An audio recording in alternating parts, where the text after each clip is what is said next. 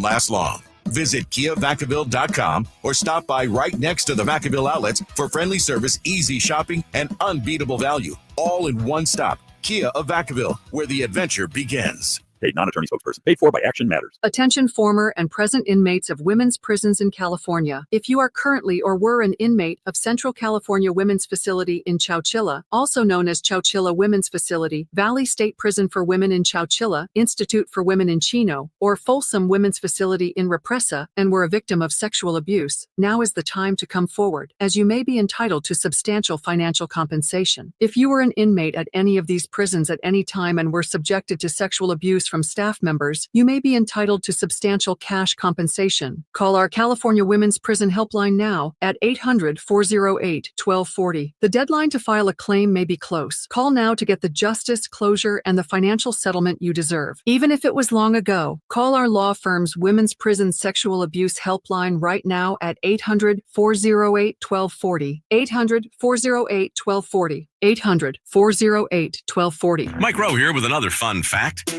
If your concrete is cracked or uneven, you can actually lift it back up. Whether it's a sinking driveway, a patio, or a sidewalk, do yourself a favor. Call Groundworks. I spent some time working with these guys. They're the real deal. Their people are trained and certified to lift your concrete slabs. Groundworks, official foundation repair company of Cal Athletics. Schedule a free inspection. Licensed in all states where work is performed. See website for details. What's up? We're talking to Chad Hoblet of Hoblet Dodge Chrysler Jeep Ram in Woodland. Chad, what's going on for Chrysler's Drive Into Fall sales event? Not only can you save up to $12,000 off MSRP on brand new 2025 Ram 25 and 3500s, but qualifying work trucks may be 100% deductible under Section 179. Plus, with nearly 500 Rams available, including those hard-to-find heavy duties, your next Ram is waiting at Hoblet. Man, you're just piling on the savings this month. As a fifth-generation dealer, we know a great customer experience is important, and we have dozens of customer service awards to prove it. You won't find a better selection of new Rams, savings, or service than at the Hoblet Ram Truck Center in Woodland. Search, select, and save through their whole inventory at HobletDodge.com. Unbeatable prices, unbeatable selection. Nobody beats Hoblet, period. $12,000 net savings on select new 2025 Ram 2500 Laramie after $2,500 factory rebates and $9,500 dealer discount. Rebates include $500 on-the-job upfit. Must show eligible upfit. Only certain trucks qualify for 100% deduction under Section 179. Consult a tax professional. Aid of this net savings. See dealer for details. KHD1 Sacramento, KYMX HD3 Sacramento. From the Power Business Technology Toshiba Studios. Sacktown Sports, 1140. Feeding your passion for local sports in the afternoon. It's the Drive Guys with Kevin Gleason and Kyle Draper on your radio at 1140 a.m. Streaming audio at SacktownSports.com and the Sacktown Sports app. You can also watch the show on YouTube at Sacktown Sports 1140. Here are the Drive Guys with Kevin Gleason and Kyle Draper.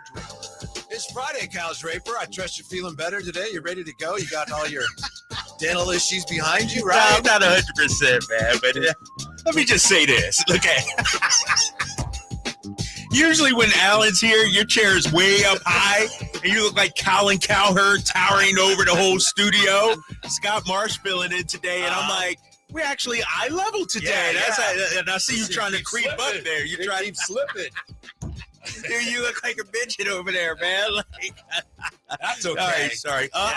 You know what, dude? Still not 100%, man. Woke up at about 4 o'clock with mouth pain. That's the worst, dude. That is the worst. Yeah. You know, pounded some ibuprofen and went back to sleep. But yeah, man, I'm dragging, man. Woke up and it's raining outside. Yeah, how about it's that? Cloudy and gloomy and everything. I'm like, what the hell's going on out here today? Yeah. Did you watch any of the football game last night? Surprise, I did. How about the Dolphins, big fella? They almost pulled it off. They did. They almost, I don't know what the number was. I don't know if they covered or not. Because it was 11 and a half. Yeah, something like it was close. Yeah. So I didn't see what the final number was, but they look good, I thought. Until Tua threw the interception late, but no, it was some good football, I thought. I think they may have saved their coach's job. I think at least bought him another week, right? You know what I mean? It's if they would have got blitzed and beat down yesterday, McDaniels he would have been out. But I will say this though. A couple of years ago, there was the narrative that Thursday night football games suck. So far, Whitey, we've had some great Thursday night football games. So I got to play that role too. When it's bad, we call it out. When it's good, you know what? I got to say kudos, tip my cap to the NFL. I had the exact same thought today. I didn't write it down on our sheet, but I was thinking about it because, there was a time just a few years ago. People said Thursday Night Football is terrible. Right. It's Get not rid of it. It's necessarily. not. It's been some good matchups. Yes. So far. And so, no. Are the Bills, my man, struggling? Now you see what happens to me every day with the chair situation. Yeah. It's like, this ain't it. Right. Oh, now, all right. Colin Cowherd towering over everybody. As long as it doesn't slide on me. How does Scott Marsh sitting there for 4 hours? Like, what's going on here? But no, I'm feeling good, man. The weekend is here. I'm excited. Got big plans this week. Jay got his big event tomorrow. Sack on Fire. You be there? Yep. I'll be Me and the kids. You want to be there? Yeah. You riding a bike? I don't know. Do they have to have one for me? You guys doing the show out there or no? No, we're doing it here, and then it's right after. And then it's right after, right around the corner there. Okay. Yeah. So we'll be out there. I don't know if do I have to bring my own bike, or do they have bikes? I think so. I think me and the kids going to load up our bikes. Put it on the trailer in the back, and we'll be out there tomorrow. Okay. Yeah. All right. Yeah. Get ready for the 49er game on Sunday. Yes. I can't wait for that, man. And the thing about Sunday, usually I'm busy, Whitey. There's a lot going on, kids' activities, travel, trip. The slate is clear in the Draper household for Sunday. I have nothing going on. And so I'm going to get up. I might even play some early golf, talking about like 6:30, 7. That's a great time. A great time. Great time. And I may only do 9 holes. Greens are soft. Right. Greens are soft. Don't have to wait at the tee box or anything. Right. Like, you can really play quickly out there. So I'll do that. Come back and watch football all day. Mm-hmm. Campio here in the YouTube chat. Draper in studio 2 days in a row. You know what? Double exclamation mark. I don't know. I thought about taking today off, though. Honestly, I was waiting to hear from Jose. I was like, maybe I should take today off. Maybe I should sit this one out. But no, I'm here. That's probably part of your daily process, if we're being honest, right? At some point every day, maybe I should take today off. Now, typically you come in. Today I had good reason, though. Yeah. Okay, like today is different. I had good reason. And so it's Friday. Right. It's Friday, weekend, my mouth situation, the tooth situation. Yeah. And so, but there's some days where I'm like, do I really want to go in today? But for the most part, I come in and show up. Then you close your eyes and you think of me and Jay. Yes. Ramsey today, Jay, and the listeners. And you're like, I can't miss it. Got to show up for my guys. No, and honestly, I thought, Kyle's Friday. The weekend's right here. You can come. I could come in and do this show. So, no, I'm here, big fella. How about those Buffalo Bills? Are we so sure that they're a Super Bowl contender with that defense? I know that after the first game, when they had that comeback against the Ravens, Adam Schefter said, the road to the Super Bowl goes through Buffalo. And I said, I don't think you were, believe it or not, I don't think you were here that day. But I said, I don't know about that, the way the Ravens sliced them and diced them. They're obviously a really good team in the AFC, but defensively, I can't say, whoa, Super Bowl contender when they give up so many yards and points, even to Miami. Yeah. They've given up, 71 points through 3 games. But they score a lot of points. What you got? 209. Who's the new guy? He must be talking about Ramsey back there. So he might be talking. They ain't talking about me, dog. The new guy. Come on, man. But the Bills, when I look at the AFC, who can you definitively say is on their level or better? Baltimore? Are we putting the Chargers there already too? Are we doing that? We probably can't definitively do that. Some right, people that's would, what I'm I saying. would understand. I would say, hold up, let's pause a little bit. Can't even put Kansas City there right now, can we? So I got Baltimore and Buffalo. If you want to do 1, 2, whatever, because Baltimore won, put them number 1. Buffalo, they got to be right there at number 2 or 1A or something. 1B. What you're saying. Yeah, just because who else? Cincinnati, no Joe Burrow going forward. Baltimore is 1-1. They lost. To Buffalo. And so who else is there? And the Ravens have the Lions this week, but I think they'll handle them. I don't know. You think so? You think it'll be a handle? The last time they played them, and it was a couple years ago, so Detroit hadn't come into their own yet. Yeah. But the Ravens just disemboweled them. Boat race. Yeah. Here's the thing that separates Buffalo. The win was their 25th consecutive game without losing the turnover battle, including the playoffs. That's the longest streak in NFL history.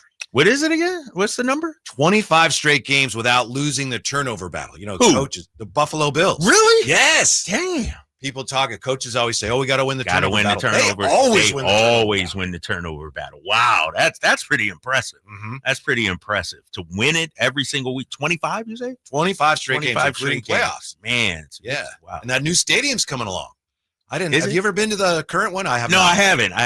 It's funny because I was driving home and I'm listening on the radio, and I forget who the announcers were, and they're talking about. It was Ross Tucker and my boy Ross Tucker. I forgot the other guy. Yeah, Jason Horowitz was a play-by-play. Yeah, Jason. Okay, and they're talking about the scene outside, the tailgating, and how they had fake dolphins, everything out there as speed bumps. They said, and everything. So when you drive into the parking lot, you're ramming over. I'm like, that's a spot I may want to go check out.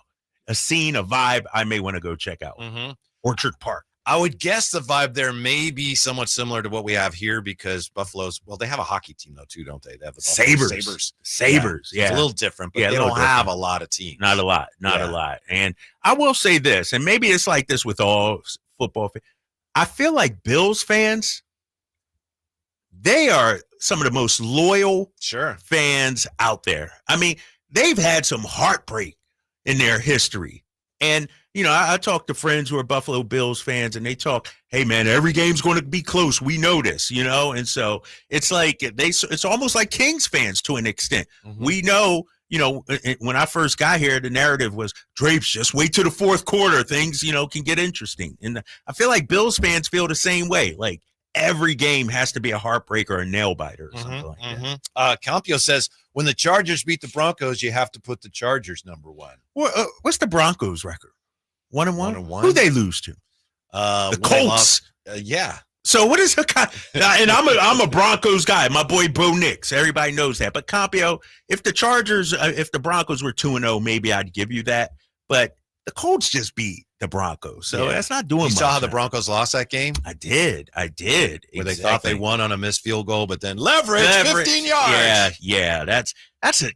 Was it a legitimate call? I don't remember. I didn't see it. The rule is a little, why is that even a subjective rule? But it clearly a little bit was. No? Okay. If you have the rule, it clearly was a violation. And then I give coach credit. He said, yeah, it was my fault. I shouldn't have had him in, going for the block there. So that was on me. A little too aggressive. On that play. Yeah. Mm-hmm. Yeah. So I don't know, man. I'm looking. I feel like this week's slate features a number of games where team seasons could be on the line, Whitey. Already. And I'm looking at the Kansas City Chiefs right now. Mm-hmm. Like KC, 0-3. I need to look up the history. When a team goes 0-3, how often do they bounce back? And Not very often. Not very often. Yeah, ESPN just wrote something about that yesterday. But on the other hand, it's the Chiefs. So, most teams that are 0-2 that don't make the playoffs, they don't make the playoffs because they're terrible. That's why they're 0-2.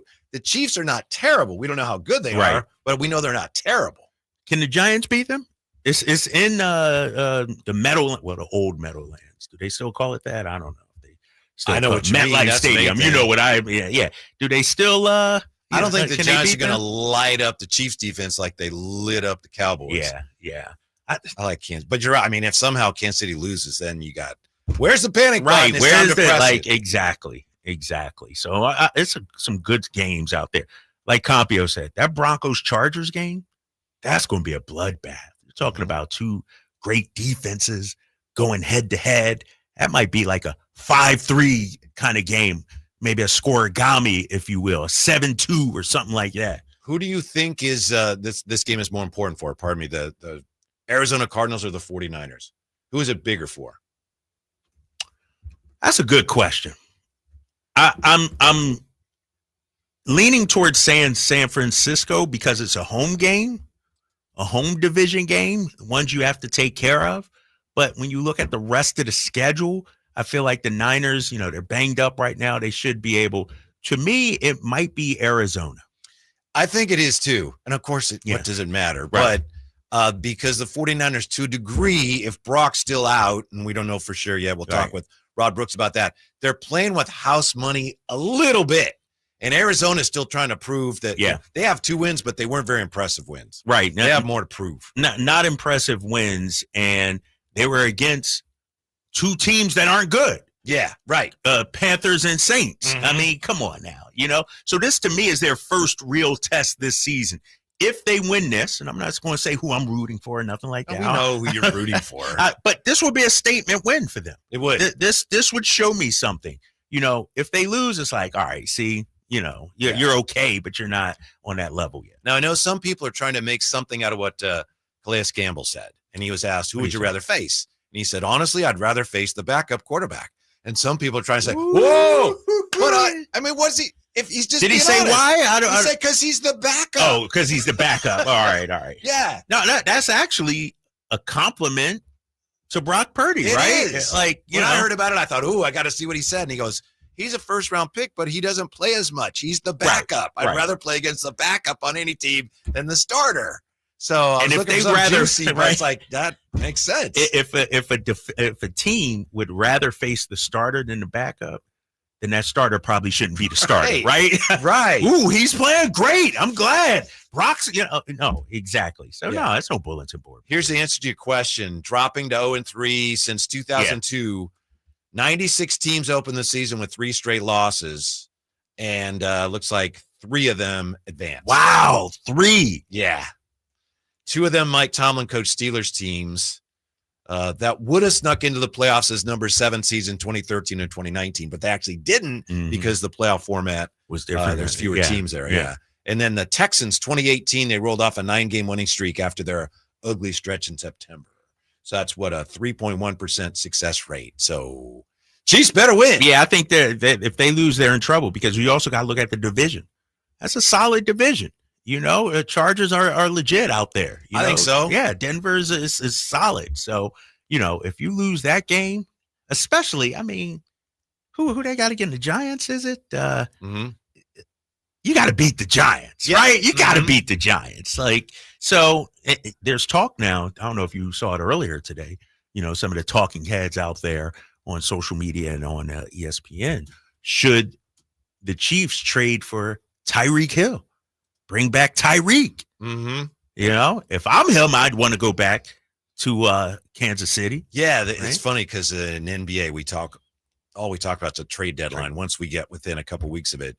And in the NFL, I think it's in early November now. Is it? Yeah, but right. What? But it's crazy. And the season just started. Oh, trade deadline. I mean, the Chiefs, I could see if they struggle, they should win. But even if they kind of struggle to win the next couple of games, they got to look at the deadline. Right. The article I read today said that 49ers might be looking at the trade deadline too. But I mean, that's because between now and then, they're guaranteed to lose at least 11 guys to season right. It's going to happen, right? Yeah. But if you're the Niners, though, and you tell me, was this viewed as sort of, I don't want to say a bridge or reset, but in terms of cap and everything like that, you know what I mean? Yeah. So are you really going for it this year? It depends who's out there and how expensive they are. Right. They've done the resetting. So now it is about, wow, they could actually win games. Yeah. So I would think if there's someone out there that helps them, they'd be very interested. Isn't it funny, Kyle? The last few years, the 49ers and their fans every week has been, you better win. And it got to the point where if you won, and you could see this on Kyle Shannon's face, it was like relief. Oh, we won. And there was no joy in it. And then because everything was about getting to the Super Bowl. Last year, they only won 6 games. So this year, they're 2-0, and everyone's so happy. Right. We won. We beat the Saints. Yay. Like, really? They've reset the expectations along with everything Is that else. coming off of 6-11? Yeah, you think sure. Is that That's a why big part fans of it. are like, hey, a win is a win is a win nowadays? Whereas a couple of years ago, beat the Saints. I Right. don't want that one. Right. Throw it back. You beat the Saints by less than a touchdown. You should have blew them out. Now people are like, same thing with the Seahawks opening. It's like, hey, we got the win. We're 2-0. I will say this about the Niners schedule, because you ask, I think who is this game most important for. When I look at the Niners schedule, these next 4 games, Whitey, you got to be at worst 2-2 if you're San I Francisco. agree with you. Their schedule is easy, but this is probably their toughest stretch, yeah, right? I think so. Yeah, because who you got? You got at Rams and at Buccaneers coming up in a few weeks. Right. Those would be two tough matchups. So you got to take advantage of the home game tonight, and then against Jacksonville, a home game against Jacksonville. Yeah. And Arizona could be, that's the team you have to beat in your own division. You got to. Yeah. I mean, we talked about it yesterday. Arizona came into, Levi Stadium and laid the smackdown last year, if I'm correct. Kyler Murray, ran all over them. And so you got to protect home field, especially because you open up the season with 2 straight road wins. Now you can really start building some momentum. There's a real strong possibility this Niners team can be 4-0 after the first 4 weeks, which would, fans would eat up, I'm sure. Even you'd think about getting on the bandwagon. Nah. Come on, man. Talk to me after week 6. Talk to me after that Rams, Buccaneers back-to-back. And then you got Falcons, and then at the Texans. That's not going to be, and so this schedule is actually maybe a little more difficult than I thought. Really? Yeah, maybe a little bit. Because, the Cardinals, I think, may be better than I expected. The Rams might be better than I expected. The Giants, even though they're 0-2, they had a hell of a game last week, And if I'm correct, it's at the Giants' place. So, if Russell Wilson can, keep He was it going. amazing last Wasn't week. he? Yeah. Until he wasn't, he threw up that wobbler that got picked off at the end. But no, it's a little more difficult than I thought. Yeah. One of the keys, obviously, this week we'll talk more with about this with Rod Brooks, bottom of the hour. Stopping the Cardinals' running game. It hasn't been very good this year. It's something that they lean on. They haven't gotten a lot out of it. But last year, Kyler Murray in the second play at Levi's against the 49ers ran the read option, went for 50 yards. Exactly. So the 49ers historically have issues with mobile quarterbacks. And last year, Kyler Murray baked him pretty good. So they'll have to slow him down. Yeah, and I would imagine the Cardinals are hearing some of the same talk that we're talking about. Well, you haven't beaten anybody. Your schedule is weak the first couple of weeks. And, I think they understand the importance of this division matchup. This is their first real test. And when I look at their schedule at San Francisco, Seattle at home, you got 2 division foes back to back. They have an opportunity to really, set themselves up, at the top of the division here after the next few weeks. We're still waiting on the injury reports, the Friday injury reports. So we don't know about Brock Purdy. I mean, he's been practicing the last couple of days. To me, if you read between the lines, he's probably not going to play, but they want the Cardinals to think he might. We'll know soon enough. Do you think the 49ers need him to play? How much does it hurt their chances to win if they have Mac Jones this week against Arizona? What's your guess? Mac Jones was great last week. Yeah, I don't think they need him. You're at home.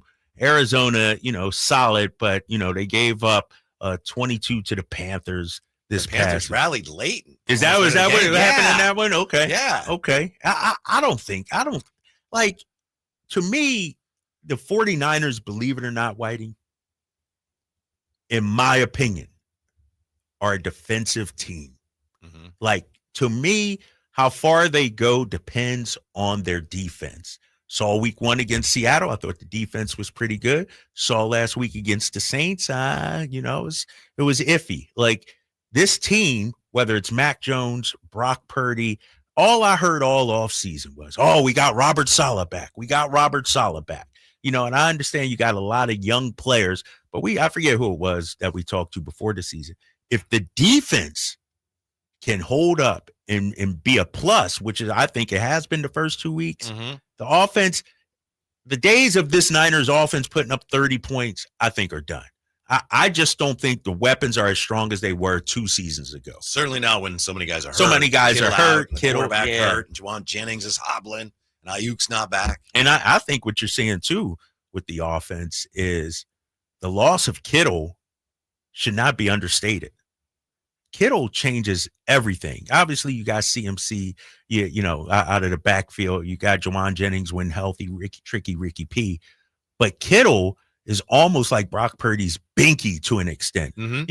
We saw it against Seattle that first week, how they marched down the field. And Kittle, 4 receptions earlier on. Yeah, exactly. And so I think you're talking about arguably the best tight end. And the loss of Kittle can't be understated, in my opinion. Yeah, and in addition to that, he also is a key to their running game. He's a great blocker, and they have not been running the ball well at all. It's only 2 games, but I think they're at 3.2 yards a carry or something, which makes it tougher to run all your play action when you play fake, and the linebackers are like, we're not scared of you running it. You can't run the ball on us.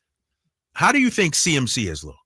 Or we can't tell. Good, or I think is he back to himself, or is it pretty close? Okay. And I know that the rushing yards, like we're just saying, haven't been great, but there just hasn't been a lot of room for him to run. Yeah, he looks feisty and he's running hard and he's making plays and making catches. So he looks the same. I just don't think he's got as much of a seam to run as he's had in the past. Hopefully that'll open up for him. But the offensive line also, you got Barch is out now. And you got Trent Williams last week had a bone bruise and just decided, I guess I'll play through it. And he was good, but something like that, how do you know week to week how he's going to be feeling? Yeah, and it all starts up front. And I wonder, too, are defenses worried about the pass game? Is the playbook on the Niners key on CMC, especially with Kittle out? Last week, that's what the Saints did. Yeah, yep, sell out on that. Loading the box, but they're like, Mac Jones, you're going to have to throw the ball because we're not going to let you run it. Right, exactly. And he did a pretty good job. Yeah. I just saw this tweet from Matt Mayoko about 28 minutes ago on Brock Purdy. He says Purdy was back at practice today, limited Wednesday and Thursday. Coach Shanahan will reveal the injury report. Should be right about now. All right. It should be happening right about now. All right. Well, maybe we can break that down with Rod Brooks when he joins us. What's your best guess? I don't think he's going to play. Here it is. All right. Injury report. Yeah. Out. Spencer Burford. Out. Jordan Watkins. Questionable. Brock Purdy, Jawan Jennings, and Connor Colby. So questionable. Connor Colby? Yes. He's playing because Barch is hurt. That line is banged up. My goodness. Maybe you hold Brock out just one more week because of the banged up off. So, you got Burford out, and now Colby is questionable. And he played well last week. Yeah. Brock's not playing. This is Shanahan just playing a little cat and mouse with Arizona. Keep him guessing. Play. I don't know. He could play. Keep them guessing, right? Yeah. All right. That's the latest, huh? Jawan Jennings, boy. They're not getting a lot out of the wide receivers. They have 3 receivers that have catches so far, if I'm not mistaken. Jawan Jennings and Pearsall, and I think Kendrick Bourne has a couple. Bourne. I don't know if anybody else has a catch. Really? Oh, man. They're thin at that position. The latest on the Niners, Rod Brooks from NBC Sports Authentic. He joins us for his weekly chat on the Niners next on Sacktown Sports. If you're 55 or older and into that whole saving money thing, T-Mobile has an exclusive phone and internet bundle just for you. Right now, get 2 unlimited phone lines plus 5G home internet for just $30 each per month with autopay, plus taxes and fees. And with 5G home internet, setup is easy with just 1 cord and no technician needed, which is great if you're also into that whole keeping it simple thing. Switch now and experience the best mobile network in the U.S. Visit your local store to start saving. T-Mobile, it's better over here. Based on analysis by Ookla Speed Test Intelligence Data Q4 2024 to Q1 2025, Ookla trademarks used under license. Unlimited on our network. Customers on voice plan may notice speeds lower than other customers and further reduction if using more than 50 gigs a month due to data prioritization. Video streams and SD on this plan. Home internet pricing after $20 a monthly bill credit plus $5 per line without autopay. Debit or bank account required. See 5G device coverage and access details at T-Mobile.com. I'm still going for it, even with higher stroke risk from atrial fibrillation, an irregular heartbeat not caused by a heart valve problem. Over a 3-year study, Eliquis apixaban tablets reduced stroke risk better than warfarin, and over 97% of Eliquis patients did not experience a stroke. A first stroke occurred in 2.9% of warfarin patients versus 2.3% of Eliquis patients. Don't stop prescription Eliquis without asking your doctor. Stroke risk may increase. Eliquis can cause serious and potentially fatal bleeding. Don't take if you have an artificial heart valve, abnormal bleeding, or antiphospholipid syndrome. While taking, you may bruise more easily or bleed longer. A spinal injection increases blood clot risk, which may cause paralysis. Get medical help right away for unexpected bleeding or bruising, or back pain, tingling, numbness, muscle weakness, or incontinence. Aspirin products, NSAIDs, SSRIs, SNRIs, and blood thinners increase bleeding risk. Tell your doctor about planned medical or dental procedures. Learn more at Eloquist.com or call 1-855-ELOQUIS. So my mother is thinking of switching from Verizon to Pure Talk, but she's worried the deal sounds too good to be true. Michael, she said, how can those Pure Talk people offer me the same basic service as Verizon for so much less money? I said, Mom, go ask Google how much Verizon spends on advertising and promotion. A few seconds later, my mother said, oh my goodness, $12 billion a year? That must be a typo. I'll tell you what I told my mom. It's not a typo. Verizon spends $12 billion a year on advertising and promotion, and their customers are paying for it. Well, Pure Talk doesn't spend that kind of money on commercials. Trust me, I would know.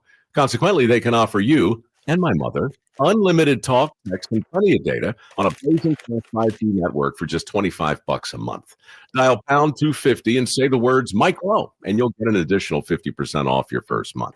That's pound 250 Mike Rowe. Pure Talk. Everything you need and nothing you don't. Capital Casino, Sacramento's #1 poker room with primetime football. It's back. Capital Casino is giving away $500 per game in high-hand bonuses for every Sunday, Monday, and Thursday night primetime game.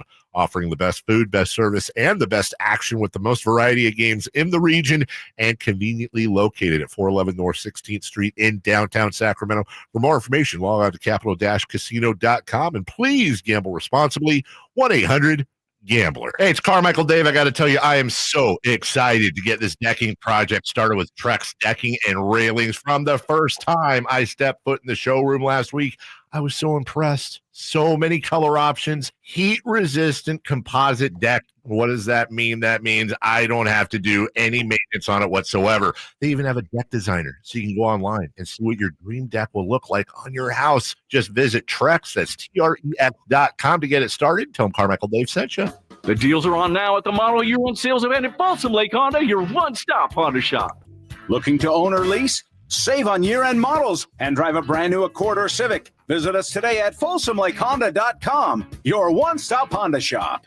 As a family-owned and operated dealership since 2009, customer service is our #1 priority. Our customers love doing business with us, and you will too. Folsom Lake Honda. Go to FolsomLakeHonda.com. Your one-stop Honda shop.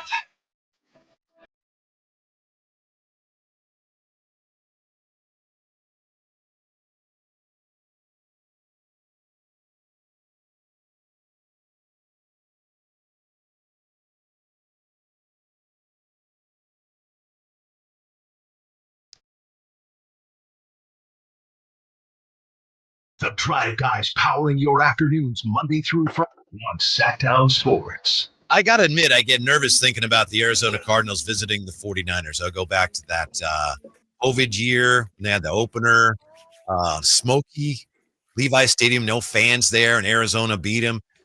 DeRozan beat the 49ers. yeah. He hardly beat anybody. He beat them at Levi's, and then last year, of course, Arizona prevailed. So what do we have in store for us this week? With more on that, nice enough to join us, as he does every week, NBC Authentic 49er analyst. He's the host of the Quality Hang with Rod Brooks and Friends pod. Rod Brooks with us. Rod, I got to warn you, we have the America's #1 Eagles fan is back with us this week. Oh, the hater from West Philly is back, huh? Hey, man. Arrowhead and Andy Reid, and then we all put him over our knee and just spanked him last week. Man. We're feeling good in Philly right now. Feeling good. Y'all just ran the tush push like a dozen times. Y'all ain't about that. Illegally, too. Illegally. That's all we got with our offense, right? That's it. Just a tush push. But you know what, though? The best mic'd up we heard all week long was your boy Jalen Hurts telling Chris Jones, and I'll paraphrase, to keep it quiet. We win in the game. Right. You go and take that crybaby and somewhere else. I'm like, check the you know what? scoreboard, big fella. Yep. Man is right. Rod, if you were to give the 49ers a health grade going into this week, the grade across the board, what kind of grade do they get this week? I'm just trying to think of new ways to talk about all the injuries each week. Okay, well, here's the thing, and I might have said it last week. I don't know if it's ironic in the true sense definition of the word, but the fact that Christian McCaffrey is their healthiest frontline offensive player, you take that and you run with it. So, okay, so that's an A. Brock Purdy is questionable. He practiced in a limited fashion all 3 times this week, but Kyle Shanahan just said chances are he's not going to start on Sunday. I'll take the chances are out of that statement. He's not going to start on Sunday. So it's just going to be a matter of whether he's going to be the backup Purdy or the emergency quarterback. So he is on track to start next Sunday against the Jacksonville Jaguars. You're still out a long ways on Ayuk and on Kittle, and that's a problem right now because Juwan Jennings hurt himself this week in practice, and he is questionable. So you don't know if he's going to play and take advantage of an Arizona Cardinals secondary that has a lot of injuries on it. And what's the other injury? Oh, that's right. Connor Colby came in last week at left guard, and immediately he made a difference at that position, and the offensive line had its best game of this very short season. Connor Colby hurt his groin yesterday, so he's questionable. So I say all that to say, what is it? Come sa. Some good, some bad. Yeah. Hey, Rod, we talked about Brock Purdy. It looks like he's out this week. Have you seen enough from Mac Jones to be comfortable with him as the starting quarterback if Brock, can't go for a few weeks? Yeah. I mean, listen, put aside what I think. It just validated what Kyle Shanahan already thought of Mac Jones, that he could go into a game and listen, the Saints aren't the Cardinals. Okay. This is a good Cardinal team, strong up front, unlike the Saints who have some issues. But for Mac Jones on the road to go into New Orleans starts stacking the box immediately because they say, of course, we are not going to let Christian McCaffrey run all over us. And if Mac Jones hits us, then Mac Jones hits us. So what does Mac Jones do? Looking at those stack boxes, not having the running game in full throat for the Niners with Christian McCaffrey back there, you use McCaffrey as a wide receiver out of necessity. And how do you beat those stack boxes? You throw the ball 39 times for 3 touchdowns and no interceptions. So it validated what Kyle Shanahan already knew, and it was a surprise to me, and I'm sure it was a surprise to you and your listeners and a lot of people out there that Mac Jones could be in full control and command of what the Niners like to do offensively, and nothing changed. The only thing that changed was the fact that you don't have Mac Jones as a guy who's a mobile guy in the pocket. Those 3 sacks are on him, but he was actually able to move around in the pocket and buy some time and create some space. So am I comfortable with Mac Jones this weekend going up against a better team, a better defense in Arizona? Absolutely, I am. And I think he's going to have the benefits of this Niner run game, which I think is 1 or 2 big plays away from really getting cranked up. I think he's going to have the benefit, Mac Jones, of a fully healthy and fully engaged Niners run game. Catching up with Rod Brooks as we do Fridays here, Drive Guys, as well as Mac Jones played. Rod, what would you think Kyle Shanahan would like to see him do a little better this weekend going forward if he plays it? Get rid of the ball, dog. Yeah. Get it out. Yeah. Stop holding on to the ball, bro. That's it, really. There's no such thing as perfection. But he did as well as you could possibly do in that game. So, just get rid of the ball. If he doesn't hold on to the ball, you don't have the turnover. You don't have the sacks. But again, it's going to be much more difficult just because this is a good Arizona team. And, for me, everybody's going to focus rightly on the Niners offense and what the Niners need to do to keep Kyler Murray from hitting them as he did last year and as he's done over the last few years. I'm sure we'll get into that. But to me, the big issue for the Niners coming up, and that's why I think this Connor Colby injury at left guard and him being questionable, that's why I think it's kind of a big deal, is that this Niner offensive line, which a lot of people thought was either a question mark or a black mark on this team, this Niner offensive line held up against the Seattle team that's puts pressure on everybody. And they go from that game to being the better unit out of the two between them and the Saints defensive line. They showed improved. They had, high numbers and A's all across the board at every offensive line position. But this Arizona squad is a completely and totally different story.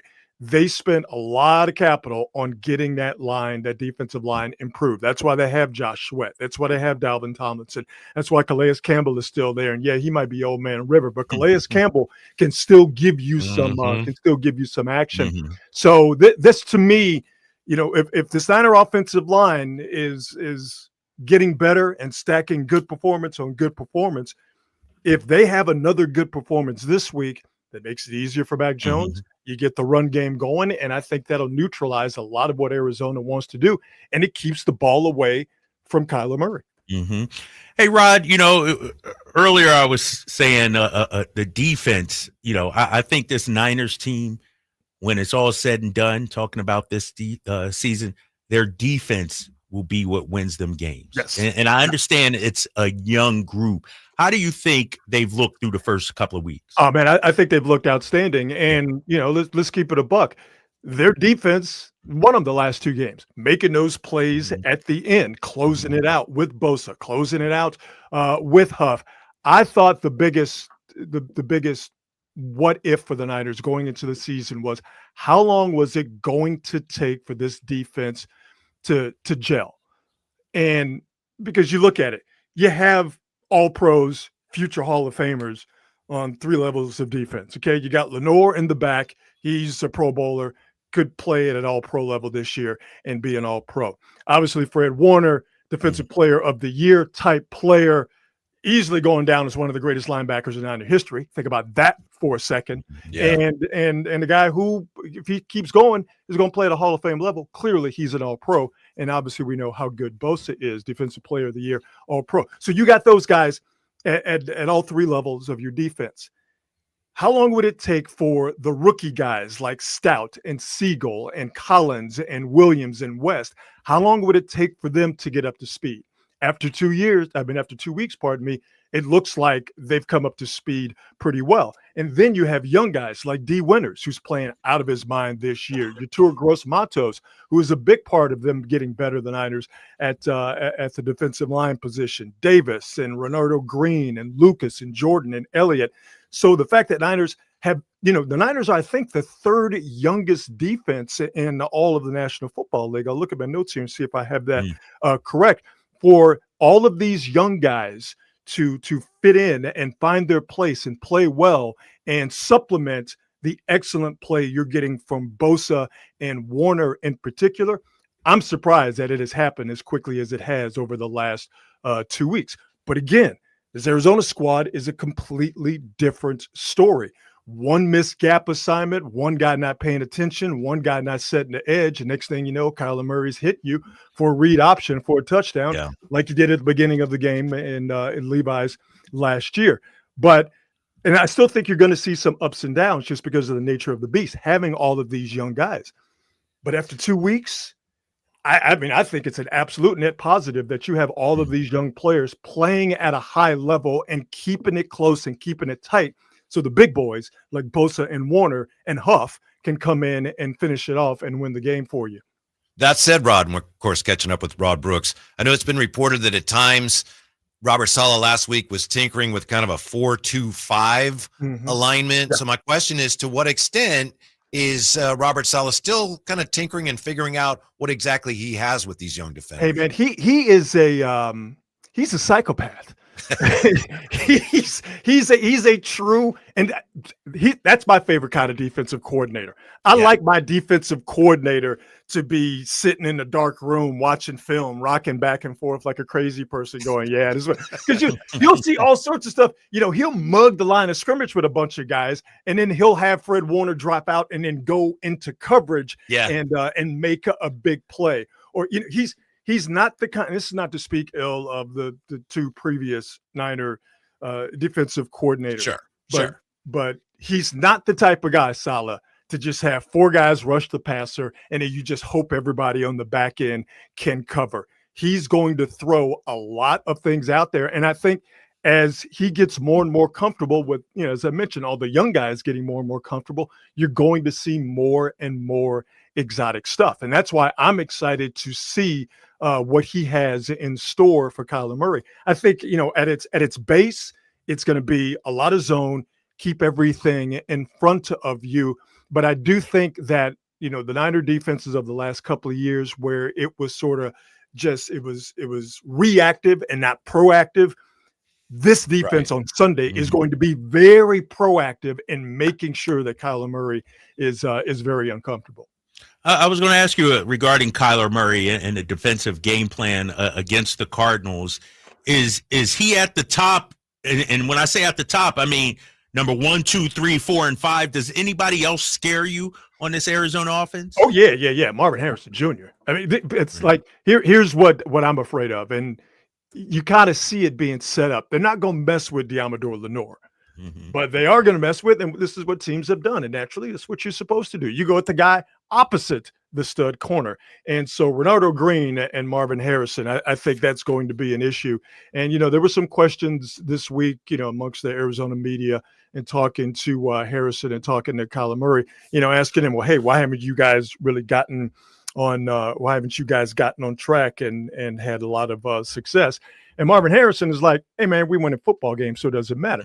But full well that Marvin Harrison Jr., who only has, I believe, 7 catches, only 1 touchdown, they want to get him going, and this would be the time to do it. James Conner is still a very, very, very good running back, although the Cardinals not a very good run blocking team, very good pass blocking team. They protect Murray very well, and that's going to be the chess match between the Niners defense and Arizona's offense, but they don't run block all that well. So to me, this is going to be a game, I think, where they're going to try to get Harrison Jr. involved early and often.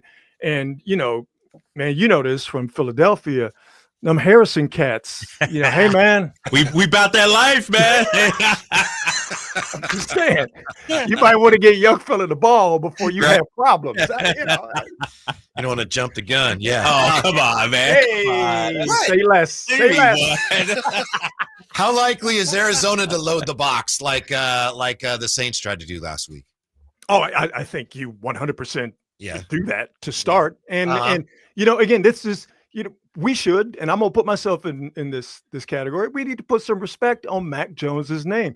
That was his 50th start last week. So he's been through it before. He's not some scrub. Yes, he's back up now, but he's not some scrub. He's not terrible. So but I do think if you're the Cardinals, your biggest threat is always going to be, and I would say this even if Brock Purdy were healthy, your biggest threat on that Niner offense is always Christian McCaffrey. Always. So the impetus to stop McCaffrey and to keep him from either getting going or hurting you with a big run, that is at the forefront of your mind, and it's at the back of your mind, and everything else sort of fits in between that. So if you're the Cardinals, especially again, as I mentioned, they put in a lot of effort to rebuild their front, to rebuild their defensive line. It might not be crazy stacking the box, but they're just bringing that safety down and daring you to either throw over the top of it or run into it.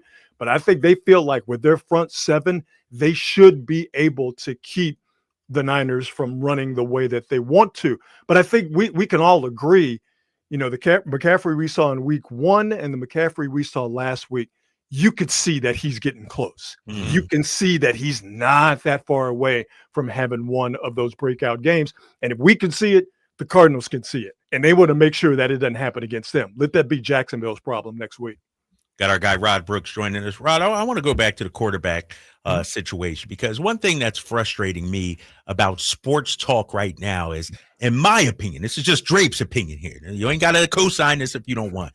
We are so quick to anoint or denigrate a quarterback, meaning stamp him as good or, oh, this guy's a bust. I'm talking about my guy J.J. McCarthy out there in Minnesota. What's happening with Caleb Williams? Mac Jones when he left New England.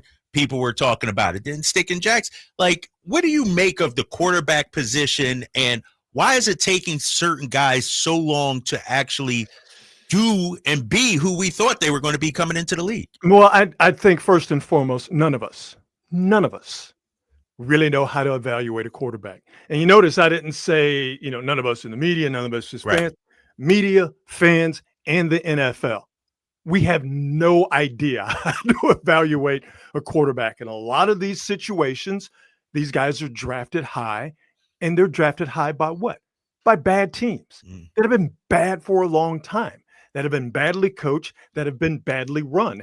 And if there's one thing that we should all know is that a quarterback has to be not necessarily in the right system, but the environment has to be the right environment where there's, I mean, this is going to sound all kind of goofy, but where there's nurturing, where there's encouragement, where there's patience, all the stuff that none of us as fans and media and people within the league, coaches especially, because their jobs are on a year to year, if not game to game basis. All of that stuff you need to make sure that a quarterback is comfortable and can flourish. Also, you need talent around him as well. All of that stuff, all of that grace, if you will, is never, ever, ever given. And I think because the last 50 years of football becoming the biggest thing in this country and the quarterback being the most scrutinized profession in this country, not to get into politics because I don't want to do that, but we scrutinize quarterbacks more than we scrutinize politicians. We hyper focus on the play. We all think we know it. We all think we could do it. All of us have high definition televisions. Now we all have access to all 22 film, and everybody in America who watched Tua Tagovailoa throw that interception last night see the exact same thing at the exact same time. How could he not see him? Right. Now, it's a legitimate question. I don't know how he couldn't see him, but my point is that all of us over the last 50 years think we know what makes a good quarterback when it's not just talent and it's not just arm strength. It's so many things and it's so nuanced. And if there's one thing we don't have time for, especially when it comes to sports talk, Drapes, we ain't got time for nuance, do we? Right. It's all binary. You either good or you ain't. Right. Yeah. To your point, Kyle, JJ McCarthy, he's the worst ever and he's the best ever in the same game. In the same game, in his right? first game. In his first game. Wasn't he offensive player of the week last week? Was he really? I think he was. Like when they beat the Bears, I believe he was named offensive player of the week, and then obviously it didn't. I mean, he went from sugar to excrement, right, in the span of a week. Yeah. I'll never forget. I asked Drew Bledsoe once, "What is the thing about quarterback that most of us never realize?" And he said, "You have to make so many decisions long before the ball's even snapped." He said, "There's so much you got to look at and decide before you even snap the ball." That said, Rod, can't we agree that if we're being fair here and honest at the professional level, Arizona needs a little more from Kyler Murray than they've gotten the last few years? Yeah, I mean, they do. But when you look at quarterback play around the league, you see Murray and you go, is there better? Yes. Is there worse? Significantly. He's somewhere in the middle, and this is when you get into conversations about, is he a franchise quarterback? Is he a winner? All of that stuff where, I think those terms are thrown out there and they're purposely vague so you can ascribe anything you want to those very nebulous terms. The thing is that he's a smaller guy and he's prone to, if a team actually has a good defense and a good defensive plan, you can box him in and you can shut him down. But what he does have is that he has athleticism. He's quick. He can get to spaces and he can run away from you. He can run away from you too. Could he be better as far as a drop back passer? Absolutely. Which is why they got Harrison Jr. Because what makes a quarterback a lot better than a guy who can run down the field and catch any ball basically that you throw to him? That's why I think they're going to try to find a way to really get Harrison involved early and often this Sunday.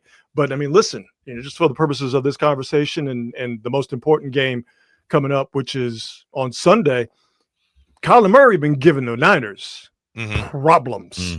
And until proven otherwise, if you're Kyler Murray, you're feeling real confident about being able to go into Levi's, a place that you've won before, albeit against a different defense, coordinated by a different guy, and definitely with different personnel on it, and has a different mindset.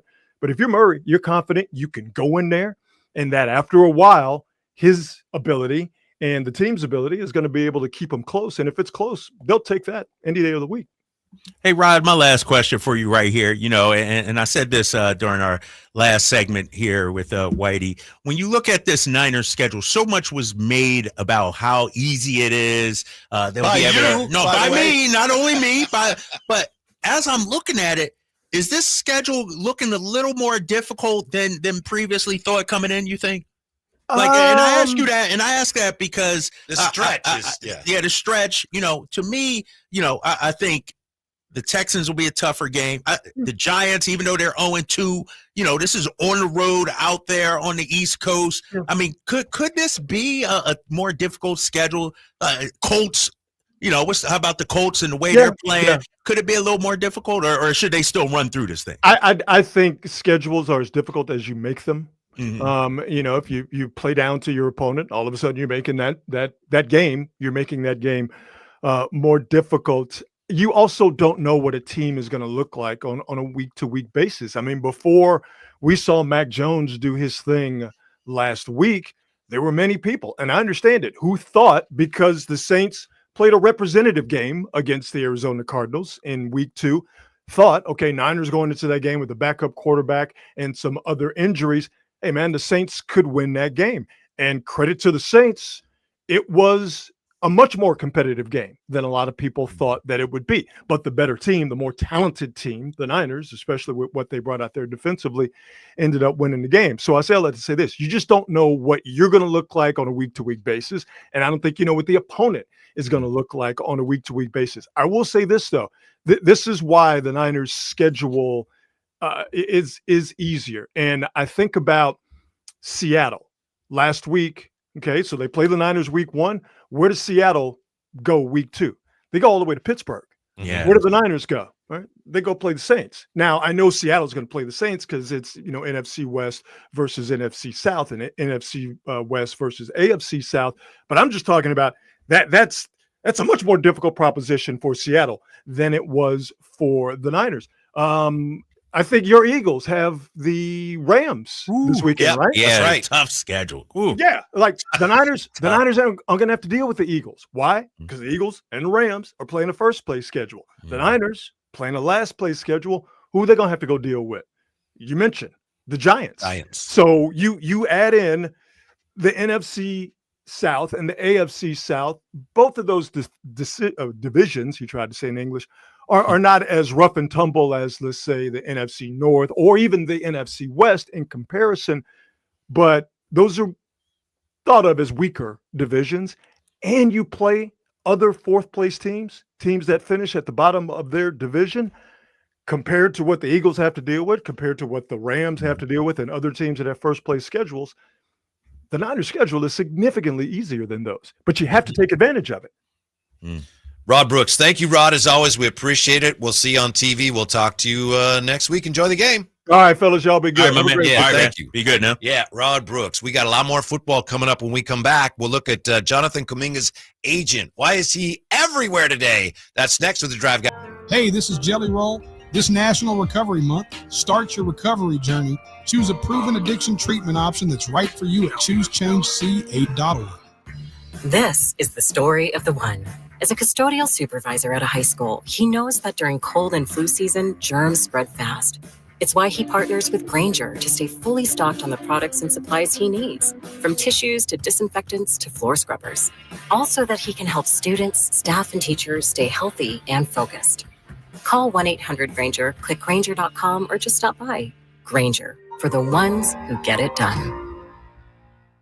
When I was a kid, I remember my dad, a lineman, leaving in the middle of the night. Families were depending on him to get their power back on to keep them safe and warm. Watching him taught me that this work isn't just about wires and circuits. It's about people and the trust they place in us when the lights go out. That's why I started Maverick Electric Heating and Air, to carry on that same promise of showing up, doing it right, and protecting families when they need us most. Visit callamaverick.com. Get in on the action at Sky River Casino. With over 80 table games, the hottest slot machines, and a thrilling high-limit room, you'll enjoy a casino experience on a whole new level. Just minutes from Sacramento, right off Highway 99 in Elk Grove. Join in the fun. Sky's the limit at Sky River Casino. Visit skyriver.com today. Gambling problem? Call 1-800-GAMBLER. The Sacktown Sports 49ers report is brought to you by Kia of Vacaville, located beside the Vacaville outlets. On Sunday, it was no Purdy, no problem for the Niners as they win their second straight week on the road against a division opponent, 26-21 in New Orleans. Mac Jones went 26 for 39 for 279 yards and threw for 3 touchdowns. And Christian McCaffrey had 107 yards from scrimmage and a touchdown. Next up, it's the home opener for the Niners versus Arizona. You can catch the game this Sunday beginning at noon right here on Sacktown Sports 1140. Football season is here at Kia of Vacaville. You can score big in a new 2025 Kia Niro LX with up to 53 MPG combined at Kia of Vacaville. Perfect for road trips, tailgates, and cruising to Levi Stadium in style and comfort. But don't wait. Inventory is limited at Kia of Vacaville, and these deals won't last long. Visit KiaVacaville.com or stop by right next to the Vacaville outlets for friendly service, easy shopping, and unbeatable value. All in one stop. Kia of Vacaville, where the adventure begins.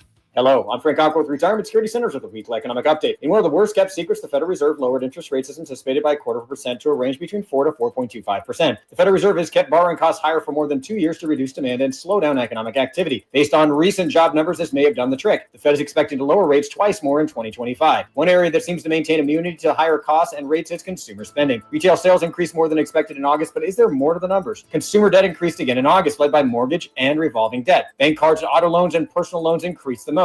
How long can we continue to borrow to keep the economy afloat? With lower rates now and possibly even lower rates coming, at least the rising debt will cost less. Now the hope may be that economic activity increases enough for the lower rates to offset the higher debt load. How might this affect you or your family? Please go to frankontheradio.com to schedule an appointment, watch videos, and receive market updates. I'm ready to help you start your journey so you can define your future. Securities and investment advisory services offered through Mosaic Wealth, member FINRA SIPC. Mosaic Wealth is separately owned and other entities and or marketing names, products, or services referenced here are independent of Mosaic Wealth. For over 90 years, Hagen Oaks has partnered with the biggest brands in golf to bring cutting-edge technology to your game. Our one-of-a-kind total game fitting offers a level of experience and precision that is unmatched. From driver to putter, footwear to golf balls, our TrackMan-powered performance studios, 3D footwear scanner, and Ping's Ballnamic ball fitting kiosk ensure every piece of your gear is tailored to your swing. Trust the experts at the Hagen Oaks Golf Super Shop. Total game fitting starts here. What's going on? We're talking to Chad Hoblet of Hoblet Dodge, Chrysler, Jeep, Ram, and Woodland. Chad, tell me what's going on for Chrysler's Drive into Fall sales event. I had to triple check this because it seems too good to be true. Right now, lease a new 2024 Dodge Hornet RT Plus plug-in for as low as $69 a month for 24 months and $19.95 due at signing. Wait, isn't that where you usually say taxes and fees are extra? Not today. You can drive a brand new Dodge Hornet for $69 a month and only $19.95 due at signing. That's it. No surprise fees, taxes, or license. Hence why I had to triple check to make sure this was legit, because it's the best deal I've seen all year. Better hurry in before they're gone. Search, select, and save through their whole inventory at HobletDodge.com. Unbeatable prices, unbeatable selection. Nobody beats Hoblet, period. Lease of $69 for 24 months with $19.95 due at signing after $6,500 SFS hybrid electric federal tax credit and $4,000 SFS lease cash. Must finance through Stellantis. 7,500 miles per year, 30 cents per mile over. 3 at this net savings. Simple FIN 822-311. See dealer for details. It's Kids Night at Stockton 99 Speedway, Saturday, September 20th, presented by your local Tractor Supply stores. Enjoy free games, prizes, and family fun, plus racing action from late models, legends, pure stocks, and more. Kids 10 and under are always free. Visit Stockton99.com for tickets and info. Thunder, feel the thunder. It's the energy all around you. Lightning and the thunder. The thrill of the moments to come. The flash of lights. The rush of pure exhilaration. Thunder. The roar of the crowd. See it, hear it, feel it. Thunder, feel the thunder. Lightning and the thunder. Thunder Valley Casino Resort. Feel the thunder. This is the story of the one. As a safety manager at a manufacturing plant, he does everything he can to keep his coworkers safe. From finding ways to reduce risks to keeping safety supplies in stock. And for that, he relies on Grainger. Grainger offers a broad range of quality products and next-day delivery, so he can always play it safe. Call 1-800-GRAINGER, click Grainger.com, or just stop by. Grainger, for the ones who get it done. Just announced, Stockton Honda has been named #1 of California's best car dealers in 2025 by USA Today and Statista. This prestigious award is based on thousands of customer reviews and recommendations, ranking dealerships for service, value, and satisfaction. Out of hundreds evaluated, Stockton Honda is proud to be #1, recognized for all-around excellence and commitment to our customers. Visit Stockton Honda, where reputation meets the road. Anytime, anywhere, it's all here. StocktonHonda.com. Michael Dave here for my friends at American Energy Heating and Air. Yes, I always tell you they are a family-owned operation, been in business since 81, A-plus Better Business Bureau, but it is hot. We are in those Sacramento hot months. I want to focus on them being your second opinion partner. What does that mean? Maybe you've got somebody you're working with or you've worked with in the past in the HVAC world. Guess what? They want to give you a second opinion. How much does it cost? Nothing. You call them up and say, hey, can I get a second opinion on this deal? They come out and they either say, wow, that's a great deal, you should feel better about that. Or they say, we can beat that price. And usually they're going to beat it by a lot. Guess what? You just saved money and it didn't cost you anything to find out. It's a no-lose situation. Go with a trusted company. American Energy, 916-520-9990. That's 916-520-9990 or AmericanEnergyAir.com. Jingle singers, take it away. Call 916-520-9990 now.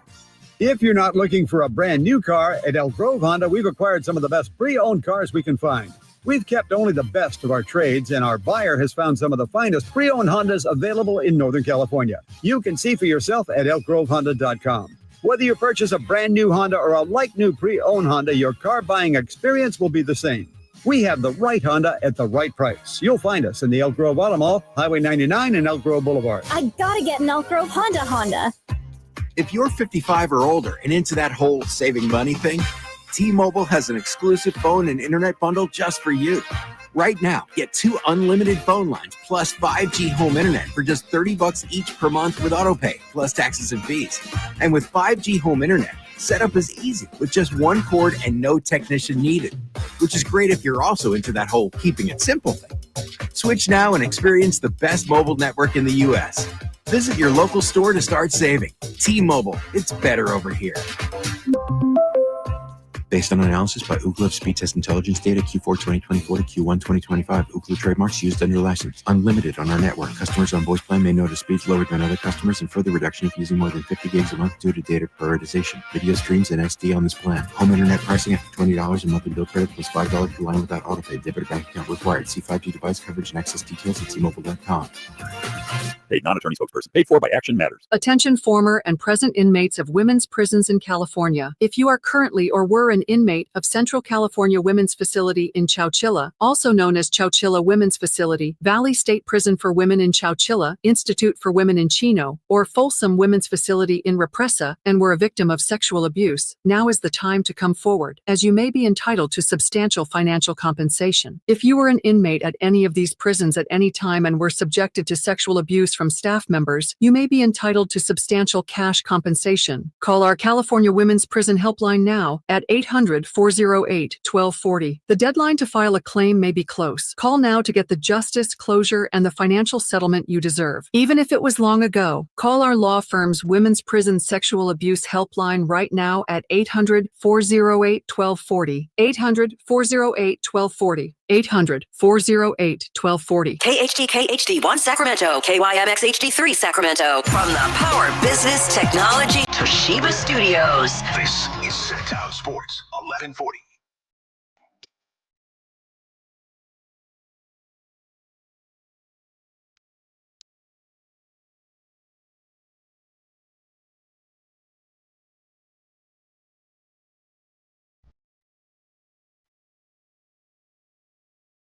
Your afternoon home for Kings Talk and so much more.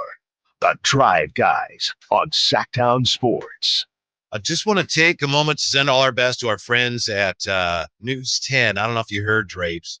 Ramsey just came in and, people are talking in the building. No injuries reported, but looks like the ABC 10 building just about 1:30 today was struck by gunfire.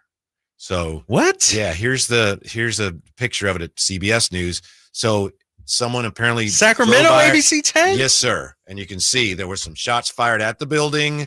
Nobody was injured. You could guess why, but who knows? We don't know anything. suspects. All we know is no injuries, thank goodness. So for what it's worth, sending out our best to our friends there. I didn't even know that. Yeah, we just found out. Apparently it happened, like I say, I think it was just after 1:30. Wow. Yeah. Police officers responded just after 1:30 to investigate reports of shots fired. So, man, there you go. All right. Mm-hmm. So everybody be careful. careful Calm out down. there. Right? Yeah. Yeah. Yeah. It's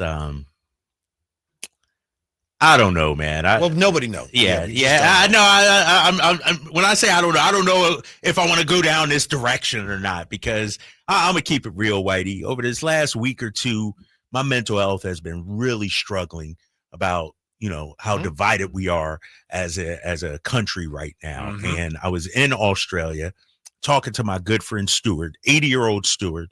He's from England, but lived in Australia for 50 years. And first thing he asked me about is, what's going on with your country right now?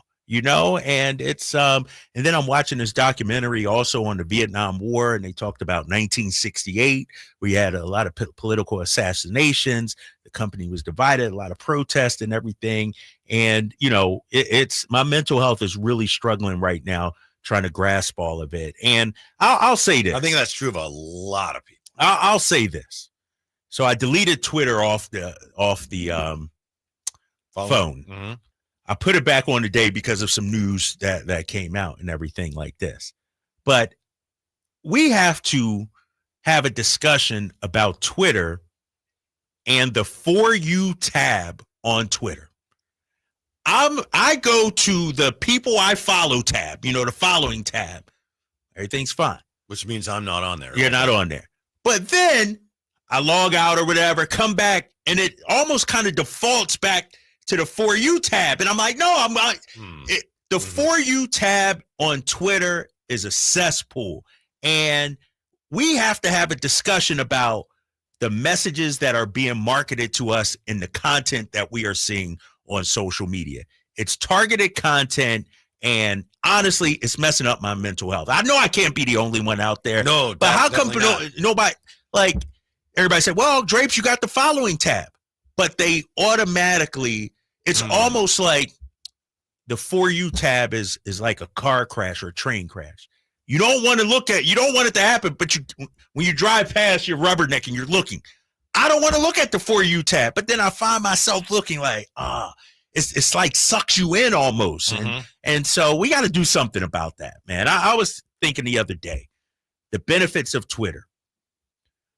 Do the benefits outweigh the negatives? I don't know if it does. How did you do when you had it off? You said you deleted it for a while. It's been great. It was great. That might be the answer. But let me ask you this then. Is turning it off really just ignoring what's going on in the world? Is it just closing your eyes? If I don't see it, it's not happening. You know what I mean? That's a legitimate question I'm asking, because that's what I think also. It's like, Drapes, just because you don't see it doesn't mean, like, I want to be aware of what's happening in the world, but not at the expense of my mental health. That's where I grapple right now with. Yeah. Well, that's obviously we could spend a lot of time. I understand. And a lot of people feeling that way. Yeah. Like what are you supposed to do with some of these things? We can't even discuss them. I mean, we can't even discuss them. Right. Because you can't help but lean one way or the other. And, we shouldn't do that. So, yeah, I think maybe you had the right idea. Yeah. Somebody on YouTube, Gavin, I'm cool with closing my eyes lately. I know. I hear you, Gavin. And that's how I feel. It's like, hold up, Drapes.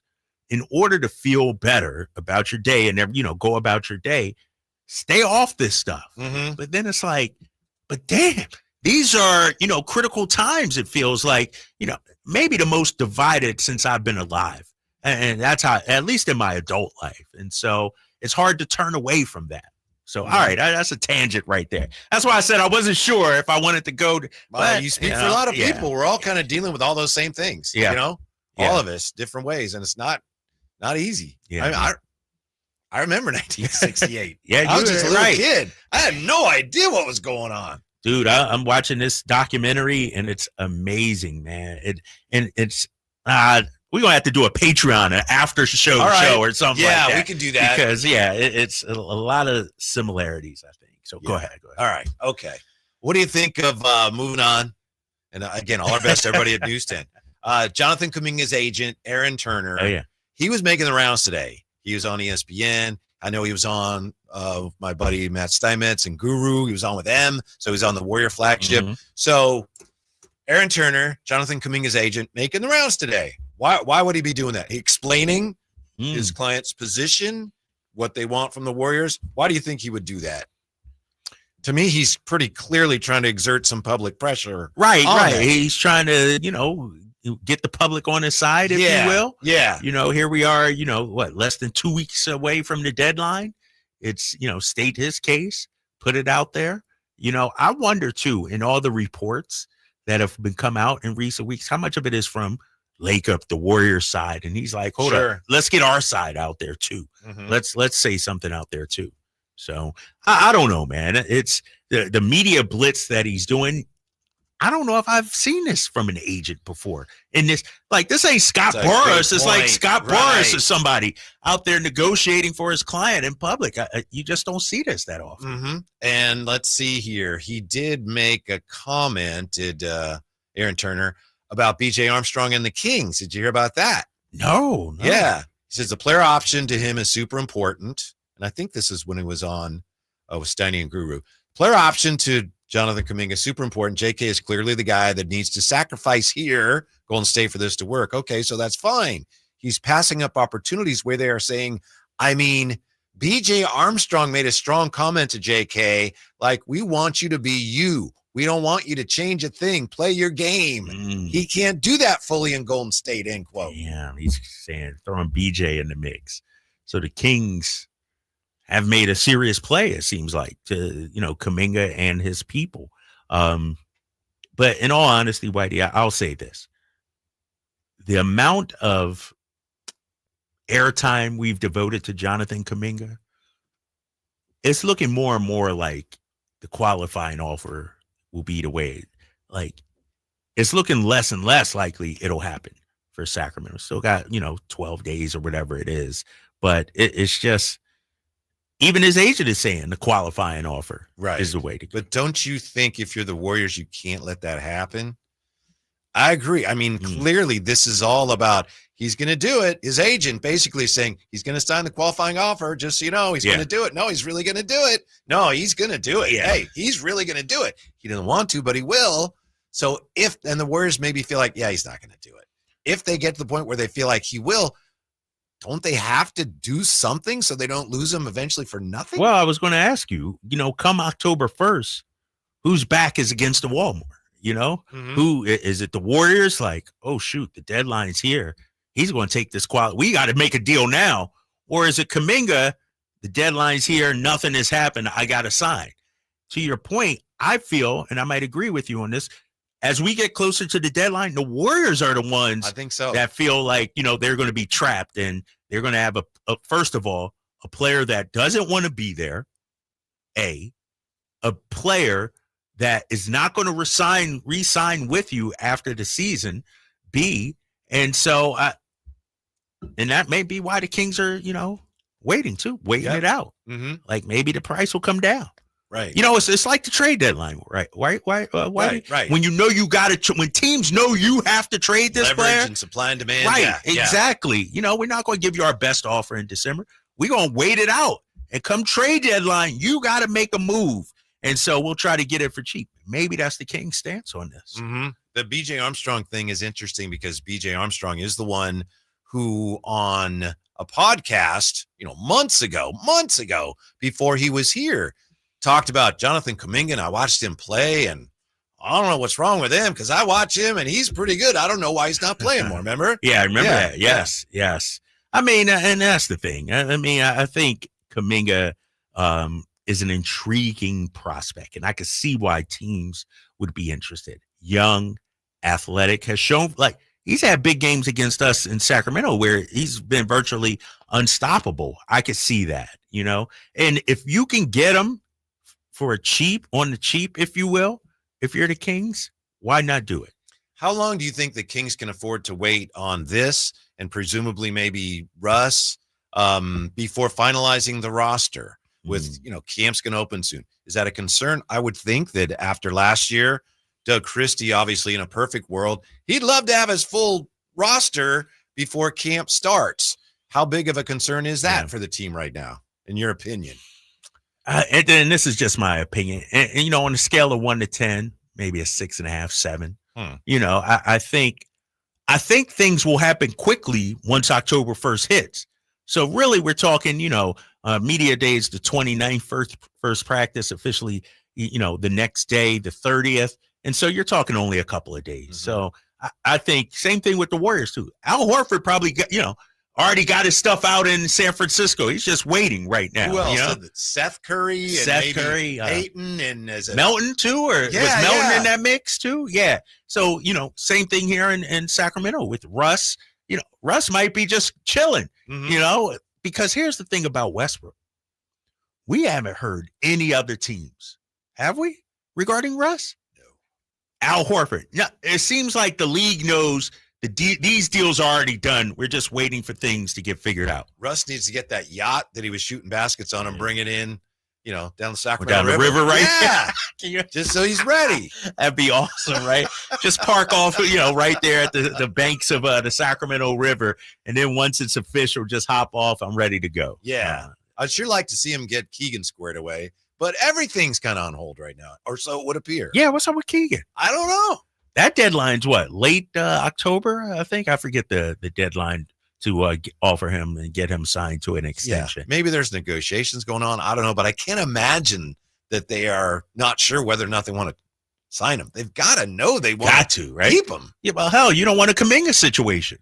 If you think about Keegan Murray, contract year for him, he's looking to do some big things, I would imagine.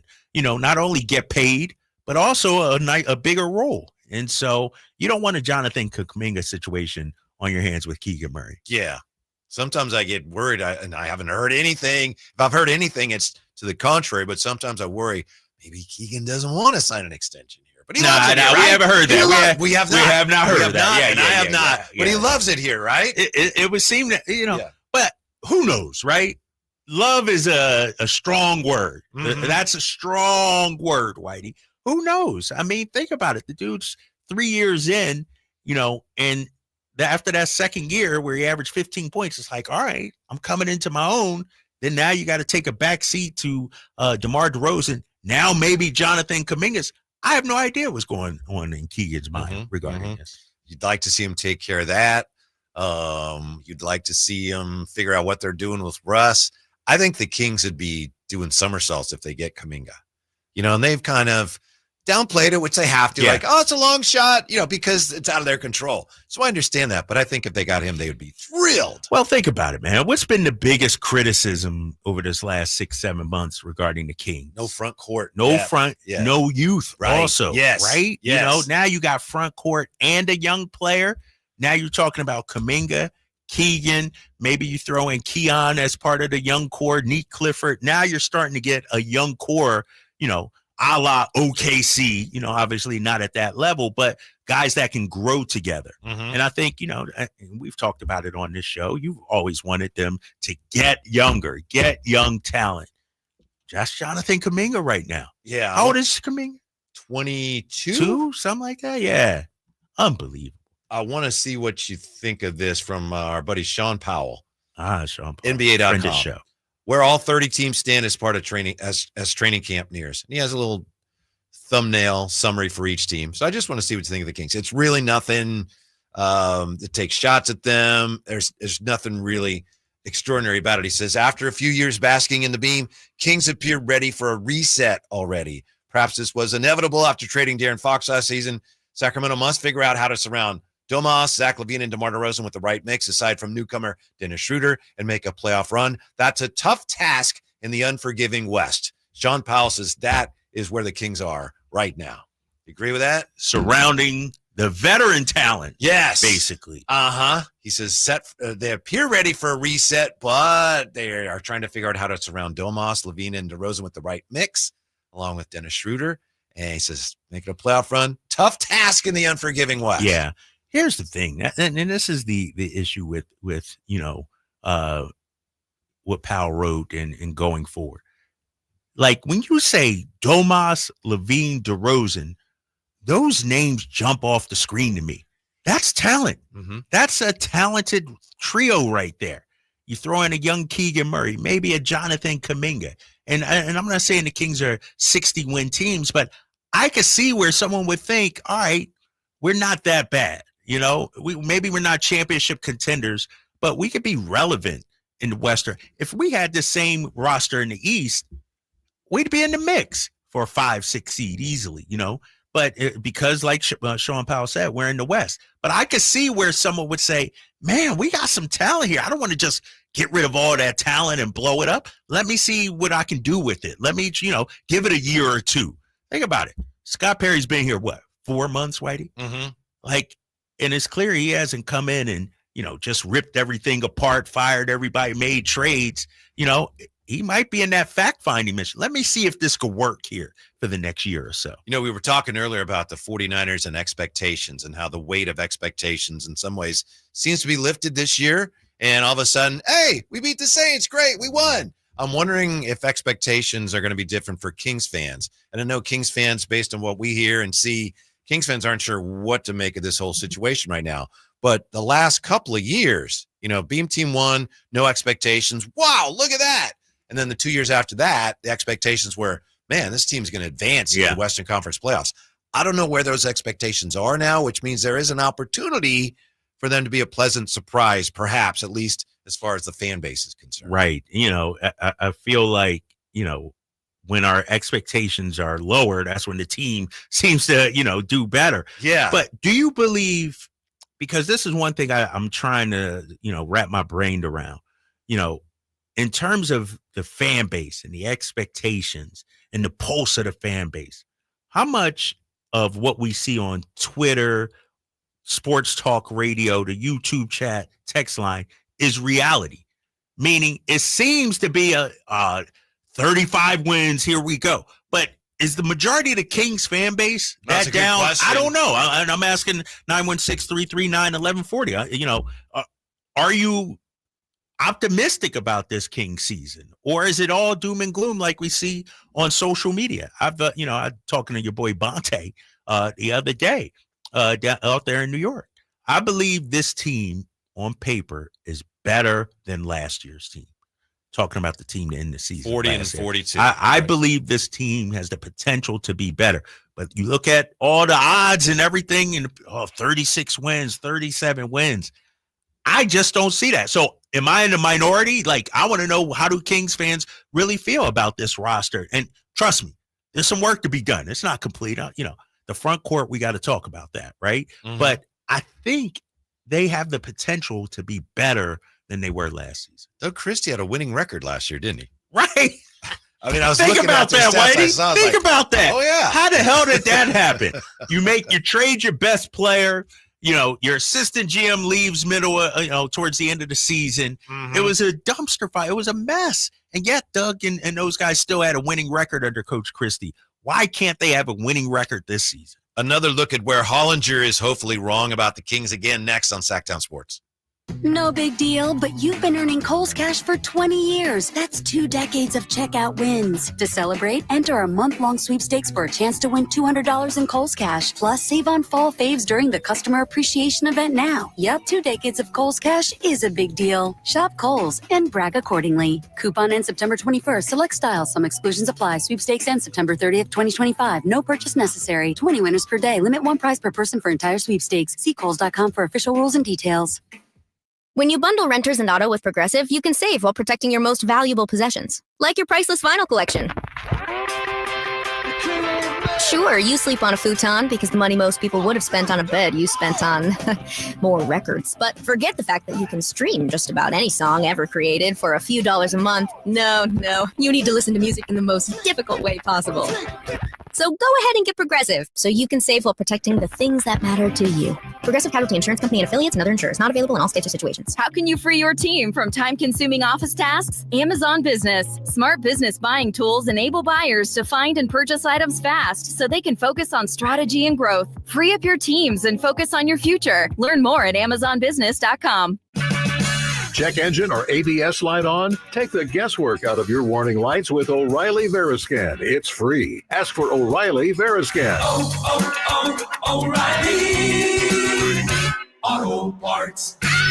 This message comes from Viking, committed to exploring the world in comfort. Journey through the heart of Europe on an elegant Viking longship with thoughtful service, destination-focused dining, and cultural enrichment on board and on shore. With small ships that bring travelers closer to the destination, there's more time to explore. And every Viking voyage is all-inclusive, with no children and no casinos. Discover more at Viking.com. The Sacktown Sports 49ers Report is brought to you by Kia of Vacaville, located beside the Vacaville outlets. On Sunday, it was no Purdy, no problem for the Niners as they win their second straight week on the road against a division opponent, 26-21 in New Orleans. Mac Jones went 26 for 39 for 279 yards and threw for 3 touchdowns, and Christian McCaffrey had 107 yards from scrimmage and a touchdown. Next up, it's the home opener for the Niners versus Arizona. You can catch the game this Sunday beginning at noon right here on Sacktown Sports 1140. Football season is here at Kia of Vacaville. You can score big in a new 2025 Kia Niro LX with up to 53 MPG combined at Kia of Vacaville. Perfect for road trips, tailgates, and cruising to Levi Stadium in style and comfort. But don't wait. Inventory is limited at Kia of Vacaville, and these deals won't last long.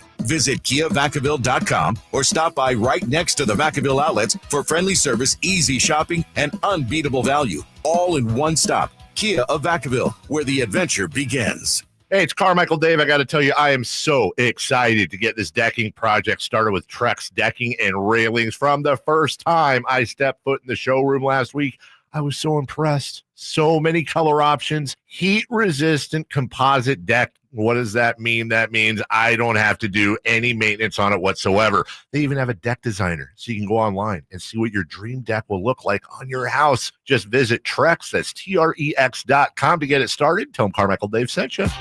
Go on a culinary adventure at one of Europe's biggest food events coming to the Americas, Terra Madre. Discover more flavors to savor, more ideas to chew on, more voices shaping the future of food. Join chefs Alice Waters, Sean Sherman, and Jeremiah Tower for tastings, pop-ups, food demos, and panels, all celebrating good, clean, and fair food for all. Terra Madre Americas, September 26th through 28th in Sacramento. Savor the journey. Visit TerraMadreUSA.com for more details. Terra Madre Americas is supported by Sacramento International Airport and brought to you by Slow Food and Visit Sacramento. With 25 award-winning years in Northern California, Ashton & Price is your local injury law firm.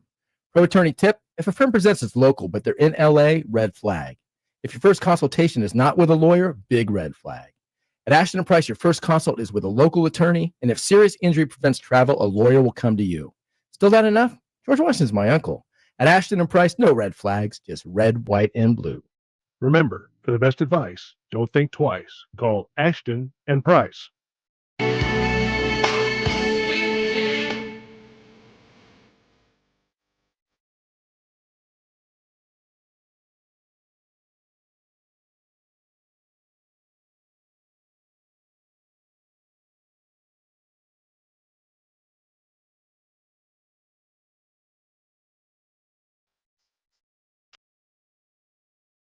Live and local, it's the Drive Guys. Watch the show on youtube.com/Sacktown Sports 1140.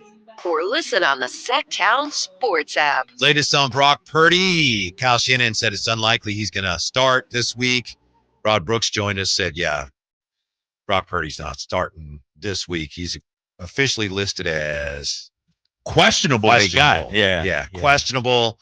So it does look like Kyle Shanahan's been playing a little cat and mouse with the Arizona Cardinals.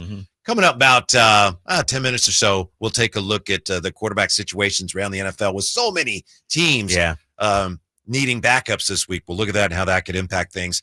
And one more football note, before we get back to the Kings. Mike McDaniel said the Dolphins will be in talks with the league over the way the first half ended last night in their game against the Bills. You had a kneel down from Josh Allen where he kind of fumbled the exchange, and after the ball was snapped, he was already on a knee under center, but he didn't have possession of the ball. And the official said, all right, that's it. Play's dead. And the Dolphins are saying, that was a live ball. So blew the whistle too early, basically. Ended the play. Huh? Yeah, I saw. So they were thinking like it's a fumble. Yes, basically. He said, I saw it. I knew what happened, Mike McDaniel. I also saw the whistle blow, and I saw them run in, and so then I ran in to prepare for the second half, knowing that he just fumbled, or I thought they did at least. Live speed, it appeared to me that it was a fumble. So the Dolphins are going to talk to the league about that. That'll get them far. Right. Yeah, what's the point of that? Appease your fan base, maybe. Yeah, go ahead, do that. You should. We got screwed. Mm-hmm. Yeah. No question the play was a fumble, says The Athletic. However, the concern for McDaniel and the Dolphins is how it played out after the fumble. Allen recovered the balls that rolled past him. So anyway, it's not going to do the Dolphins any good. Right. But they did play much better than just about anyone expected last night. No, they showed some fight. And you mentioned earlier they saved their coach's job. And, you're not going to win every game, but, at least show some fight, which they did.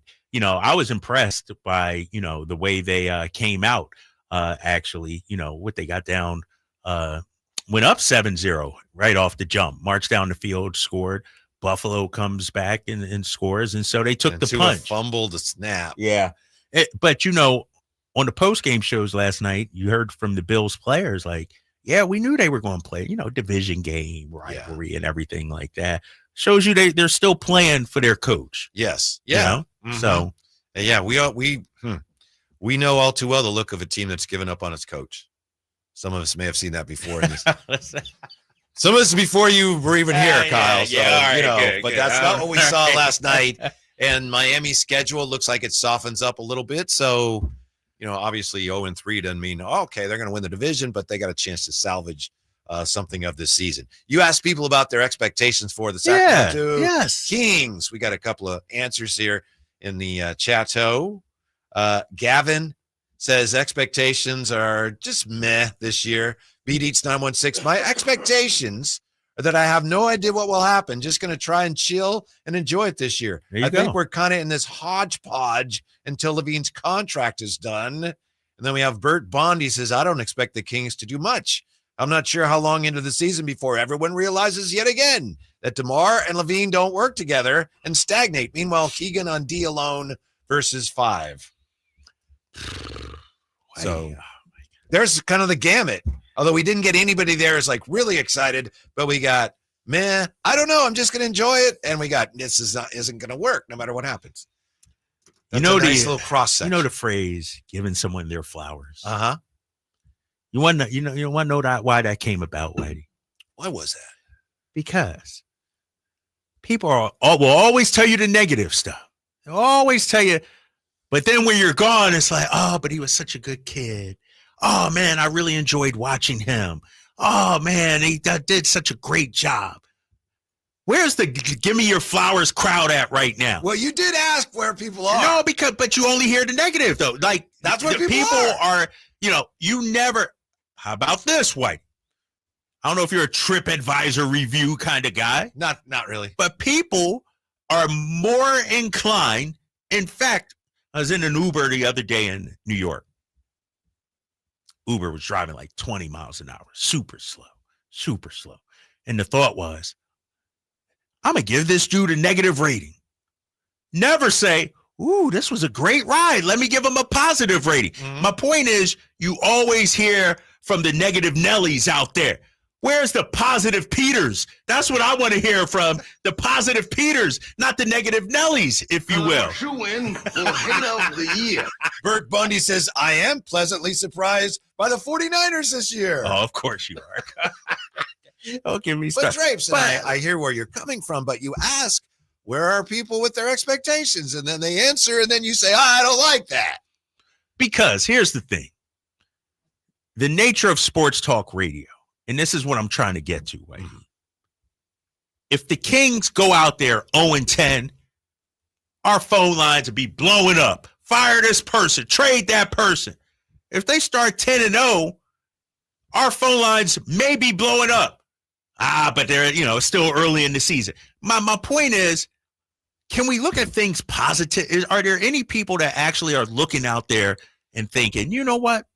The glass is actually half full than instead of half. Maybe empty. you can help us. I know what you mean. Where's the optimist instead of the pessimist? But I know it. Remember, exactly we're trying to have fun today because it's Friday. Damn it. That's right. That's just exactly. Yeah. But the day after the 49ers won their opener, I was listening to some radio station, and the guy was saying it's roster malpractice that the 49ers don't have a true number one receiver, and they won the game. So I know exactly I what wonder who would do such a thing. But can you help us? Help us give us some things, some positive things. And we're being realistic here, but what are some things that you think Kings fans should at least feel good about right now going forward?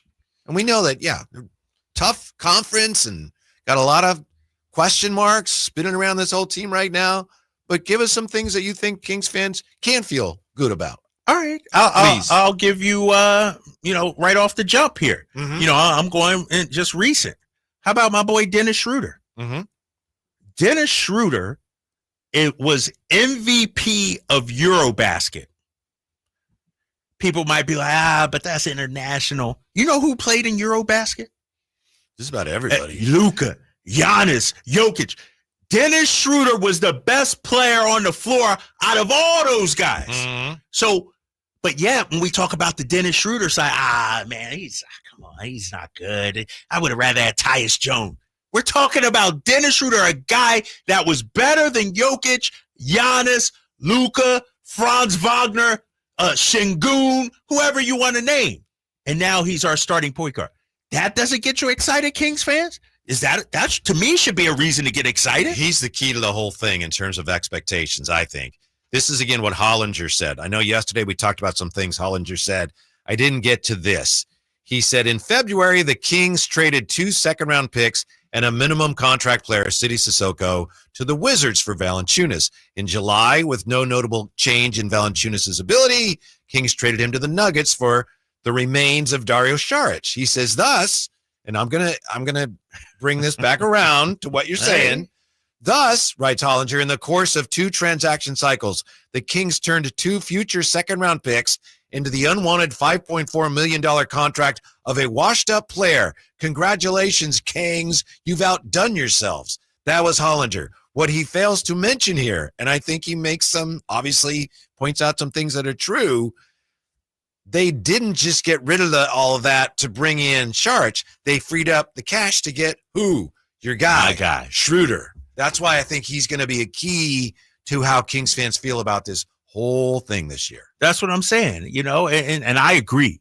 If Dennis Schroeder can be a capable, very good point guard, and I'm not talking go out there average 20 and 12. Shoot, I'll take 16 and 8 from Dennis Schroeder. Just run the team. To me, that brings out the best of DeMar DeRozan. That's bringing out a better version of Zach LaVine, makes life easier for Keegan Murray. What we had last year, and Ramsey talked about it, you brought it up, Doug Christie, a winning record, but yet you had a squad with Kool-Aid but no sugar. Now you add the sugar, Dennis Schroeder, and man, that Kool-Aid is really good. Not saying it's a championship or 60-win team or anything like that, but I'm talking about reasons to be positive, reasons to be optimistic going into the season. Mm-hmm. Sounds like you've been drinking some of the Kool-Aid. I've been Dennis Schroeder, man. I'm dying on that hill. All right. And when my guy, come November, December, has this team sitting at 18 and 10 or 18 and 12 or something like that, I want you guys to call in and be like, Drapes, you were right. Yeah, you said his numbers, and I know I'm not correcting you. I know you would agree with this. I mean, he could be like 12 and 4, but if they're winning, right? Yeah, that's true. Exactly. He doesn't have to, and that's the thing. He doesn't have to put up major numbers. But can he get everybody on the same page and get them together playing winning basketball? Week 3 of the NFL begs the question, which quarterbacks are playing and which are not? And we'll look at that when we come right back to Sacktown Sports. Sacramento weather is brought to you by Elk Grove Honda. I'm Dirk Verdorn in the KCRA3 Weather Center. Clearing skies this evening and overnight tonight, with temperatures eventually dropping off into the upper 50s to lower 60s by Saturday morning. More sunshine and daytime highs in the upper 80s to lower 90s Saturday afternoon. Get the latest forecasts on the KCRA3 News and the KCRA3 app. At Elk Grove Honda, we've acquired some of the best pre-owned cars we can find. Whether you purchase a new Honda or a like-new pre-owned Honda, Elk Grove Honda has the right Honda at the right price. In the Elk Grove Auto Mall, Highway 99 and Elk Grove Boulevard, or elkgrovehonda.com. I gotta get an Elk Grove Honda. Well, this cooler, cloudy weather, a reminder that, yes, old man winter is out there, and he's on his way. The question is, your HVAC unit, can it handle another winter? Ours didn't last winter, so we went to Lee's Air Plumbing and Heating, leesair.com. We ended up getting a great new HVAC unit, which kept us warm through the rest of the winter, kept us so cool and comfortable all summer long.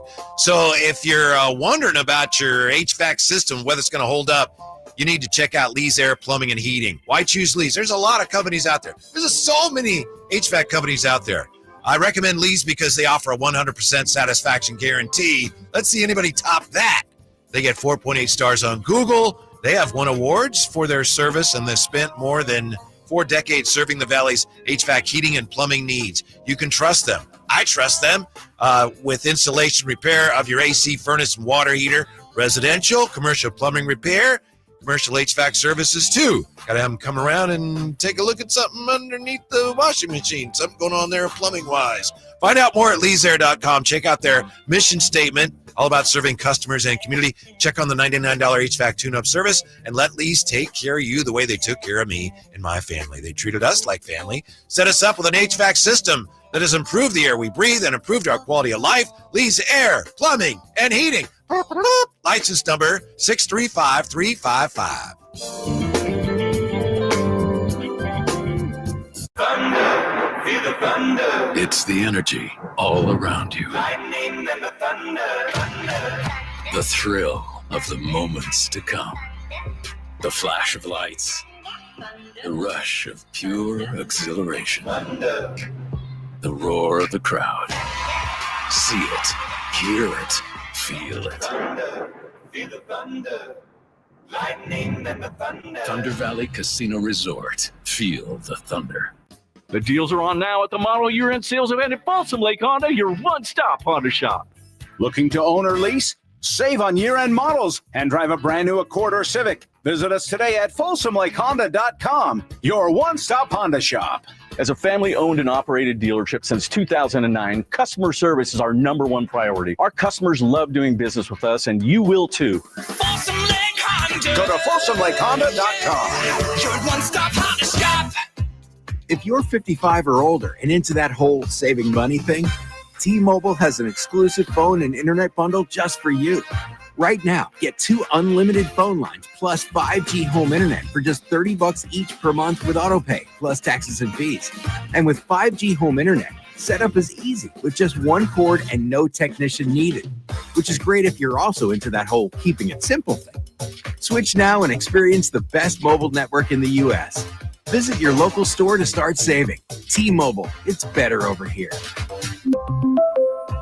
Based on analysis by Ookla Speed Test Intelligence data Q4 2024 to Q1 2025. Ookla trademarks used under license. Unlimited on our network. Customers on voice plan may notice speeds lower than other customers and further reduction if using more than 50 gigs a month due to data prioritization. Video streams and SD on this plan. Home internet pricing after $20 a monthly bill credit plus $5 per line without autopay. Debit or bank account required. See 5G device coverage and access details at T-Mobile.com. The final days of Sacramento Rivercats baseball season are here, and you don't want to miss the action.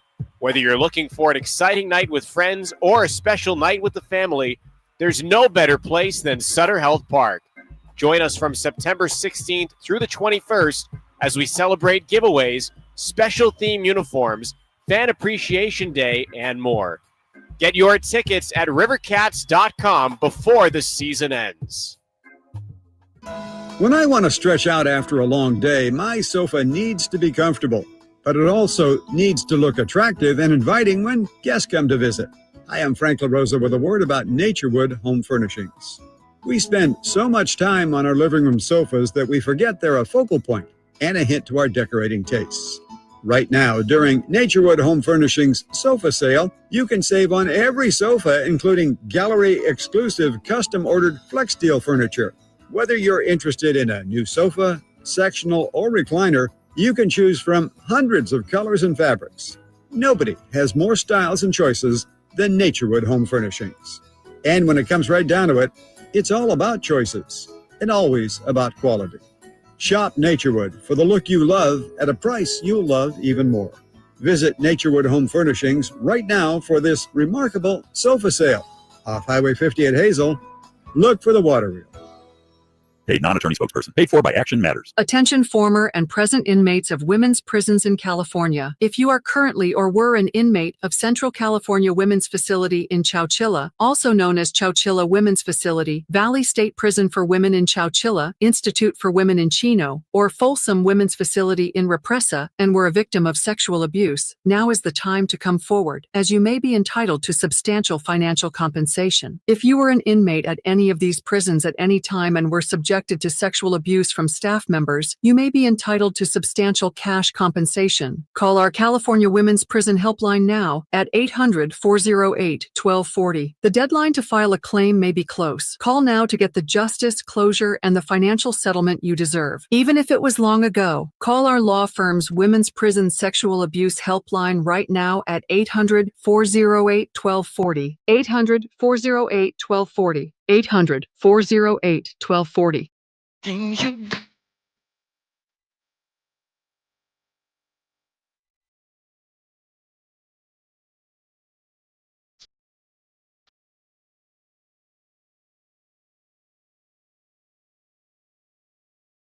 The Drive Guys powering your afternoons Monday through Friday on Sacktown Sports. And it is Friday, damn it. Kyle Draper, Devin Gleason, Ramsey, keeping everything running today. Drapes just asking, I think I asked him actually for some positive notes on the Kings right now. You mentioned Dennis Schroeder, how well he played. Before we get to the phones, I think someone came through for you with an optimistic take. Okay. How about the City Edition uniforms? You see those? Yeah, those look pretty good, actually. They do. Yep. Yeah. Sacramento inscribed across the chest. And you also have, we're going to keep the team in Sacramento at the bottom right corner of the jersey. How about that? How about that little throwback? Yes. There, you know? I like that. When I first heard about that, I thought that's a little odd. But I think what Commissioner Stern said announcing that they were the team was staying here. Yeah, exactly. That might be a collector's item, if you will. You know what I mean? Especially to the fans that lived through it back then. You know, that's going to be a hot ticket. Yeah, Question- very nice looking jersey. Question for you, gentlemen: which color scheme do you like better? The one that they had this year, or the gray one that they originally had with the Beam team? Because it's similar theme, but they're basically updating it for this season City Edition. I personally, I like the gray, but I think when you're playing, the black looks better and more forceful. If that. makes sense. The black, yeah. The black. You know, it's interesting. My daughter, she's been wanting a Kings jersey. You know, she has, but she's looking for a specific one. It's the all purple, I think from Keegan's rookie year, maybe. But you go to the stores, they don't sell them anywhere. They got the purple and black like gradient ones now. You know, I know which one she know probably what I'm wants. talking about? Yeah, she probably wants the. It was the similar. I think it was Association Edition. It was the purple that said "Sack" across the chest. Yeah, I think she wanted that one. Yeah. You know, now, like, look at this Monk jersey up here. Right. That's what you got now. And so she wants just the straight purple. Like, what happens to all those jerseys? It's a great question. Like, where do they go? I assumed you could find it somewhere, but maybe not. I've seen jersey. Like I remember maybe a year or two ago. A lot of times you see them on clearance racks at stores. I happen to see it in what we consider like discount stores, like a Didi's Discount, a Ross. You'd see them hanging on the racks there for a deeply discounted price. I'd be stunned if you couldn't find exactly what you need online somewhere, but I could be wrong. You know, you're right. There's so many every year. Every team has so many different jerseys now. You know, I might have to talk to my guy John Reinhardt or somebody over there at the Kings, because I mentioned, you know, what the Celtics used to do. You know, Kings Fan Fest is coming up. Why are you laughing about that? What did the Celtics used to do? No, they held a garage sale. Of all last year's merch. A bunch of stuff. No. They right before the season at the Fan Fest, they had like a section of the arena, which was like almost a garage sale, and fans, you know, at great idea. Wildly discounted prices. And so that would be pretty cool for fans, right? You come to Fan Fest in the corner there, you know, you got last year's Kings jersey, some socks, like they had everything, signed basketballs. They had to. Oh man, your boy cleaned up. Yeah. Tell Mr. Reinhardt I said, what's up? And I sent him an email years ago about retiring Jerry Lucas's number, and I never heard back. So Probably went to a spam folder. That's Probably. what spam. Probably. 339-1140, 1-800-920-1140. Steven is back with us on Sacktown Sports. Happy Friday, Steven. What's up? My guy. Steven? Do we have Steven? Looks like we're having some guys. Yeah. Oh, there you go. What's Sorry up, about that. Steven? We go. We just got you on the air now, Steven. How are you? Oh, no, you're all good. I wait for the ding. You know what I'm saying? I wait for the ding. Okay. So, well, hey, Kyle, this is day 2 with you back in the studio, man. Are you okay? Is everything all right? No, I'm telling you, I'm feeling a little under the weather, Steven. Next week is kind of touch and go at this point. Kind of touch and go. Look, listen, you told me to my face when I bought you nachos at the last live thing. I'm your guy, okay? Yes. I am your guy, Yes, all right? I remember that. I want to make that adamantly clear, you know what I'm saying? I come in peace. I come with all love, baby. I wanted to kind of help transition to like football because I know you guys are about to get into football. So is it okay if I can ask a football question? Sure. Yeah. Okay, Steven, because you're my guy. But all right, look, go ahead. Look, listen, you've been at work in the last 3 months for like 2 days, dog. So I mean, like, I thought you were my guy. Come on, what is going on here? He's honest with you. Like, come on, man. Somebody who's really your guy, they're honest with you, Drapes. It's all love. Yeah. It's all love, baby. Okay, so this is a 2-part question because I'm actually going to incorporate a Philadelphia Eagles question just for you, Kyle. All right, I'm not setting you up at all. So we were talking yesterday. There was a big discussion about like the greatest 49er of all time. Who would you like label? Because I mean, I'm one of those where I'm a Jerry Rice guy. He has a lot of records that are still standing to this day. He got the most votes, Montana. Steven. He dominated the conversation, Jerry Rice did. Absolutely dominated the conversation, Jerry Rice did. I mean, and it's almost not even close. But I mean, you have some second, second, third place. You can incorporate a top 5 list easily with the 49ers. So I wanted to get your take on who you thought the best 49er was, and who do you think that who is like the Jerry Rice / Joe Montana of your Philadelphia Eagles? And I legitimately mean that as a question. Like, I mean, Randall Cunningham, Reggie White, I mean. Yeah, I was Reggie Brian White is the guy. We could go. Yeah. We could go deep, So that was my question. I kind of wanted to help transition with the football. So, I mean, appreciate you guys. Thank you. All right, so much. Steven. I'll answer. In my opinion, Reggie White, if you ask most Eagles fans, I think they would say Reggie White. Of everybody ever, huh? Yeah, just because, in terms of the best player at his height, even though he didn't win a Super Bowl, like Reggie White was that dude. And we're talking best player arguably in the entire NFL during that time. I could go back to, Wilbur Montgomery, Mike Quick, those guys. Ron Jaworski, Donovan F. McNabb, Jalen Hurts, but I think it would be Reggie White. For me, from a Niners perspective, I'm going to say Joe Montana. And that's what I said, and I got buried. Because, and maybe, being from the outside of Bang Bang Niner gang, when I hear San Francisco 49ers, Montana's the first person that comes to mind. And maybe it's different for Niners fans who live and die, and I agree. Jerry Rice, even when Montana left, he still continued on and had great years. But when I hear Niners, I just think of Joe Montana automatically. Yeah. We threw it out a couple days ago, and Jay was a Jerry Rice guy. And I say got buried, just people voted, and Jerry Rice just dominated the voting. So that's interesting. I got a name for you when it comes to Eagles, Drapes. Where the Eagles fans, God rest his soul, hold Jerome Brown. Yeah, he was a man. Him and Reggie together back then, man, with that 46 defense, Buddy Ryan and the boys back in the day. Clyde Simmons. Yeah, Clyde Simmons. Clyde Simmons and Jerome Brown right there with each other. But I think Reggie White, and the fact that Reggie then left, went to Green Bay and won a Super Bowl, I believe. That kind of stings as well. But I think Reggie White is probably number one. 339-1140, 1-800-920-1140. Oh, we got to take time out. We'll come back with more. Hang on. If you're on hold, we'll get to your calls. Got to take a look at, as I mentioned, which quarterbacks are playing this week and which are not. Also, is the tush push really that hard to officiate? Next, Sacktown Sports.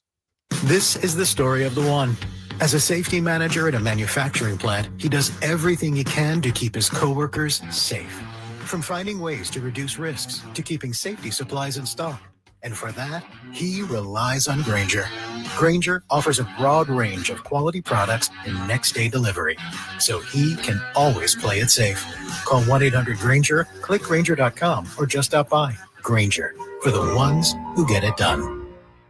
No big deal, but you've been earning Kohl's Cash for 20 years. That's 2 decades of checkout wins. To celebrate, enter our month-long sweepstakes for a chance to win $200 in Kohl's Cash. Plus, save on fall faves during the Customer Appreciation Event now. Yup, 2 decades of Kohl's Cash is a big deal. Shop Kohl's and brag accordingly. Coupon ends September 21st. Select styles. Some exclusions apply. Sweepstakes ends September 30th, 2025. No purchase necessary. 20 winners per day. Limit 1 prize per person for entire sweepstakes. See Kohls.com for official rules and details.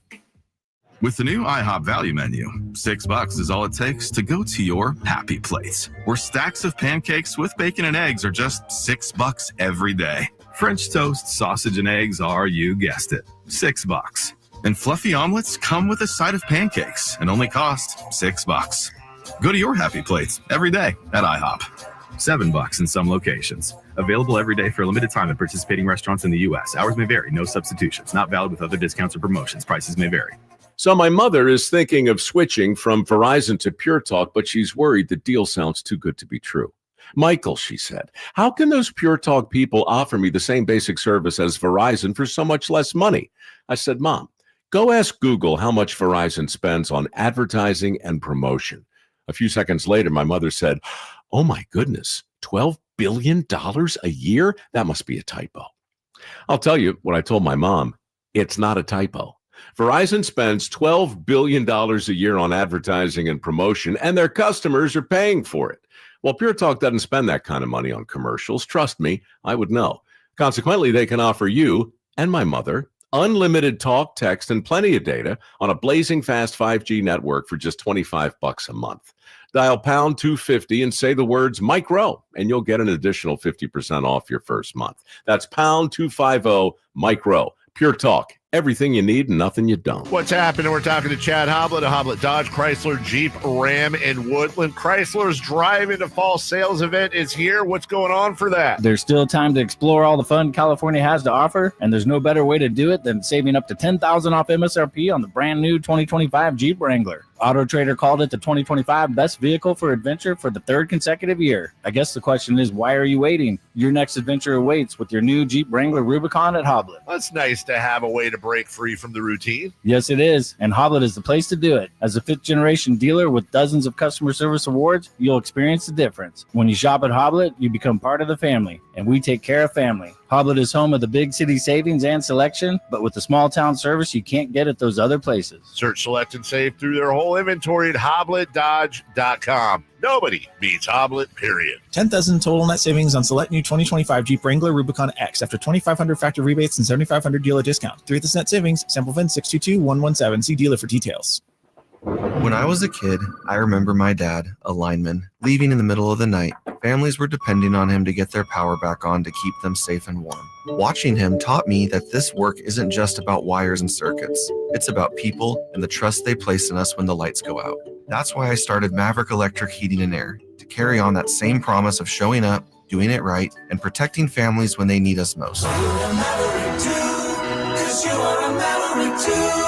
Visit callamaverick.com. Golf to Go is brought to you by the Hagen Oaks Golf Super Shop. Here's Frank LaRosa. You've probably heard the word, but do you know what a stimp meter is and how it works? Invented by Edward Stimpson in the 1930s, a stimp meter is a device used to measure the speed of putting surfaces. His version was made of wood and was simply a chute on which a golf ball would roll onto the green. Roderick Easdale writes in Golf Magazine, today's stimp meters are made of aluminum. They're 36 inches long and have a V-shaped chute down which the ball can roll. It has 2 notches on which the ball rests. After a flat area of the green is selected, a golf ball is placed in the notch and the end is slowly lifted until the ball rolls down the chute and across the green. The average of 3 distances becomes one of the measurements. The process is repeated in the opposite direction, and the measure of both directions is added and divided by 2. That figure in feet is the stimp meter reading. Most courses average 9 or 10 on stimp meter, which is neither too fast or too slow, just right for most recreational players. That's your Golf to Go. I'm Frank LaRosa. KHD1 Sacramento, KYMX HD3 Sacramento. From the Power Business Technology Toshiba Studios, Sacktown Sports, 1140.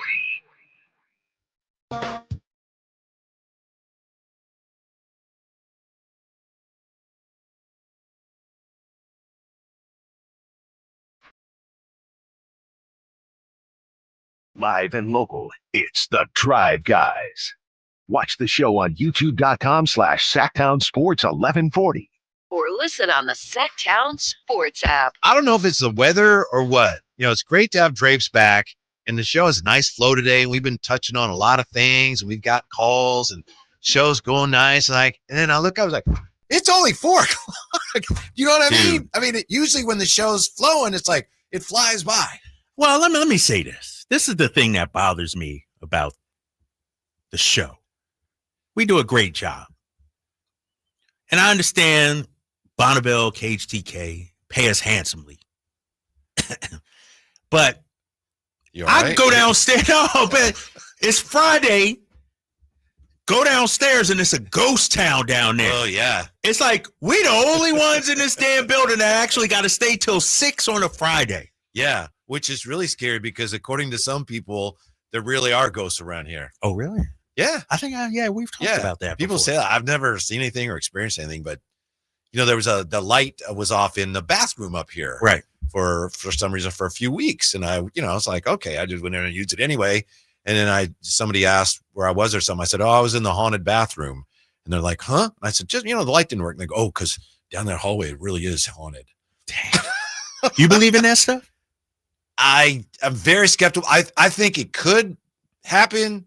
Maybe it does happen, but I think in 99% of the cases when people say this place is haunted or that place is haunted, nah. Could be wrong, but that's what I think. Does haunted have to be scary?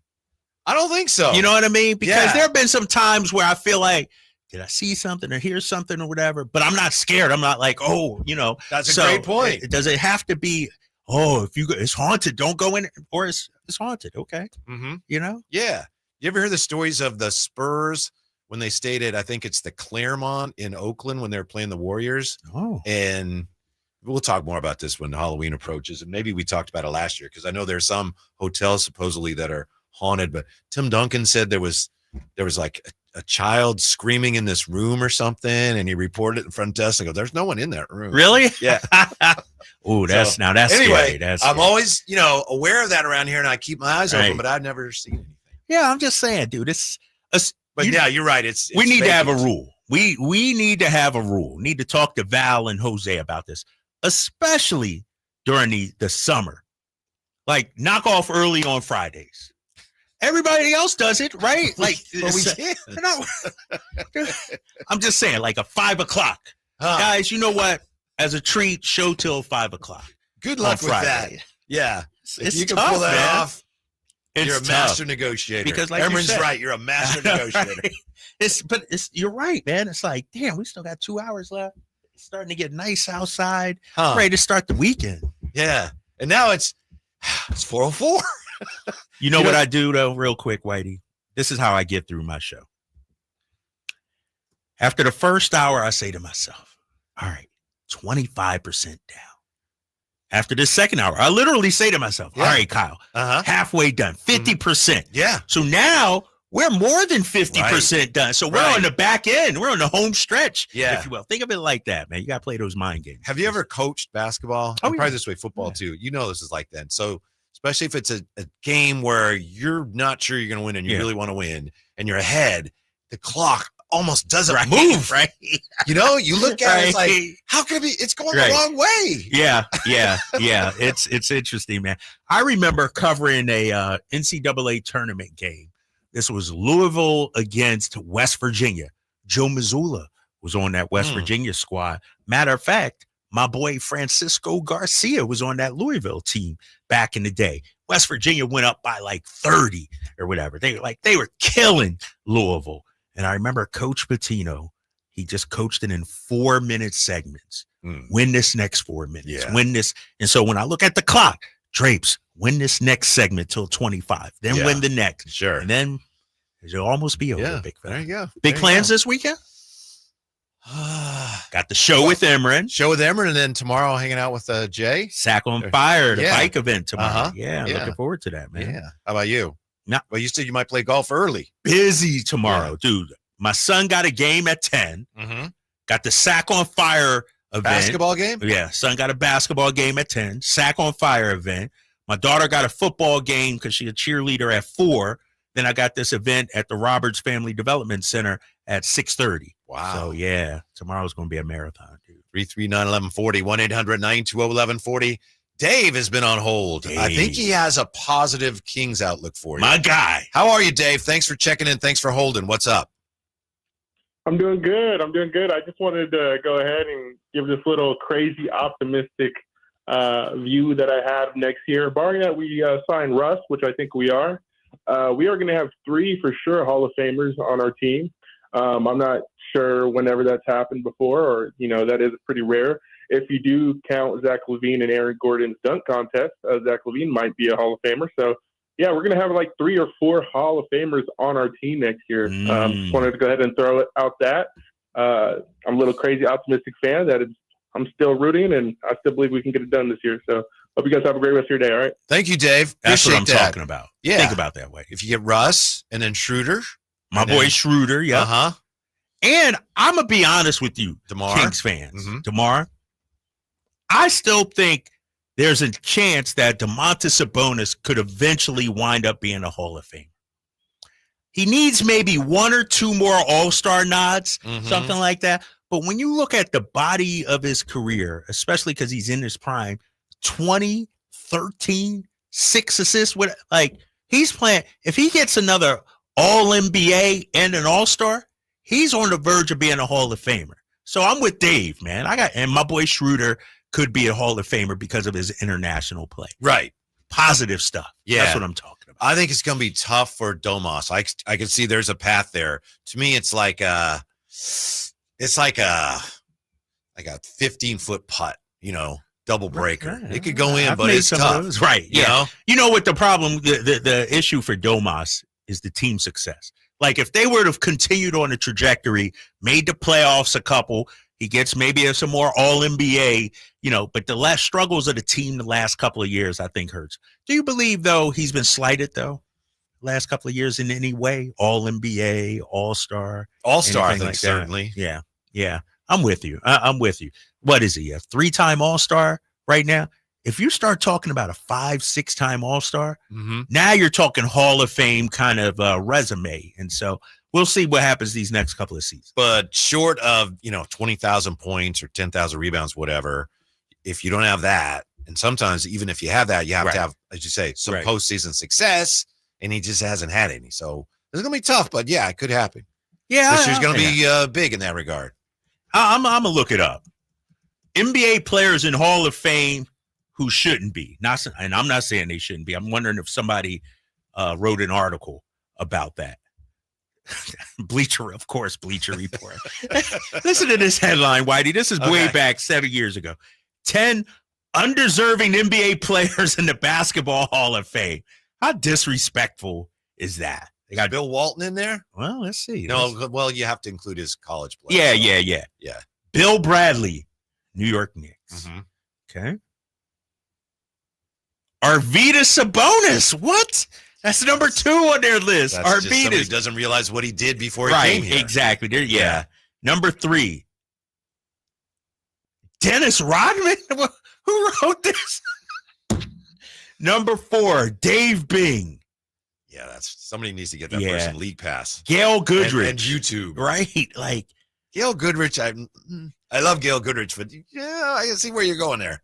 Here you go. And people in Boston have talked about this. Frank Ramsey. Ramsey won 7 championships, and he was the first 6th man, supposedly, but he's a bench player, because he won the 7 championships. Gail Goodrich also, I think, was a guy that had a ton of success in college. Yeah. Which, again, they take Was he into a account. UCLA guy? Yes, sir. Too? Yeah. Yes, sir. Calvin Murphy. Okay. Bill Walton. Okay. Yeah. There you go. Uh-huh. This is Bleacher Report. Number 9. Uh-oh. Earl to Pearl Monroe. Come on. I would shut that down right now. I'm just delete. And somebody needs to check Bleacher Report's resume on that. Yeah, this is Bleacher Report, and this was back in 2000. Somebody by the name of Josh Benjamin in 2018. Bleacher Report. Is he still employed by Bleacher Report? Expected better from Josh Benjamin. I know. Earl Monroe. Oh my gosh! Listen to this. Stadium talk. Worst NBA Hall of Famers. This is 2024.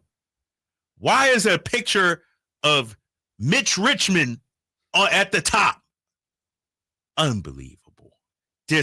Grant Hill is on here. Yeah. Come on. For years and years and years, I used to get into arguments with listeners about Dwight Howard. And I'd say, Dwight Howard's a Hall of Famer for sure. And they'd say, no way. What? People didn't think he was? Of course, he was just inducted. Yeah. And it's like, you don't understand. You may not like the guy or how he acted when he was on Houston or the Lakers or whatever, but he's a Hall of Famer. He's a Hall no of Famer. question. That's why I argue, and people may kill me for this one. Rudy Gobert is a Hall of Famer, Whitey. Yeah, he probably is. Listen up. How many times has he been Defensive Player of the Year? What is he? 4 times now, Rudy Gobert? Mm-hmm. Hall of Famer easily, Rudy Gobert. He should definitely be a Hall of Famer. 3-time All-Star, 8-time All-Defense, 4-time All-NBA, 4-time All-Defensive Player of the Year. There you go. He's a Hall of Fame. But see, people don't like him. Right. And I don't like him either, really. What? But, Rudy Gobert, a Hall of Famer? Yeah, he's a Hall of Famer. but he had COVID and he grabbed all the microphones.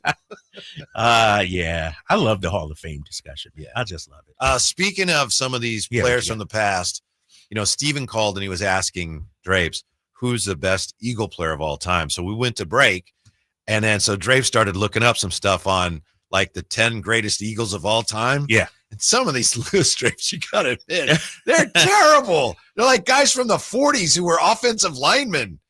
Dude, they're some of the best Eagles ever. All right, I'm looking at the best Eagles ever. This is from Sporting News. Number 17. Tell me if you got this guy's jersey at home, Whitey. This guy, number 17, Al Wistard. And I got to show you the picture of Al Wistard here because this guy, no offense to Al Wistard, but he looks menacing. He's an offensive tackle. Leather helmet. Look at this. Oh my God. I wish I could show everybody. He's a top 20 Eagle of all time. All time. 8 seasons, a Pro Bowl, 4-time first team All-Pro, 2-time champ. Al Wistard. Isn't that embarrassing to you? It really is. He's considered one of the 20 greatest Eagles of all time. Yeah. Pete Pijos, number 14, from 1947 to 55. I think they're saying because this guy, he won 2 championships also. What did he 6 play? Pro Bowls, a game-breaking pass-catching end who joined offensive tackle Al Wistard and leading the Eagles to their first 2 titles. Yeah. What's his name? Pete Pijos. P-I-H-O. Pijos and Wistard. I mean, right. Their names still. The Hall of Famer, how about this? The Hall of Famer was a supernova of his day and is worthy of being recognized for his elite, versatile playmaking as much as his receiving. Isn't Jason Kelsey like 3rd or something on that Yeah, list? Jason Kelsey is number 3, actually. Number 1, Reggie White, like I said. Okay, Chuck Bednarik, number 2, and Jason Kelsey, number 3. 7 Pro Bowls, 6-time first team All-Pro, Super Bowl champ. Yeah. Center is 3rd. The 3rd greatest Eagle of all time is the I mean, we're not the Niners okay. we're not Niners or Cowboys or any Steelers, but we got a storied history, if you will. That's nice. That's nice. Speaking of Kelsey and the Eagles, there's been a lot of talk this week about the Tush push, and the NFL, I guess they sent a memo to teams about how, hey, you got to tighten it up this week. You got to officiate it correctly. And I forget the head of officiating, but he was saying, Drapes, it's a difficult play to officiate. And is it really? I mean, what happened last week against Kansas City is, and you know it, your team won, and you had a couple of instances where it was just blatant false starts by the Eagles. Nah, you can see it. Hold on. Check it. Come on. They won. What I'm saying is, if you're an official, don't give me that, it's too hard to officiate. When one team, be it the Eagles or whomever, when they jump. Isn't it blatant, though? Yes! In live game action, not slow motion, replay, not some YouTube clip, Whitey, because I heard from Jeff Saturday on ESPN the day after the game, I think it was Monday, he said, there's actually a false start all the time in the NFL because offensive linemen, they know the snap count. So they're always looking to get that just slight millisecond of edge. Now you're saying blatant. I need to go back and look at 5 alligators. Dude, when you're at the top, people try to hate on you. They're looking for reasons. I understand that. But I'm it's really, like Tom Brady and Deflategate and all that. I don't mean to come after your team on LAM, but that's not the point. My point is that the Eagles are cheaters. My point is, don't give me, if you're the officials and you can't see that, don't give me that it's difficult to officiate. You just have to call a false start. I got to look at no matter who's doing it. I got to see. And there were 2, and on one of them, what I was reading at NFL.com is, one of them was controversial and people weren't sure. But you watched no, that's definitely a false start. There's no question. So that's fine. It happens. But how do they not call it and then come out and go, oh, it's difficult to officiate. We got to really tighten it up this week. No, you just have to call it when one team jumps before the snap. And Draper, I hate to admit it, I like the tush push. I have nothing against it, but I'm sorry, it was blatant. Oh, yeah. But let me ask you guys And they got away with it, so good for them. I was just at the league meetings, NBA league meetings, and, we heard from Monty McCutcheon. Mm-hmm. And one of the things he brought up is that this narrative that Steph Curry, LeBron get the favorable calls. And his explanation was, it may seem like that, but at times there's just human error. Can we just chalk it up to, you know what? Are you going to make me bring up the video? Please do. And I don't want to see the slow motion version. I need to see not the head high over, Hawkeye version from up top. I need to see the officials' vantage point because they're crowded in there. Defense, offense, it's probably hard to see. And it's a split second, Whitey. Split second, if you will. I see you typing it up. But Monty McCutcheon says, yes, sometimes officials make mistakes. How come it couldn't just have been an honest mistake? Not a whole NFL indictment on the tush push. Finally admits mistake that we could all clearly see. There's a story. Again, Who's that, Bleacher Report right now? Might have been. No, it's A to Z Sports. Oh. Again, I'm not blaming your team. They got away with it. I'm blaming the officials who couldn't call it and then have to come out and say, oh, it's tough to officiate. I can't find it right now. The video's out there, and it was pretty blatant. And like I said, I don't need to see the slow motion version because we know slow motion gives the naked eye a better chance to spot it. I'm trying to take it from the official's vantage point. The snap happened. It's so quick. It's a fair point, but I saw it in real time. It's that they jumped. All right, I'm watching a video right now. Yeah. I'm watching a video right now. Jason Kruger Sports on YouTube posted. Oh, I'm not going to watch this. He done stopped the tape. He's talking over it. And just play the damn play. You know what I mean? What's this guy doing? Just play the play. It happens. Mm-hmm. Oh, you know what? What? That looked pretty. Wow. Was it one that gave him a first down? One of them they scored a touchdown. I think. Yeah. It looked like it was split second. Dude, is this the one you're talking about, Whitey? Hold on. Well, there were 2. Can you see that? Yeah. Watch that. You see how quick that was? That was very quick. It's. That's a false start. So let me ask you this. Again, I'm not coming after your team. Are there any other false starts that happen around the league that aren't called? Yes. Exactly. So why is this a tush push thing? Remember, you talked about it before. The Chiefs' offensive line always starts. Every play. So why is it a problem when it happens during the tush push? Well, I'm with you. They should call it no matter when it happens. My whole thing is that the officials who just did not do their job are hiding behind the tush push and how difficult it is to officiate. When the offensive line jumps, whether it's the tush push or a screen pass or the freaking flea flicker.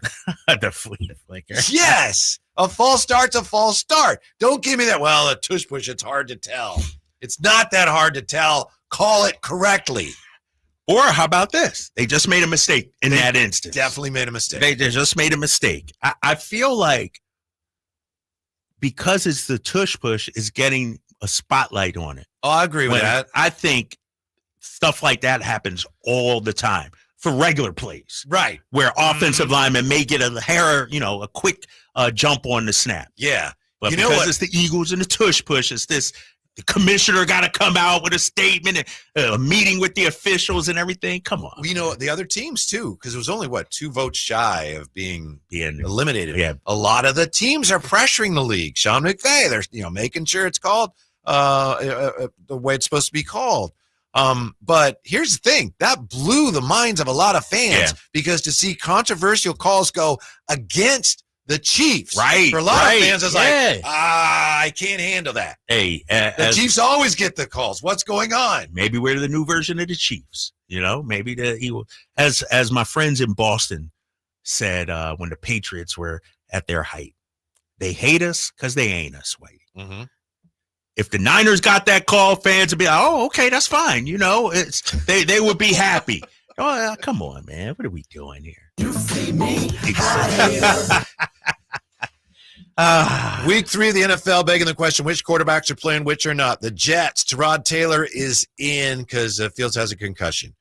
The Bengals, Browning is in versus the Vikings, Carson Wentz.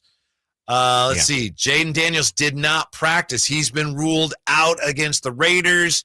And then you've got Brock Purdy, who, according to Kyle Shanahan, he's probably not going to start, and Rod Brooks said he's not going to start. So we do have 5 teams relying on their backup quarterbacks this week. That's the Jets, who are playing Tampa Bay. The Bengals are playing the Vikings, and Washington playing the Raiders, and the 49ers, of course, playing the Arizona Cardinals. Quarterbacks dropping like flies. Yeah, it's interesting because when I look at, I don't know who the backups of some of those other teams are, but could it be that the Niners have the most faith in their backup quarterback? Like, who Washington's backup is? Marcus Mariota. He's still in the league, huh?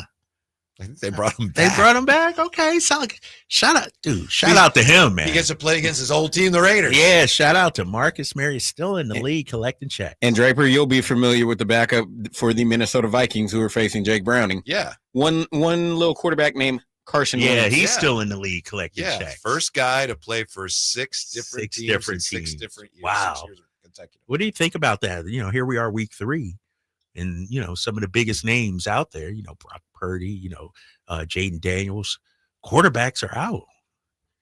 Yeah, it just seems like it's part of the wave of players all over the league getting injured at a higher rate, and that goes back to the early days of training camp. I have no explanation for it, but football players have been dropping like flies this year. Yeah, they have, and we saw it last year too with Hutchinson with Detroit. I mean, some big names, CMC last year, and so it's but it's happening. I feel like, I don't want to say all sports, but we see it in basketball too. And is it an overuse thing? Is it not enough work during the preseason? These guys aren't even playing preseason anymore, really, and so I don't know, but it does change that. Like, Jaden Daniels, like, he's one of the faces of the league. He's one of the young stars, and for him to be out, that's tough. That's tough. Yeah. Yep. That's very unfortunate, but the Vikings especially, I think they're trying to hang in there, and some of these games obviously will impact the 49ers and their playoff chances, because there's a good chance they'll be competing with Washington for a postseason spot and with the Vikings.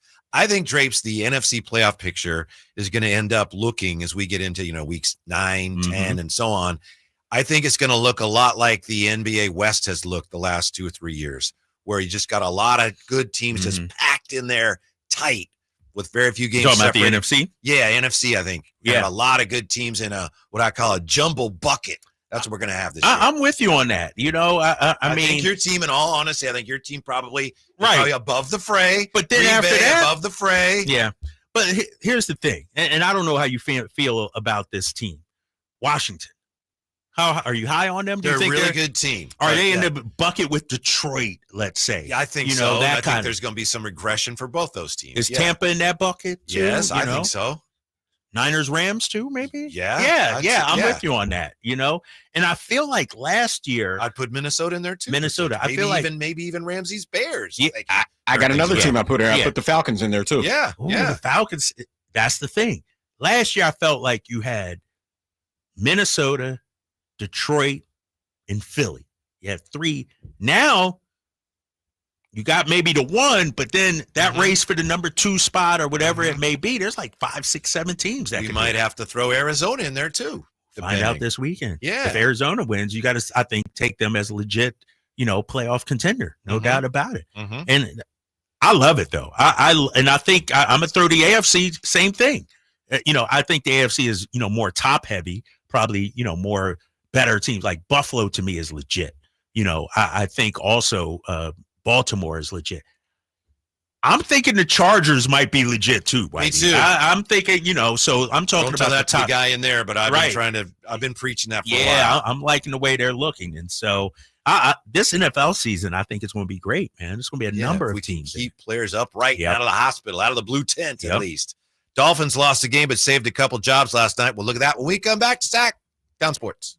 Hey, it's Carmichael Dave letting you know Amy's Outdoor Living's huge inventory reduction warehouse sale is back this Saturday and Sunday only from 8 a.m. to 3 p.m. at 11255 Pyrites Way. That's Suite 200 in Gold River. Listen, they are making room for holiday items and 2026 furniture models, so everything is drastically reduced to move. 2 days only, you will find pre-tariff prices on patio furniture, umbrellas, scratch and dent, and demoed grills. Plus, Traeger flat-top grills are priced to fly out the door. Uni pizza ovens, one of this year's hottest models, must go because they need the room. It's a sale you just can't miss, and it's just 2 days only, so bring your truck.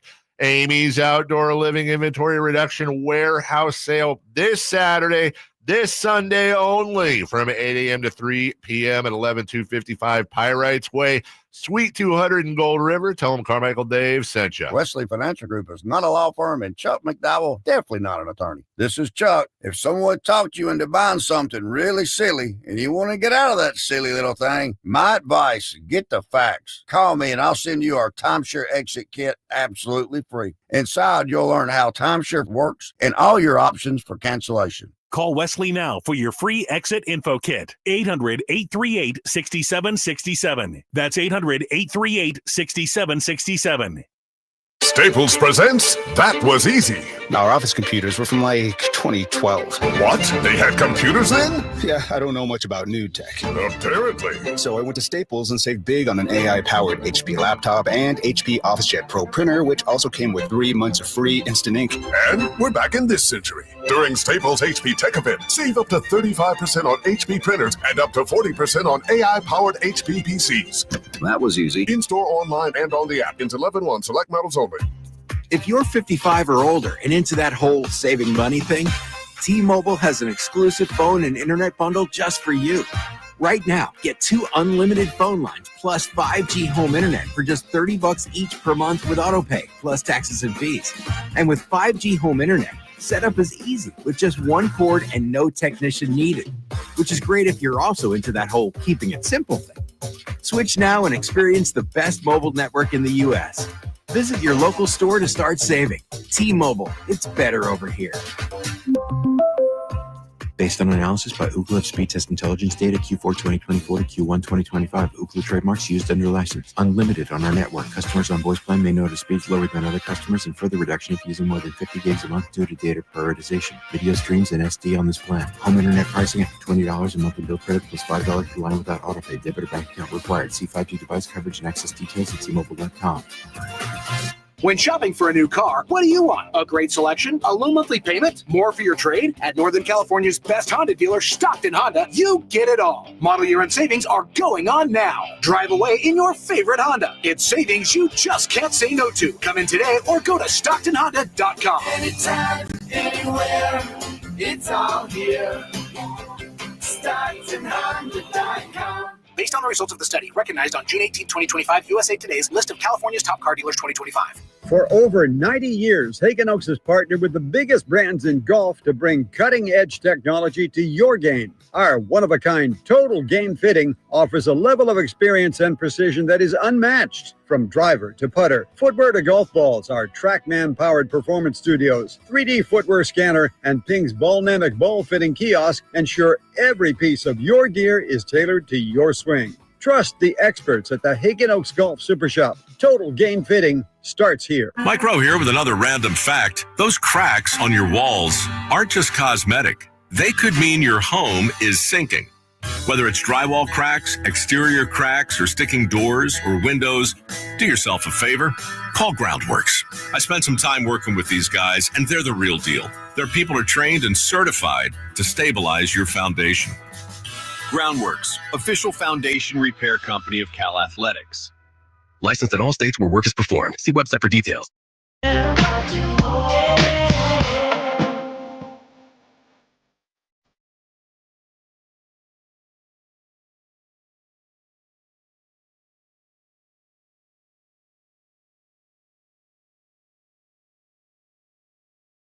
Your afternoon home for Kings talk and so much more.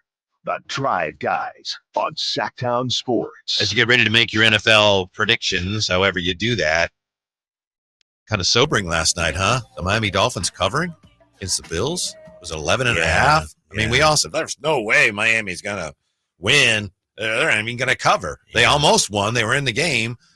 They did cover. It was a good game. I heard Ross Tucker, you mentioned he was the analyst last night. Heard him on the station last night saying, that's what I love about the NFL. Nobody gave the Dolphins a chance. Look at this. It's 21-21. Yeah. So we were all assuming that Mike McDaniel was going to get fired. I don't think he is. No. I think he's, saved his job. Who do they have this upcoming week? I need to check it out because, I think he only saved his job for another week. Like if they go out there and get the doors beat off of them against the Jets, Whitey, they got the Jets. Monday night game against the Jets. Ooh. And they got the Panthers. Then they do have the Chargers, but they have the Browns in there. So they do have a couple opportunities here. And that's a home game Monday night against the Jets. And so you got to, get that win. If you get blown out, I think those, calls for his job get louder and louder. And so that's is that another doubleheader next week? That's on media day. Yeah. Ooh. And I don't know what short show for us. 4:00. Yeah. Maybe. I mean, it's media day, so I don't know what we'll be doing if we're going to have both those games or what's going on. I think media day starts at what? 11? 12? Yeah. I'm just thinking because trying to make plans, big fella. I'm trying to like, ooh, we done at 4:00. No, it's I think we'll have a talk with Doug and no, that's not media day. Media day is the following week. The 29th, right? Isn't You're right. You're right. Yeah. The Dolphins don't play this Monday because they played last night. They play Thursday. Yeah. That is media day. Interesting. Yeah. We'll see what happens. 4:00. Benjamin has been on hold. Benjamin, I believe, wants to talk about your favorite football subject, the Tush Push. All right, let's do it. Benjamin, thanks for hanging. What's on your mind? Oh, of course. And gentlemen, may I just say happy Friday. Thank you. Thank you. And please feel free to run me at any time, but I gotta admit, I wasn't ready for Soul for Real Candy Rain. I feel like putting some Axe body spray on and going and enjoying my weekend. Oh my God. But that's not the reason for my call. My call, and I'm not even an Eagles fan at all. We'll talk about me another time. I was a Brett Favre fan, Green Bay Packers fan. Too much to unpack, not enough time. But to compress my argument, you were discussing, and I appreciate your take about the officiating and the tush push. I'm not going to speak about the officiating because I'm not going to dignify every immediate play that we see. We can diagnose, we can be scrutinous to. My take is just simply this: if you don't like it, stop it. Stop the tush push. Figure something out with the defensive line. These folks are prepared to be great every day. And until you stop it, and if you want to change that rule, and I'm challenging any listener out there to tell me how you don't have precedent for advancing forward progress downfield when it comes to advancing the ball down the field. Because if you change the rules for the offensive line and assisting folks forward, how are you going to speak to that for downfield progress? I appreciate your guys' take. I think you make a reasonable argument when it comes to we know the officiating. It's a difficult circumstance to deal with. But I do think that the rest of the league has taken note, and I do find it frustrating as a former amateur at best participant in football. What more defines football than running a power eye, running the football through someone or down their throat? And if you don't like it, stop it. I don't want to hear any more complaints, and I don't want to see any more articles. You two are doing a great job. I appreciate you having me on. I'm going to throw it back to you. My name is Benjamin. I'm out of Sacramento. Have a great day. All right, sign him up. Benjamin, first of all, excellent use of the word scrutinous. I know, scrutinous. Yeah. You don't hear that every day, right? I was like, the last time I heard it. Is that the proper use of the word? I had to look it up, You got to be more scrutinous when it comes to officials. Yeah, thank you, Benjamin. Again, I want to be clear. I wasn't saying get rid of the tush push. I was just saying the officials are hiding behind the tush push saying, oh, it's hard to call, when really it's just they didn't do their job. But to his point, the Eagles with the tush push, I know I've referenced this article a couple times here at ESPN.com. They've converted the play. The Eagles have 4th and 1 since 2022, Drapes. They've converted the play 96.6% of the time. Nearly 2/3 of the NFL voted to ban it. Only 9 teams have run the play 10 or more times since 2022. So the Eagles do it. Other teams say, oh, it's not fair. Only 9 of them have run it 10 or more times. 4 teams, Saints, Washington, Panthers, and Dolphins, have never tried it. That's crazy. Why wouldn't you try it? And teams do the quarterback sneak all the time. Mm-hmm. Why wouldn't you try it? Raheem Morris is no fan of the tush push. He says there's just no other play in our game where you can absolutely get behind somebody and push them. I never really understood it. Why was that legal? So I've definitely been one of those guys voting against it. And then, Shane Steichen was the one who's local and now is with the Colts. Mm-hmm. He came up with it, and it's very effective. The Bills have run it the second most times, and they've been very effective with it. And this piece goes on to say, and I know you guys were just talking about it during one of the commercial breaks, you and Ramsey, you got to have the right kind of offensive line. You got to be really strong to get leverage. You got to have an offense that's committed to it. Some of these teams are like, oh, we're not doing that. And then you got to have a quarterback who with strong legs who, A, can do it, and B, who you're not afraid is going to break like a pretzel when you do it. Let me make 2 points about this way.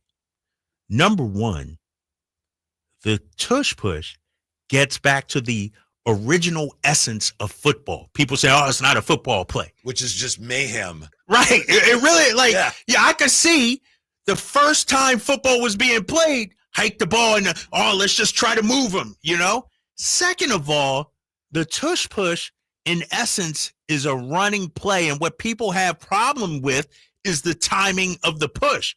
When Jalen Hurts gets the ball, he turns into, for lack of a runner. Mm-hmm. And then the push comes. It's not like they're pushing him before he gets the ball or anything like that. To me, it's just like handing the ball off to Saquon and then pushing him forward. It's the timing of the push that people have a problem with, really. And so I don't know, man. I just think it's sour grapes. And I mentioned it yesterday. Greeny saying it's unwatchable. Oh, yeah. ESPN asked a couple days ago, is the tush push ruining football? And I want to hear from fans, yourself, Ramsey. Yeah. When it happens, are you guys like, this is just, let me watch HGTV or something. I can't watch it. I do love it when it gets stopped. I love it when it gets stopped, but that's not often. Right, but that's the beauty of the play. It's like, all right, they're running it. Will somebody stop it? You're anticipating that. I mean, for me, that play goes all the way back to almost 20 years ago when people complained in the USC Notre Dame game when Reggie Bush pushed Matt Leinart in the end zone and they won the game. Figure it out and stop it. Nothing against it. If you can't stop it, why are we complaining? I personally have no issue with it. Here's another football play. Pardon me, Ramsey. Here's another reason why teams don't do it as much, because that's what I'm interested in here. Is well, everyone complains. Why don't you just do it? You can do it. Some say the inability to safely replicate it in practice is one of the reasons teams don't try it. Steichen admitted he called it as often as they did to help them perfect it. They don't like to practice it, and some coaches are reluctant to call a play that they haven't really practiced. So I'm not saying it's a good reason, but you don't want guys getting hurt. They don't want to practice it. Then you get in a game. Hey, let's do that. No, we haven't practiced it. So how? But the Eagles practice it, right? Or because they just do it all the time. They've done it so much in games. That's their practice. But yeah, exactly. And if you're a team, you can build it up and do the same thing. I just think, man, it's sour grapes. And if you legislate that out, then you got to legislate out pushing in any form or fashion. Yeah, and which I bet they will. Like Benjamin said, how are you going to do that? A guy, catches a ball and he's about to go into the end zone. He stood up. Nope, you can't push. And that's how the rule used to be. Yeah. Like, are we going backwards with that? Shane Steichen says it's about them doing it over and over and over again. They're getting the reps on the field on game day, and that's their practice doing it. And then other teams like, well, we don't want to practice that. When we come back, the Giants saying goodbye to an old foe tonight. And we won't spend too much time on baseball. So stay with us here. It's the Drive Guys on Sacktown Sports. Carmichael Dave here for my friends at American Energy Heating and Air. Yes, I always tell you they are a family-owned operation, been in business since 81, A-plus Better Business Bureau, but it is hot. We are in those Sacramento hot months. I want to focus on them being your second opinion partner. What does that mean? Maybe you've got somebody you're working with or you've worked with in the past in the HVAC world. Guess what? They want to give you a second opinion. How much does it cost? Nothing. You call them up and say, hey, can I get a second opinion on this deal? They come out and they either say, wow, that's a great deal. You should feel better about that. Or they say, we can beat that price. And usually they're going to beat it by a lot. Guess what? You just saved money and it didn't cost you anything to find out. It's a no-lose situation. Go with a trusted company. American Energy, 916-520-9990. That's 916-520-9990 or AmericanEnergyAir.com. Jingle Singers, take it away. Call 916-520-9990 now. Go from daydreamer to industry leader with Amazon Business. From office supplies to IT essentials, Amazon Business provides tools that help you save costs and make insight-based decisions. Learn how to bring your visions to life at AmazonBusiness.com. Let's go! You still got it, but your immune system weakens as you age, making it harder to fight flu, pneumococcal pneumonia, RSV, and COVID-19. Ask your doctor or pharmacist which vaccines you need. Sponsored by Pfizer. Ooma. What was that? That is business phone bliss with the Ooma Cloud phone system. It handles all our voice, video, and messaging needs. You sound very calm. I am. Ooma has everything I need to run my business more efficiently, like virtual receptionist, call routing, and video conferencing. And it starts at just $19.95 per month per user, plus taxes and fees. Ooma. Nice. Find your business comm at ooma.com/radio.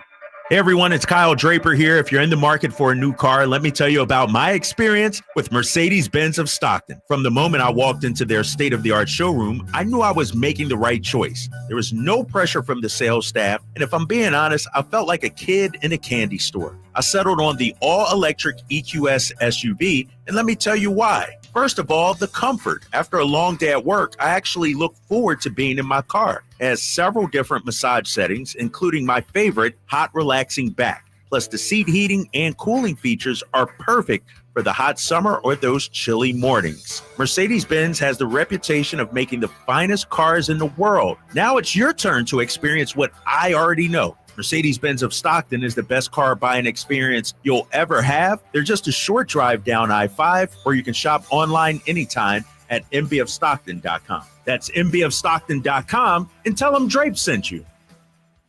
When I was a kid, I remember my dad, a lineman, leaving in the middle of the night. Families were depending on him to get their power back on to keep them safe and warm. Watching him taught me that this work isn't just about wires and circuits. It's about people and the trust they place in us when the lights go out.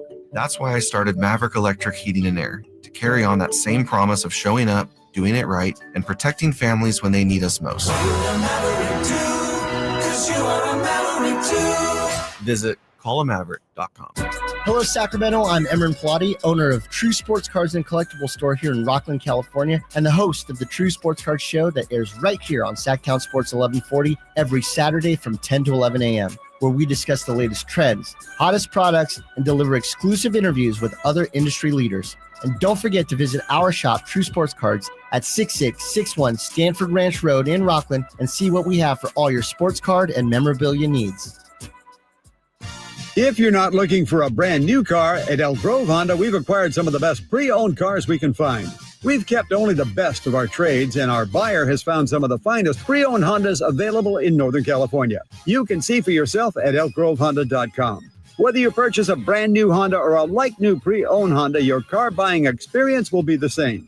We have the right Honda at the right price. You'll find us in the Elk Grove Auto Mall, Highway 99 and Elk Grove Boulevard. I gotta get an Elk Grove Honda. Hit the field during Sky River Casino's $400,000 touchdown for a truck giveaway. Play slots and table games daily to earn entries. Then join in on the action every Saturday for a chance to score up to $15,000 in free play or a brand new 2025 Chevy Silverado 1500. Visit skyriver.com to see how you can get 100 bonus entries every Tuesday and Friday. Gambling problem? Call 1-800-GAMBLER. Must be 21 or over.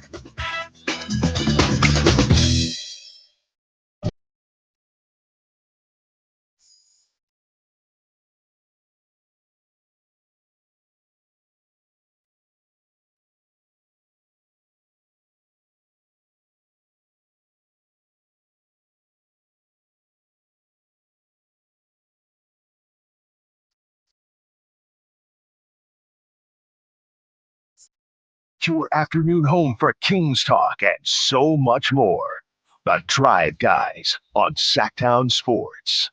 Campio has the answer to how to stop the tush push. Apparently, he says when the defense is presented with the tush push, the defense needs to put 7 men on the line, standing up, and 4 back in the linebacker positions. The defense will not stop it, but the 7 linemen just dive into the quarterback. Just take out the quarterback. Soon that play will not be called again. Just go get the quarterback. Right, just take shots at the QB. All right, Campy, I see how it is. Tush push here to stay this season, boys and girls. For this season, and your team will take full advantage. Yep. We'll see it this week against the Rams. Mm-hmm. I can't wait. I actually think it's an exciting play. Like it's interesting. Like you said, you want to see, can it be stopped? And how about, what was it, the Super Bowl last year when the Chiefs guy, was it the Chiefs Super Bowl where he kept jumping over the? That was the NFC championship. Washington. Frankie Louisville. Okay, all right, Washington. Yeah, he kept jumping. Right. That was hilarious, man. I love it, man. It'll be voted down after this year, which sucks. Mm-hmm. You know what the tush push is like? It's like James Harden developing the step back, take it. Hey, the rule book didn't say your 2 steps had to be going forward, right. And so he's the step back, the reverse Euro step. Yeah, exactly. And so it is what it is. I think in some ways it's really good for the league. It's like I read somebody saying about the poor officiating last year. Someone said the league doesn't care that the officiating is that bad, but they love that everyone's talking about how bad the officiating is, and therefore they're talking about the games. Right. So all the time, tush pushes this, blah, blah, blah. They probably love it. They're talking about us. Yeah, exactly. And so, I mean, I'm watching ESPN the other day. This is Monday, and that's the topic leading the show, the tush push. It's not about the game. Eagles won. It's should this play be banned and everything like that. And so, to your point, and the NBA hit frowns on this. Like, they want to get back to the game instead of all the NFL, though, is like, hey, people are talking. Think about it. Why did we just spend an hour almost talking about the NFL and tush push right here? Yep. We'll get back to it top of the hour. Right now, I just wanted to take a moment to talk about the Giants tonight, taking on the Dodgers and Clayton Kershaw. Yes. His final start, at least in the regular season, as a Dodger. Clayton Kershaw versus the Giants. 62 games, 27-16 record, 2.08 ERA. Damn. 407 innings against the Giants with 415 strikeouts. So is that more? Did you say more than a strikeout per inning? Yeah. Against the Giants? And I think he has the most wins at any stadium of any pitcher. He broke Steve Carlton's record or something. Lefty Steve Carlton. Wow. Yeah. And the craziest thing about Clayton Kershaw is that he and Matt Stafford were high school teammates in football and in baseball. They end up playing in the same market. Oh, I didn't know that. That is think pretty there was cool. a brief period in which they were both the highest paid players in their respective sports. Damn. I think Clayton Kershaw was Stafford's center, if I'm not mistaken. Really? That's and pretty cool. I think Stafford was Kershaw's catcher in high school. Wow, Isn't that crazy? That is crazy. And two, Verlander, Kershaw is a Hall of Famer. You know what I mean? And then you look at Stafford and, a Super Bowl champ. Like, that's pretty damn good. Like their Ring of Honor at school or their Wall of Fame or whatever. Yeah. That's pretty if impressive. that was in a movie, I don't know about you, but I'd say that's fake. That right. That's fake. Should be a movie, actually. Yeah. When you think about it. Right. I'm looking at some of Kershaw's numbers here. Postseason is what I want to focus on. It's right. Never it's had gotten a little better, but yeah. that's the one thing when people talk about how does he compare to Sandy Koufax or whomever, that's where he comes up short. But still, we're talking about without question an hell of a great. career, no doubt. So this is it, and no idea if he's pitching postseason or not yet, right? Or is he? I don't know. Probably. Well, it depends how far they get. Start? Yeah, I don't know. I don't know. Yeah. All right. I hope the Giants spoil his party tonight. Do you really? Yeah, I do. Oh, I forgot. Yeah, Padres guy. I thought you'd be going against the Giants, but no, Giants are so you're not there in the rear view. Yeah. But also, it just Dodgers and Clayton Kershaw is so nice, and the problem with the Giants is they basically get one hit every 9 innings, and they did last night. Really? I think it's the second time because against Arizona they won in extra innings, but I think they had one hit in 9 innings. Oh yeah, they did. They won the game in 11, and then last night against the Dodgers again, they had one hit. And they lost 2-1. They almost won the game. Yeah, it was 3 runs and 6 hits combined last night by both teams. Yeah. Combined? And that Giants game Wednesday, the Giants had one hit until the 11th inning. Yeah, right. Then they erupted a little bit. So it's tough to win at this level when you get one hit over 9 innings, Drapes. Yeah. They almost did it last night. Yeah. You need. So you're gonna need more than one hit tonight against Clayton Kershaw. Yeah, you got to put up some runs, no doubt about it. I'm looking. Ohtani was solid. Wow. Ohtani had 5 hitless innings and they took him out. I saw that. He gets 2 big hits. I'm just looking at the ESPN headline. Combined on a one hitter. And you got to get more hits. Yeah, a couple nights ago, Ohtani had 5 hitless innings and they took him out. But as far as the greatest left-hander of all time, I think it's Randy Johnson or Steve Carlton. Yeah. Clayton Kershaw's great, but don't, greatest left-hander ever. Come on. Let me ask you this. Clayton Kershaw, when I hear Randy Johnson, lefty Steve, was Kershaw feared like that ever? Do you think? Like he was really Randy Johnson, where the famous story when John Kruk got in the opposite batter's box and put his helmet backwards or whatever because he wanted no part of it. Right. Yeah. Right. So it wasn't feared that way, but he was just incredible. Yeah. The 3 times he was MVP. That MVP season was nasty. He was 21-3 with a 1.77 ERA. Damn, that's filthy. And just to speak to fear, it wasn't fear of the fastball. It was the fear of the drop off the table curveball that he would strike you out with. You and embarrass you. Oh, yeah.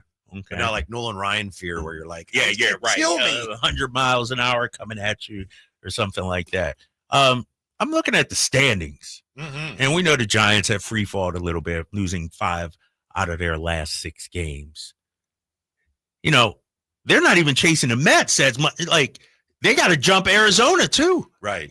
That series against Arizona really hurt them earlier this week. Yeah. It's been so crazy with the Giants. Started out, they were doing well, and then they traded for Devers, and they fell apart. And then when everyone gave up on them, they came to life, and they were like, man, this team's great. They're going to the playoffs. And then now they can't buy a hit. It's really odd. So streaky. Wayne Mulholland on YouTube. Koufax is better than Johnson. Sandy Koufax.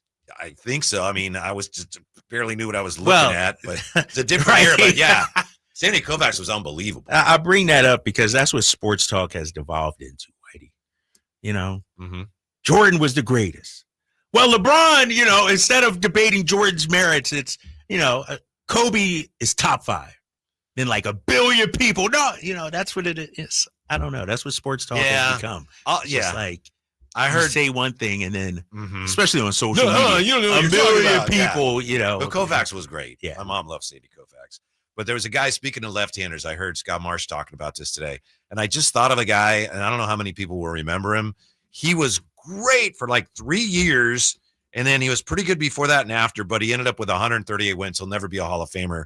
But for those 3 years, I think it was 04, 05, 06, Johan Santana was he was as good as you could be. Yeah. He was incredible. Johan was nasty. Yeah, and he threw the first no-hitter in the history of the Mets, I believe. But then he got hurt, and he was like, "Oh, is that yeah?" Yeah, he was not the same. But for those 3 years, he was just about as good as any left-hander's ever been. Yeah. ESPN had a ranking of the 10 greatest left-handed pitchers, and Sandy Koufax won. Randy Johnson 2, Clayton Kershaw number 3. Where's your guy, lefty Steve Carlton? Let's see what they got here. They got Warren Spahn. 363 wins. Yeah, there you go. Oh, they got Mad Bum at number 10 on this list. This is a few years ago. Tom Glavine at number 9. Carl Hubble. Okay. All right. Take your word for it. Whitey Ford. Okay. Let me see here. Lefty Grove is number 6. Yeah, he could bring it. Steve Carlton, number 5. Number 5. I think there's a couple missing, in my opinion. Who you got? One's from where Whitey grew up at. I take CeCe. CeCe was in CeCe was in that. And the other one, as much as I don't like the Dodgers, you got to throw Fernando in that mix and Vida Blue. Vida Blue's a classic what could have been story. So anyway, tonight we'll see if the Giants can spoil the party for old foe Clayton Kershaw. When we come back, Drapes, you threw out a question a little while ago that actually NFL Network on their Good Morning Football, they were talking about this week, and I'd love to get your thoughts on this. Do NFL fans have a new favorite team to hate? Have the Eagles replaced the Chiefs? I told you. As NFL fans' favorite team to hate. We'll dive into that when we come back. Wrap things up the next hour on Sacktown Sports. This is the story of the one. As a safety manager at a manufacturing plant, he does everything he can to keep his coworkers safe. From finding ways to reduce risks to keeping safety supplies in stock. And for that, he relies on Grainger. Grainger offers a broad range of quality products and next-day delivery, so he can always play it safe. Call 1-800-GRAINGER, click Grainger.com, or just stop by. Grainger, for the ones who get it done. The Sacktown Sports 49ers Report is brought to you by Kia of Vacaville, located beside the Vacaville outlets. On Sunday, it was no Purdy, no problem for the Niners as they win their second straight week on the road against a division opponent, 26-21 in New Orleans. Mac Jones went 26 for 39 for 279 yards and threw for 3 touchdowns, and Christian McCaffrey had 107 yards from scrimmage and a touchdown. Next up, it's the home opener for the Niners versus Arizona. You can catch the game this Sunday beginning at noon right here on Sacktown Sports 1140. Football season is here at Kia of Vacaville. You can score big in a new 2025 Kia Niro LX with up to 53 MPG combined at Kia of Vacaville. Perfect for road trips, tailgates, and cruising to Levi Stadium in style and comfort. But don't wait. Inventory is limited at Kia of Vacaville, and these deals won't last long. Visit KiaVacaville.com or stop by right next to the Vacaville outlets for friendly service, easy shopping, and unbeatable value. All in one stop. Kia of Vacaville, where the adventure begins. If you're 55 or older and into that whole saving money thing, T-Mobile has an exclusive phone and internet bundle just for you. Right now, get 2 unlimited phone lines plus 5G home internet for just $30 each per month with autopay, plus taxes and fees. And with 5G home internet, setup is easy with just 1 cord and no technician needed, which is great if you're also into that whole keeping it simple thing. Switch now and experience the best mobile network in the U.S. Visit your local store to start saving. T-Mobile, it's better over here. Based on analysis by Ookla Speed Test Intelligence data Q4 2024 to Q1 2025. Ookla trademarks used under license. Unlimited on our network. Customers on voice plan may notice speeds lower than other customers and further reduction if using more than 50 gigs a month due to data prioritization. Video streams and SD on this plan. Home internet pricing after $20 a monthly bill credit plus $5 per line without autopay. Debit or bank account required. See 5G device coverage and access details at T-Mobile.com. Hey, it's Carmichael Dave letting you know Amy's Outdoor Living's huge inventory reduction warehouse sale is back this Saturday and Sunday only from 8 a.m. to 3 p.m. at 11255 Pyrites Way. That's Suite 200 in Gold River. Listen, they are making room for holiday items and 2026 furniture models, so everything is drastically reduced to move. 2 days only, you will find pre-tariff prices on patio furniture, umbrellas, scratch and dent, and demoed grills. Plus, Traeger flat-top grills are priced to fly out the door. Uni pizza ovens, one of this year's hottest models, must go because they need the room. It's a sale you just can't miss, and it's just 2 days only, so bring your truck. Amy's Outdoor Living Inventory Reduction Warehouse Sale this Saturday, this Sunday only from 8 a.m. to 3 p.m. at 11255 Pyrites Way, Suite 200 in Gold River. Tell them Carmichael Dave sent you. Toyota's legendary truck event is on, and the deals are legendary. Just announced. Get low APR plus 500 bonus cash on 2025 Tacoma. Or get low APR or an incredible 3,000 cash back on 2025 Tundra. Get to your Toyota dealer now because this truck event is gonna be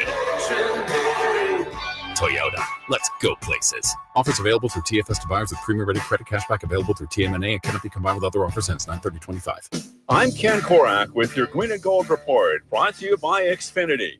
Introducing the 5-year price guarantee. One internet price, 5 years guaranteed. Well, as we hit the home stretch in 2025, there seems little doubt that Nick Kurtz will become the American League Rookie of the Year, and even a chance that Kurtz and Jacob Wilson will finish 1-2, and also the chance that Wilson will become the A's first rookie ever to win the American League batting title.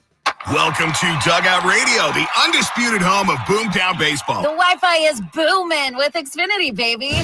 Our next caller is Stacy. How do you stay locked in on every pitch and play? We stream it all live on Xfinity Internet with low lag, 99.99% network reliability, and speeds faster than a base runner beating the throw to home plate. I stream on my TV, tablets, even my smart fridge. Smart fridge? With all those games, we gotta refuel. Stream live baseball with Wi-Fi built for the biggest moments. Xfinity. Restrictions apply. Actual speeds vary, not guaranteed. KHD1 Sacramento, KYMX HD3 Sacramento. From the Power Business Technology Toshiba Studios. Sacramento's official home of the 49ers. San Francisco. Sacktown Sports, 1140.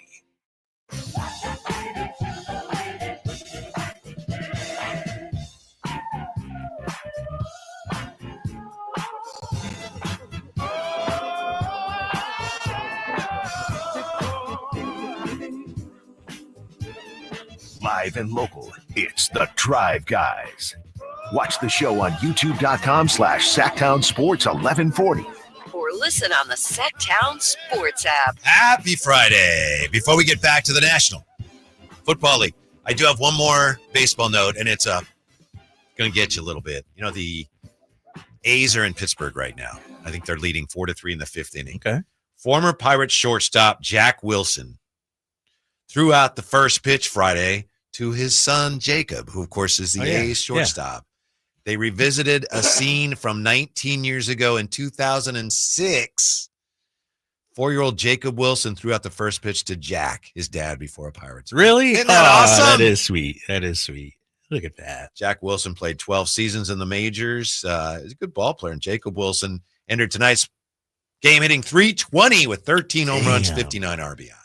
Impressive. There's another movie waiting to happen, right? That's a movie, yeah, for sure. With his dad, too. Mm-hmm. It's like a Field of Dreams almost, that kind of level, Mm-hmm. Well, you're getting choked up over there. A little bit emotional over cool. there, right? Yeah.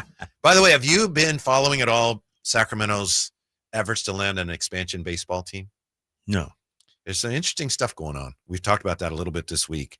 I'm hearing some things, obviously. Well, I think you were the first person that told me, the people here, they're not looking to keep the A's. And it does appear that the A's are on their way to Vegas, and the powers that be here have just accepted that. Like, that's fine. I'm sure if the A's were available, there might be some interest. But there is an effort underway to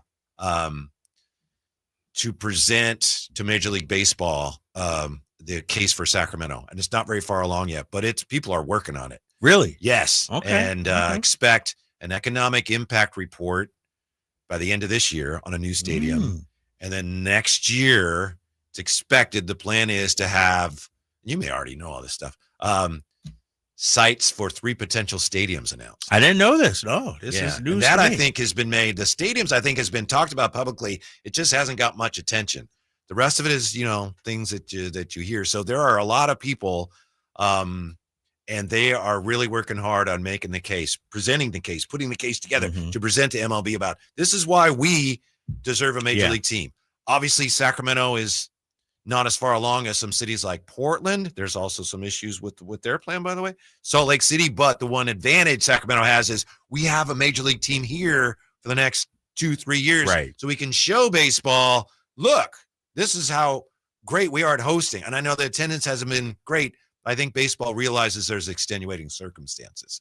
So after this, there's probably not going to be expansion for a long time. The commissioner also this week was talking about expansion. He didn't mention Sacramento. He didn't mention any city specifically, but he said, travel is an important part of this because we've got 162 games over 190 days, whatever, and you don't want to be traveling all over the place. And if that's true, that would be, you'd think Sacramento would be in good shape there because, we're already next to. Yeah, you got Giants here. Yeah. So teams right here. I don't know, but people are working on it. Yeah, I did believe and felt, I said this early, that the play was never really to try and keep the A's here. It was right. Yeah, I remember you told me right. that. Yeah, exactly. And so, man, that's good to hear though. Like because here's the thing: we were worried about. All right, the A's come here, use this for 3 years, then they're gone. Now what? They're already working behind the scenes. Yes. So it's some very smart people with a lot of money, I'm sure, are behind this. Yeah. So. And I know right now, even nationally, when people talk about expansion sites, they don't really mention Sacramento because Sacramento hasn't made the plans public yet. Right. But they're working on it. Yeah. You're hearing what? Portland? Austin, Nashville probably gets a team, although for what it's worth, I've read some things suggesting maybe they're not the shoe-in we thought. Utah, and then here's the deal with Portland. You may have seen Portland has a mock-up of a stadium, and they have a plan for funding it. But the plan hinges on one of those so-called jock taxes. And they had that in Memphis, and it got shot down, huh? Yeah, because the leagues and the players didn't like it. So it's possible that Portland may have this nice plan, and I have nothing against Portland. Right. Just rather would have a team here. And it may, when push comes to shove, MLB and or the Players Union may say, we don't like that. We ain't doing that. Yeah. You think Utah is probably our chief competition, Salt Lake City? Assuming that baseball wants to put one team in the East and one team in the West, maybe so.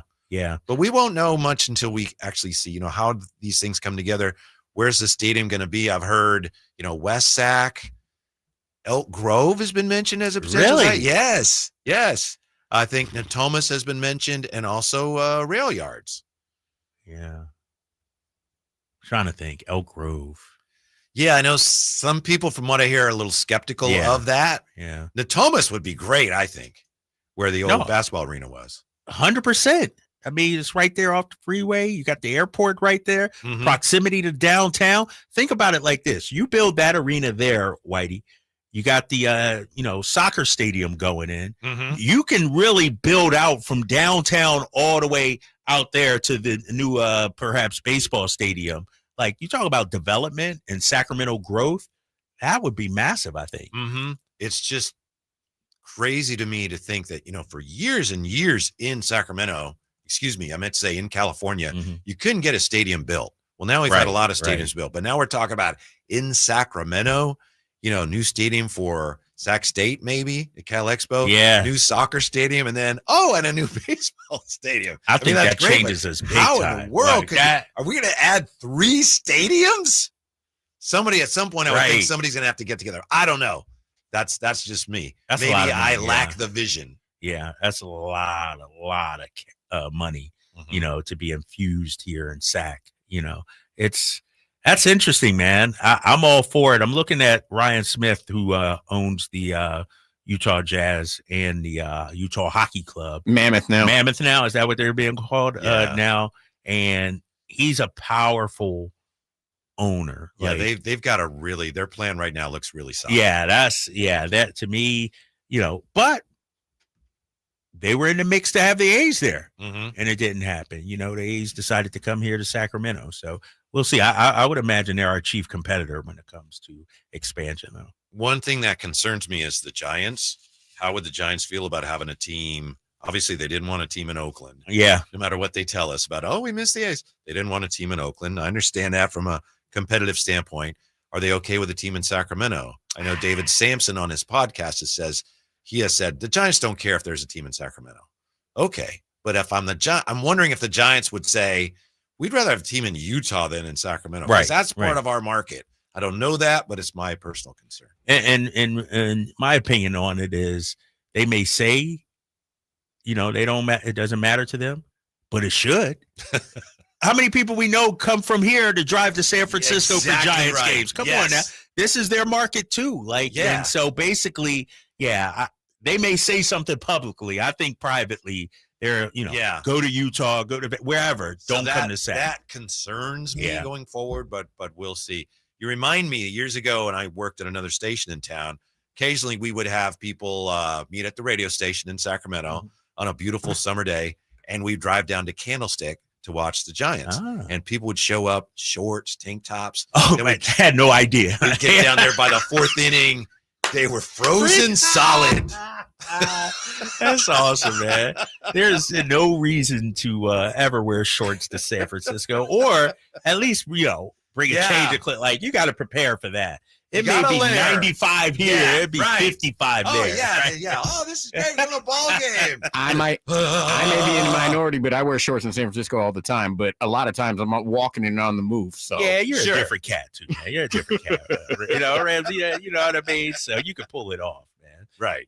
But when I flew out, where did I fly to? Singapore or whatever. I was flying out of San Francisco. Usually flying out of Sac, I'm in shorts, but I knew, dude, you're going to San Francisco. When you hop on that plane, it's going to be cold and everything. I had the sweats and the sweatshirt and everything. So I've learned my lesson, dealing with San Francisco weather. Yeah. I don't know what it's like down there right now. I know we have clouds here, but a lot of times this time of year in San Francisco, it's beautiful. Right. And in fact, the 49ers are wearing, they don't normally do this. They're wearing white in their home opener. Are they? Because of the temperatures. Interesting. Yeah. Because I think that's cooler. I've never done that. Really? Yeah. Well, right now in San Francisco, according to my app here, 70 degrees and sunny. Sunday, 71 and sunny. So, okay. And in Santa Clara, so you add some. Oh, yeah, degrees to Santa that. Clara, too. Yeah. 70 and sunny. Yeah, see? That's beautiful. That's beautiful. I'd take that all day. Yeah, in June, it's like 59. And I just don't understand it, man. I just don't understand it. We went, this was a few years ago in August or September. My wife and I, on Friday night, I finished working. We got in the car here in Sacramento, and it was 101. And by the time we got down there to her mother's house, it was like 59. Really? Yeah. Dang, that's unbelievable, man. That's unbelievable. 40-degree difference. Speaking of the 49ers, barring a significant last-minute change, according to Nick Wagner, Mac Jones, a quarterback for a second consecutive week against the Arizona Cardinals. We talked to Rod Brooks, our 49er insider, earlier today. He sounds very confident in Mac Jones. He also sounds like he really respects the Arizona Cardinals. Yeah, he was high on Arizona, talked about their front four, defensively, and, how, Tua obviously, not Tua, Kyler Murray, obviously has had his way at times with San Francisco. This is a statement game. You asked earlier who's this game is bigger for. I think it's bigger for Arizona, man. This puts the league on notice, I think, if they win this game. If the Niners win, it's like, all right, you beat Arizona at home. That's great, But if the Cardinals come in here and win, feather in the cap or the helmet. Yep. Yeah. Yep. Kyle Shanahan said today, quote, I think it's highly unlikely that he will start. We're just trying to see where he's at to see if he can be a number 2 or an emergency number 3. If he's a number 3, heaven forbid, if something were to happen to Brock Purdy, and then you'd have to play Adrian Martinez. Really? He's never played in the NFL. And the 49ers kind of, they brought in quarterback Mike White a couple weeks ago. They worked him out. He ended up signing with Cincinnati. So they decided, no, we're good with Adrian Martinez. He's never played, Drapes. So I think Brock is probably the number 2, right? Let's hope so. Right. Nothing against Adrian. But. Yeah. Especially because Brock's been, taking part in practice, and the fact that, and maybe it's Kyle being coy, like you said, he's questionable for Sunday's game. I would imagine this might be one of those, if it was a playoff game or if it's a Super Bowl, Brock could go. And so they might just be looking to give him an extra week and try to get through this game with Mac. But if need be, he probably could play. Shanahan said whether Purdy is in uniform as a backup will depend on how he feels over the next 48 hours. And the Niners will see how he's doing Saturday. Then they have to make some roster decisions. whether Purdy can be the primary backup or whether they're going to elevate Adrian Martinez to be Jones' top backup, which is just a roll of the dice. And then you just hope Mac's okay. And Adrian Martinez doesn't have to play. Yeah. I mean, obviously they like him. 70% Brock Purdy is better than 100% Adrian Martinez, right? I would think so. Yeah. Mm-hmm. Then you've also got Connor Colby. Let's see. He's listed as questionable. Juwan Jennings. Spencer Burford ruled out. Yep. Yeah. Juwan Jennings, questionable. So, that's just the nature of it. Another day, another week in Niners camp. It's the injuries have been piling up. They aren't piling up. They have been piling up. And to your point, you made earlier about the wide receiver position. I mean, if Mac gets hurt, like I thought Mac Jones did a hell of a job last week. I thought he did a really good job. And then you got the weapons that, he threw to, obviously, with Ricky Pearsall and Juwan Jennings. And McCaffrey, too. Yeah. But then if Mac gets hurt, now you're asking Adrian to come in with a banged up wide receiving core. Right. And a banged up offensive line. All right, go get him. I don't know what to do. I've never done this. It ain't gonna happen. It's nice to talk about, but it ain't. That would be disastrous, dude. That's an L for sure. It ain't gonna happen though.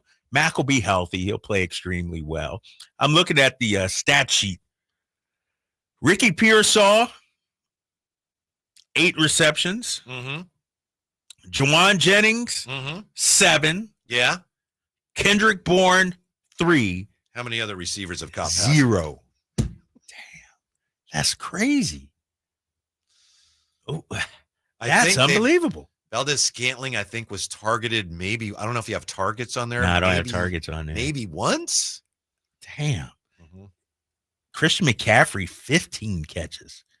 In terms of number of balls caught, he's been their best, wide receiver. And the tight ends, not just Kittle, but Tonjes. Tonjes. Yeah. He's got 7 catches. Like the fact that Ricky Pearsall, who you were touting yesterday, 20.5 yards per catch, only got 8 catches, though. Ain't no number one, Whitey. I mean, and Juwan Jennings, 7 through 2 games. That's why, when you ask Rod Brooks, do you expect the Cardinals to load up in the box?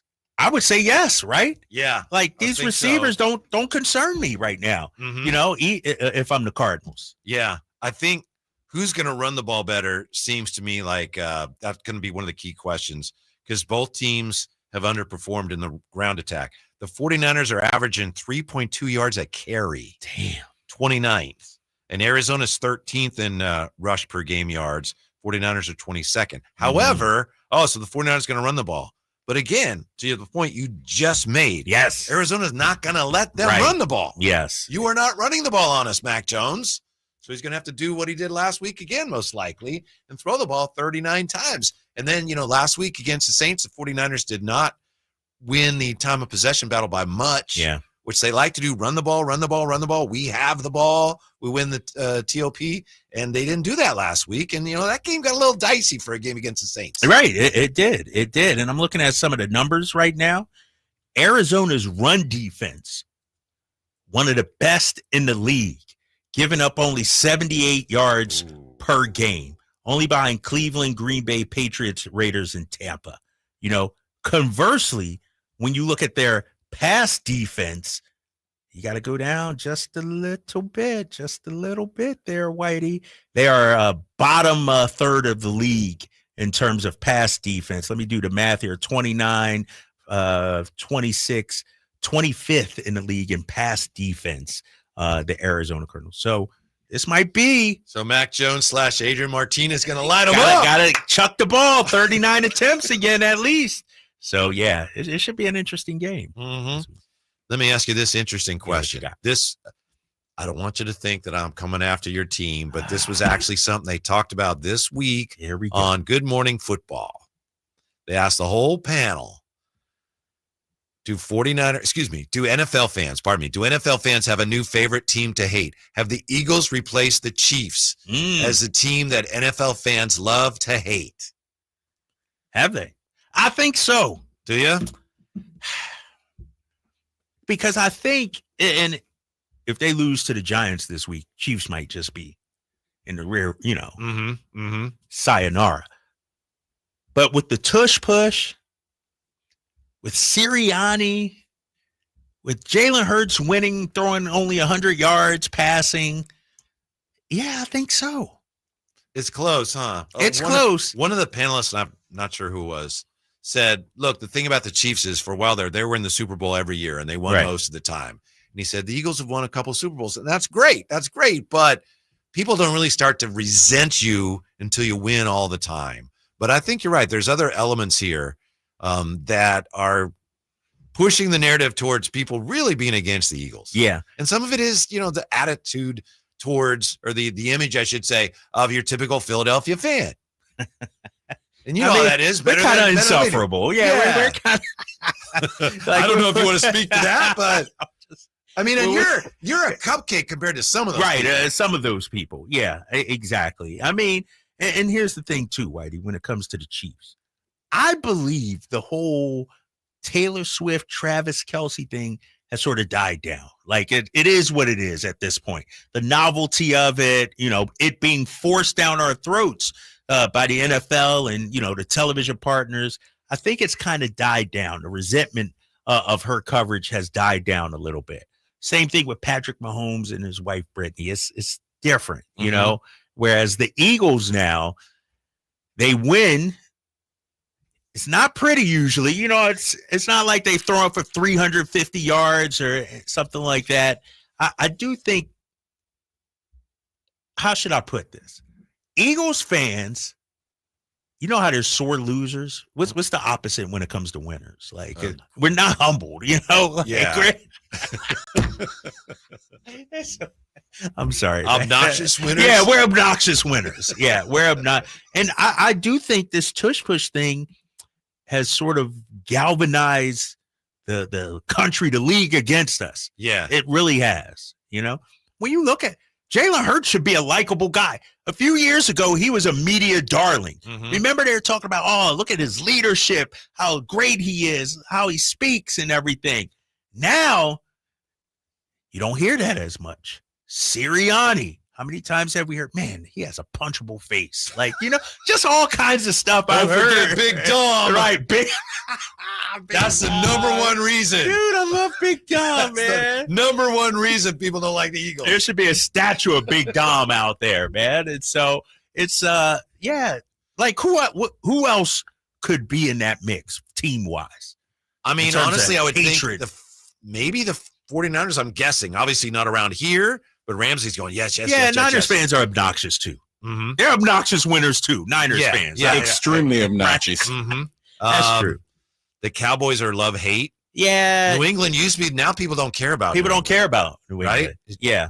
I would probably say Cowboys. But they're not relevant in terms of they're not successful, especially come postseason. So yeah. That's interesting. I don't know. I think my boys might be up there. Cowboys fans think that they're winning the Super Bowl every year, and they haven't won this. They haven't even been in the NFC Championship game in 30 years. So yeah. Their owner makes them very obnoxious because he just is always in the limelight and always getting the attention. And at some point we're like, what? Who cares? You stink. Yeah.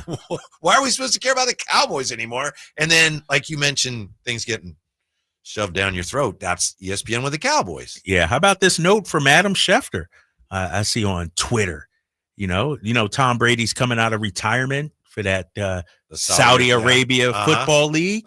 According to Adam Schefter, the 49ers now have confirmed 3 players for that flag football game. Christian McCaffrey, George Kittle, and Fred Warner. Interesting. Going to Saudi to play flag football with Tom Brady. No need to. We can let that marinate for a few minutes. All right, how about that? I'm just not big on the whole Saudi thing at this point. Just to be honest. Yeah, I hear you. That's all. What do you think of? We haven't talked to you since rumors came out. The commissioner saying, "Oh, Taylor Swift is a Super Bowl. I don't know, maybe." Sign me up, big fella. Sign me up. Yeah, but it turns out Adele has also been asked. Maybe a Super Bowl halftime show with both of them. Have they done any songs together? I don't think Not so. that I I don't know think of. so. No, give me T Swift. Give me Taylor Swift. Did you hear real quick? She got the new album coming out. Okay. She's actually releasing something in theaters October 2nd to the 5th. Oh, I wonder if you're going to go to see that. My daughter already texted me, Dad, guess what? And I already knew. So, of course, I'm going to go check that out with my little girl. Did you hear about Drake's new album? He's taking shots at Debo? No. You didn't hear about that? I didn't hear about that. I was sick. I was out. All right, we'll have to look at that. Also, Upset-a-Palooza when we return. Drive Guy Sacktown Sports. Wesley Financial Group is not a law firm, and Chuck McDowell definitely not an attorney. This is Chuck. If someone talked you into buying something really silly and you want to get out of that silly little thing, my advice, get the facts. Call me and I'll send you our timeshare exit kit absolutely free. Inside, you'll learn how timeshare works and all your options for cancellation. Call Wesley now for your free exit info kit. 800-838-6767. That's 800-838-6767. With the new IHOP value menu, $6 is all it takes to go to your happy place, where stacks of pancakes with bacon and eggs are just $6 every day. French toast, sausage, and eggs are, you guessed it, $6. And fluffy omelets come with a side of pancakes and only cost $6. Go to your happy plates every day at IHOP. $7 in some locations. Available every day for a limited time at participating restaurants in the U.S. Hours may vary. No substitutions. Not valid with other discounts or promotions. Prices may vary.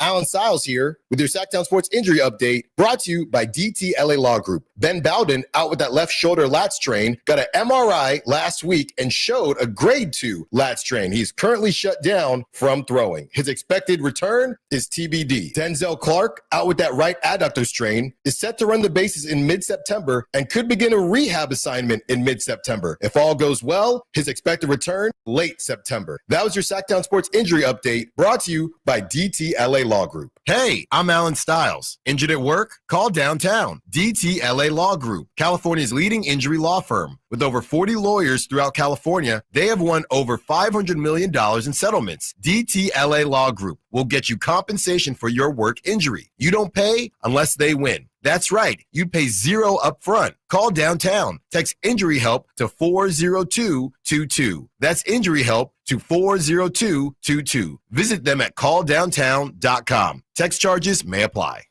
When I was a kid, I remember my dad, a lineman, leaving in the middle of the night. Families were depending on him to get their power back on to keep them safe and warm. Watching him taught me that this work isn't just about wires and circuits. It's about people and the trust they place in us when the lights go out. That's why I started Maverick Electric Heating and Air, to carry on that same promise of showing up, doing it right, and protecting families when they need us most. Visit callamaverick.com. If you're not looking for a brand new car, at Elk Grove Honda, we've acquired some of the best pre-owned cars we can find. We've kept only the best of our trades, and our buyer has found some of the finest pre-owned Hondas available in Northern California. You can see for yourself at elkgrovehonda.com. Whether you purchase a brand new Honda or a like-new pre-owned Honda, your car buying experience will be the same. We have the right Honda at the right price. You'll find us in the Elk Grove Auto Mall, Highway 99 and Elk Grove Boulevard. I gotta get an Elk Grove Honda. For over 90 years, Hagen Oaks has partnered with the biggest brands in golf to bring cutting-edge technology to your game. Our one-of-a-kind total game fitting offers a level of experience and precision that is unmatched. From driver to putter, footwear to golf balls, our TrackMan-powered performance studios, 3D footwear scanner, and Ping's Ballnamic ball fitting kiosk ensure every piece of your gear is tailored to your swing. Trust the experts at the Hagen Oaks Golf Super Shop. Total game fitting starts here.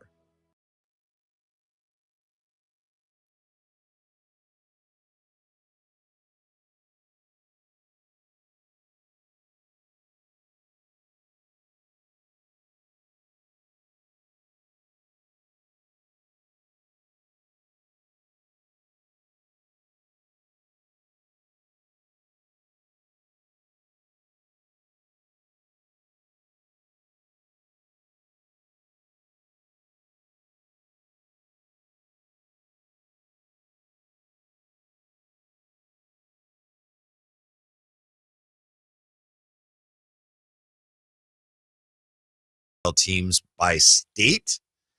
Yeah, somebody posted this woman Kendra Middleton on X, most hated NFL team in every state. Is there any rhyme or reason to it?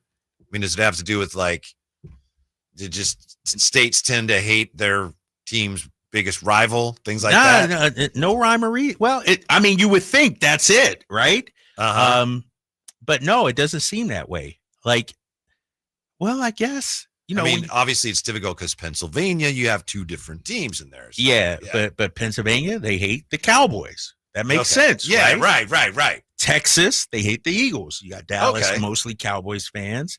California, the Seahawks.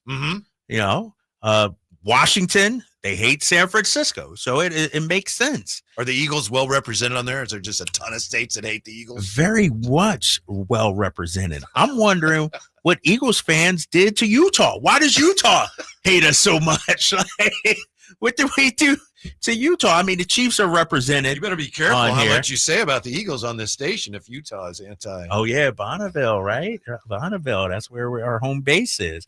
But no, some of this is interesting. And then, Whitey, and this can't be accurate. It can't be accurate, because I'm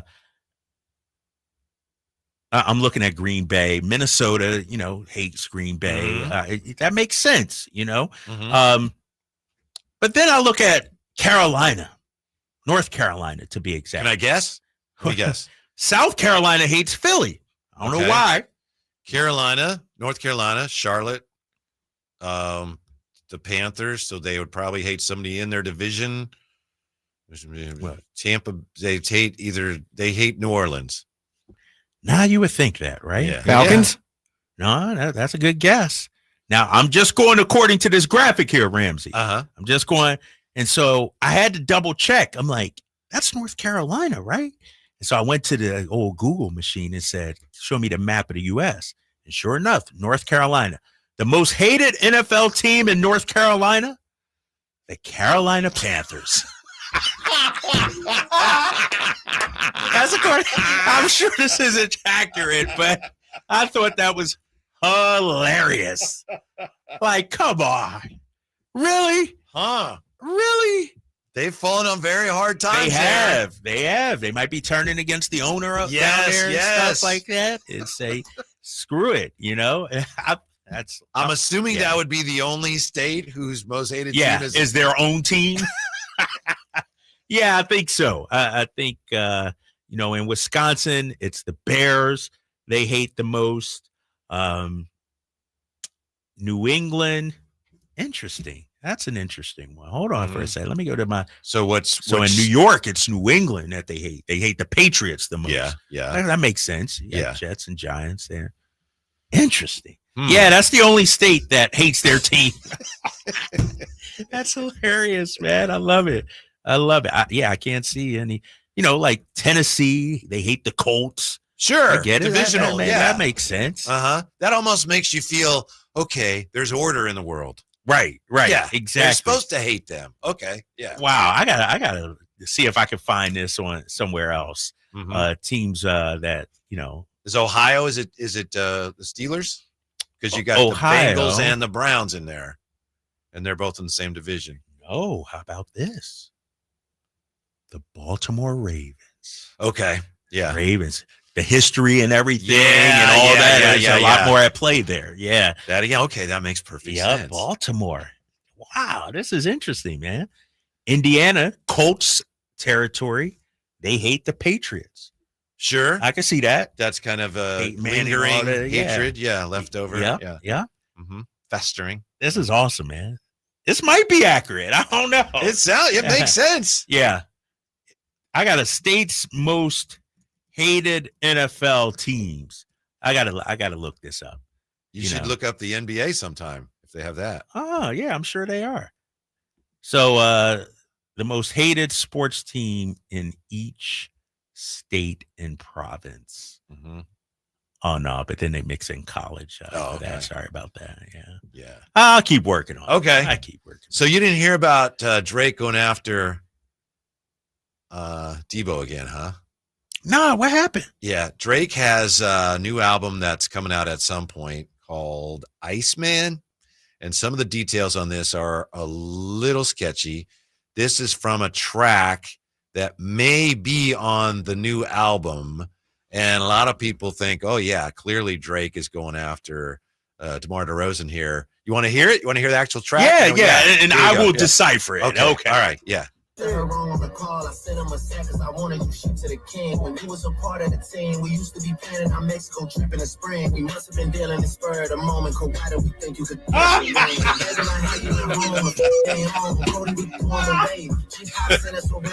What do you think? When you was part of the team, we used to be planning our Mexico trips in the spring. We must have been dealing in the spur of the moment because why, Kawhi, did we think you could get us a ring? Oh, shoot. Of course, there's no ifs, ands, or buts about it. You think maybe? Oh, geez. I can run it back again if you need to hear it a second please, time. One more time, big fella. One more time. Wrong on the call. I sent him a sack because I wanted you shit to the king. When you was a part of the team, we used to be planning. Cut. He said, shout out to the king. That's how we knew right there. I didn't need to hear. He said, send him a sack. Shout out to the king. Wow. See, I didn't even have that in the article I have. I didn't. Wow. He what's the name of that song? I don't know the name of the song. Maybe it's the Iceman is the album. Yeah. Wow. And I don't know if I have the name. Do you have the name of the track there, Randy? I don't. I think it's just. It may just be a freestyle that he put together. But yeah, he's definitely talking about DeMar DeRozan. Yeah. Jeez. Mm-hmm. That's messed up, man. That is messed up because it used to be close. They were planning a Mexico trip, according to Drake. Mm-hmm. DeMar DeRozan, arguably the greatest Raptor, second greatest, third greatest Raptor of all time. Right. You know? And for this beef to continue, it's that's brutal, man. Now, see, Jay and I were wondering how you would take this because you're obviously pro DeMar DeRozan, but you've been pro Drake. So we thought, this might be a tough one for. No, it's just the cost of doing business. I don't have to pick a side on this one. This is just rap beef, man. You keep it on wax and keep it moving. And you get the whole Mexico reference because they're talking 1, 2, 3 Cancun as they talk about inside the NBA. Yeah, and I'm not surprised Drake went back. I mean, I do believe, maybe I'm wrong. Is this the first time he's clapping back at DeMar since the Not Like Us video and everything? Like, I don't know. I think musically, well, he did at He did at the game. At the game. I was there. Yeah, he did at the game. And then remember what Debo said to him was like, hey, you going to have to climb a real high to take my jersey down. Damn. Can't we all just get along? I think this one should have wrapped up. It's played out. Mm-hmm. It's over. It's done with. Why Drake still trying to do that? That's tough. Would that be admitting defeat if he just rolled over and stopped? Is that why he's still going after him? Is it just for publicity? No, Whitey, in the great words of Michelle Obama, when they go low, you go high. Be the bigger man, Drake. But typically in the music industry, that's not a philosophy that's embraced. But most people, not me, most people say Drake lost. Take the L and go home. And you know what I mean? Why is it you say don't you trying to... You brought it up. I didn't bring it up. I'm not going to relitigate that. I thought Drake won. You know, that's just me. But who won the football game last night? Miami? Most people think Buffalo won it. Right. What is it that clear cut? Is that was there a scoreboard? I didn't know anybody was keeping score. But wow, yeah, it's according to this website, Drake track National Treasure leaks online. National Treasure. Yeah, National Treasure. Okay. Yeah. 339-1140, 1-800-920-1140. Let's get to Skip, the great Skip, back with us. How are you today, Skip? What's going on? Whitey, what's up, my man? Hey, good to talk with you. What can we do for you? Hey, so Mr. Draper. Oh, shoot. Mind you of you and your 100% full backing and support of one Drake as Kendrick Lamar just took him apart piece by piece. So think about what he's doing now. He had enough of dealing with the Hall of Famers, with the A-listers.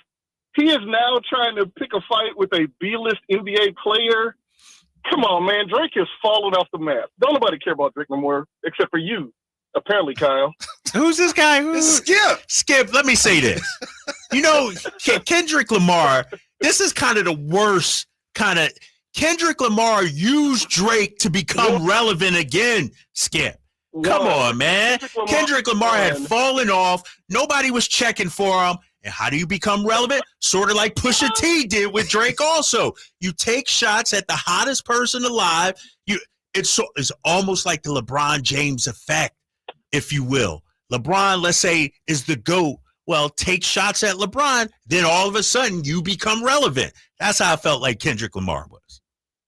All right, Kyle, that's one way to look at it. I mean, it don't make sense logically, but it's true. That's one way to look at it. But certain Drake, he ain't messing with nobody at that level no more. Who in their right mind thinks that we want to hear somebody rapping about DeMar DeRozan? Come on, man. He's washed up. Wow. All right. Thank you, Skip. All right, Skip. Yeah. Skip called in quickly. We just started that, right? Yeah. All right. He's stealing our signs. He knew what was coming. Yeah. Hey, Whitey's Wayback Machine quiz. I'm ready. Are you ready? Because you got Ramsey today. I ain't worried about Ramsey. You sure about that? Yeah. You've been studying, huh?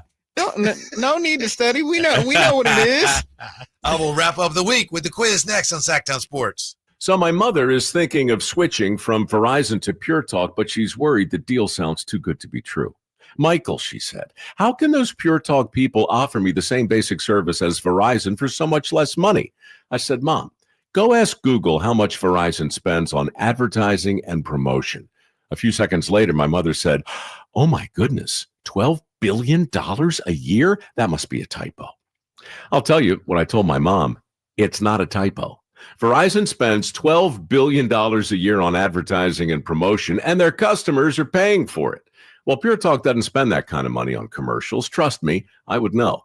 Consequently, they can offer you and my mother unlimited talk, text, and plenty of data on a blazing fast 5G network for just $25 a month. Dial pound 250 and say the words Mike Rowe, and you'll get an additional 50% off your first month. That's pound 250 Mike Rowe. Pure Talk. Everything you need and nothing you don't. Grab the keys to a new Toyota. Fall's calling. Time to own every mile, every trail, every turn. Take on California's wildest outdoor adventures with Toyota's proven reliability backing you all the way. Get a low-cost lease on the dynamic 2025 RAV4 or shop the industry's best lineup of fuel-efficient hybrid SUVs like the 36 MPG Grand Highlander Hybrid and the 38 MPG Toyota Crown Signia. Toyota, let's go places. Offer available through TFS to buyers with premium rated credit as 9/30/25.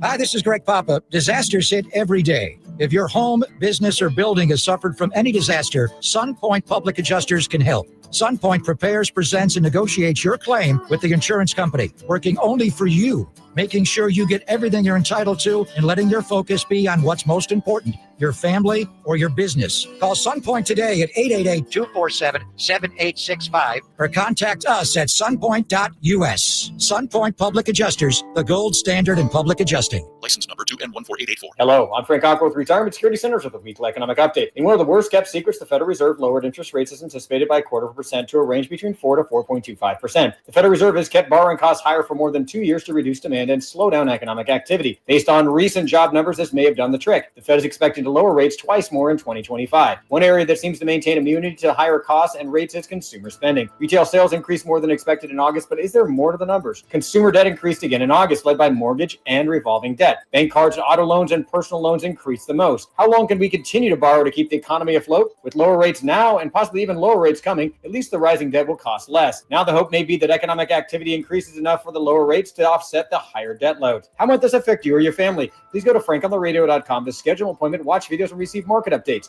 I'm ready to help you start your journey so you can define your future. Securities and investment advisory services offered through Mosaic Wealth, member FINRA SIPC. Mosaic Wealth is separately owned, and other entities and or marketing names, products, or services referenced here are independent of Mosaic Wealth. Mike Rowe here with another random fact. Those cracks on your walls aren't just cosmetic.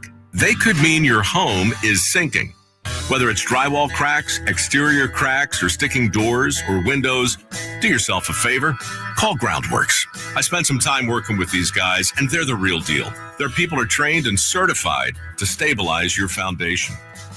Groundworks, official foundation repair company of Cal Athletics. Licensed in all states where work is performed. See website for details. If you're 55 or older and into that whole saving money thing, T-Mobile has an exclusive phone and internet bundle just for you. Right now, get 2 unlimited phone lines plus 5G home internet for just $30 each per month with autopay, plus taxes and fees. And with 5G home internet, setup is easy with just 1 cord and no technician needed, which is great if you're also into that whole keeping it simple thing. Switch now and experience the best mobile network in the U.S. Visit your local store to start saving. T-Mobile, it's better over here. Based on analysis by Ookla of speed test intelligence data Q4 2024 to Q1 2025. Ookla trademarks used under license. Unlimited on our network. Customers on voice plan may notice speeds lower than other customers and further reduction if using more than 50 gigs a month due to data prioritization. Video streams and SD on this plan. Home internet pricing after $20 and monthly bill credit plus $5 per line without autopay. Debit or bank account required. See 5G device coverage and access details at T-Mobile.com.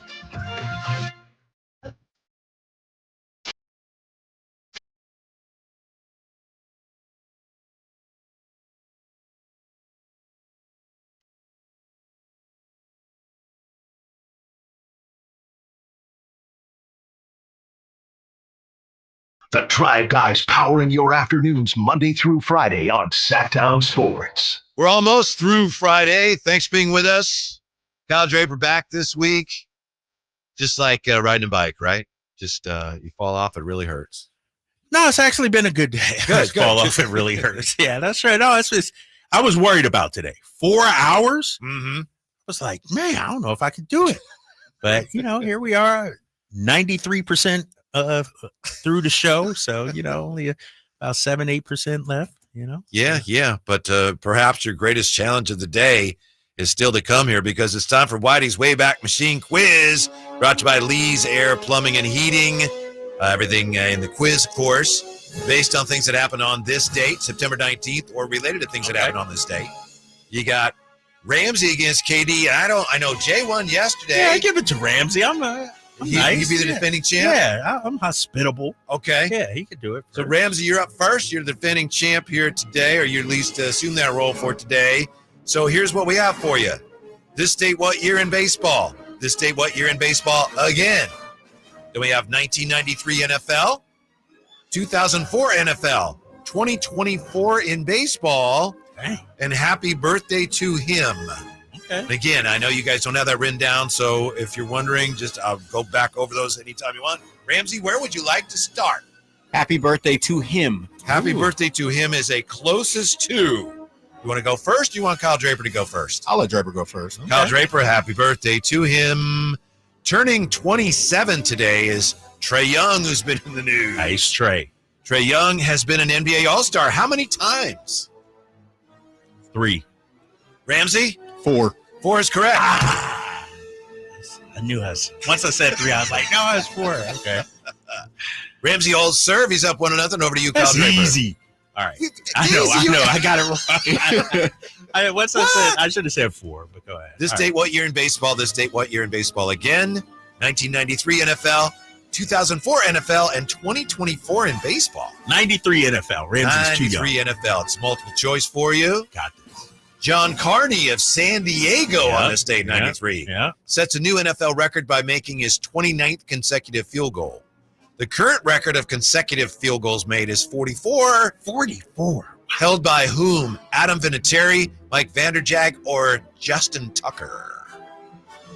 Current record, 44 consecutive field goals. Justin Tucker. Justin Tucker's not correct. What? Over to Ramsey. I noticed that. Vinatieri. Yep. Vinatieri is right. Gosh. I'm struggling. You're down. You're 0-2. I'm not thinking about that. I got to settle down. Go ahead. All right. Like some of these 0-2 teams, but you can still make the playoffs. You can still Chiefs, win baby. here. I'm the Chiefs. Mm-hmm. But it's back to Ramsey. Ramsey, this date, what year in baseball? This date, what year in baseball again? 2004 NFL and 2024 in baseball. Ramsey up 2-0. Let's go last year baseball, please. 2024 in baseball. It's multiple choice. Excuse me, it's not multiple choice. Pardon me. It's closest to. You want to go first? You want Kyle Draper to go first? I'm protesting. I'll let Draper go first. Why are you protesting? Because you messed up right there, man. This is You haven't read the question yet. There's nothing. There's nothing to protest. Protest denied. But okay. So did you want him to go first? Yes, please. All right, Drapes. 2024 in baseball. Here you go. Just a year ago, Shohei Ohtani Became baseball's first player with 50 homers and 50 steals in one season. Yeah. Did that a year ago. The Dodgers beat the Marlins 20-4. How many runs did Ohtani drive in that game? Oh, say this. Can you read it again? I'm sorry. This date, a year ago, he became baseball's first 50-50 guy, 50 homers, 50 steals. Dodgers beat the Marlins that day 20-4. Ooh, How many runs did Ohtani drive in that game 1 year ago today? 5. 5. What do you think, Ramsey? 6. Answer is 10. Shut up. Yes, he drove in 10 that day. 10 RBI in the game? And he had 19 total bases in that game. 3 home runs. Yes. I don't remember. I do. 10 RBI? Yes. Jeez. And now you're up against it, Kyle Draper. Got him right where I want him. Yeah. 3-0. And back to you, Kyle Draper. This date, what year in baseball? This date, what year in baseball again? And 2004 NFL. 2004 NFL. Tom Brady. It is a closest to Ramsey. Ramsey, go for it. Ramsey. This date, 2004.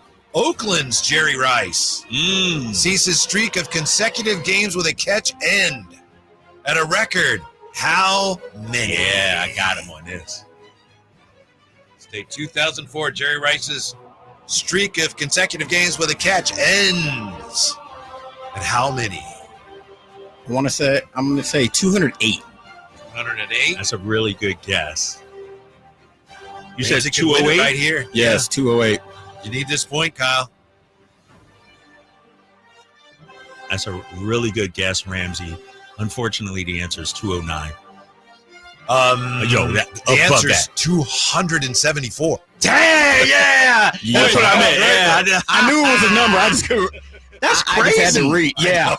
Dang, you know how many years you got to play to have, I know. and then to catch it? Oh, Yeah. that's impressive. Back in the game, Kyle Draper. Yeah, I told you. All right, Ramsey.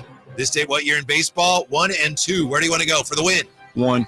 This date, what year in baseball? You know how these work. You get to hear it, and then you can decide who goes first. This date, what year in baseball? Jackie Robinson is named National League Rookie of the Year. Ooh, okay. Some say that the word should be named after him. In fact, it may be. Jackie Robinson, this day, what year? Named National League Rookie of the Year. 1947. He's got it, and he walks it off. Whitey. It's a win for Ramsey. That may be the easiest question in the history. Bro. It works out that way sometimes. It wasn't that close. I have to point out, it wasn't that close of a match today. I would have, if I would have guessed it, if I would have had that question, I would have got that one. Okay. Yeah. You going to congratulate Ramsey? No. Here's the thing. Ramsey is so not used to winning. He doesn't even have a winning song. Like when you win a championship song, you play something. Crickets. He's like, what do I do now, guys? No, what do I do? I'm just, hey, I could play Kendrick Lamar humble, but congratulations. But I'm just remaining humble. That's all I can do. So, hey, win is a win. I see how it is. Did he get you a little nervous at all, Ramsey, when he started creeping back into that thing? No, because I knew the only one I messed with was Jerry Rice. It was just the number. That's all it was. And once I heard that question, I'm like, this guy got it. Yeah. By the way, the other one was this date, what year? Denny McLain won his 31st game, which no one has done since. That was, anyone want to guess? 76, I believe. What do you say? Denny McLain? Yeah. 79. No, it's 1968. Oh, okay. His last 30 That's 30 game winner? Yes. Yeah. Wow. Yeah. Tomorrow, join Drapes and I at Jay's. Oh, yeah. And myself. Oh, and Ramsey Ramsey will be out there too. I'll most definitely be there. Mm-hmm. Over at Game Fit, right outside the station here. Game Fit, Commerce Circle. Mm-hmm. Yeah, we'll be out there tomorrow. What time you getting there? Right after the show? Right after the show. So you guys are 10 to 11. I'll be there. Nick got a game 10 to 11. I'll be there 11:30. All right. I'll be there. I'll be there earlier than you. Okay. Because I'll just say I may or may not have a role in the event itself. Oh shoot, Jay putting your butt to work. That? I know, right? Clearly he will. I know. Why is this secretive? I'm getting put to work, but it's for all good reasons. All right, Ramsey. All Thank right. you, Ramsey. Yeah, we'll see you tomorrow, hopefully. Thanks for being with us. We have a GR Sports Brief show coming up next on Sacktown Sports. Have a great weekend.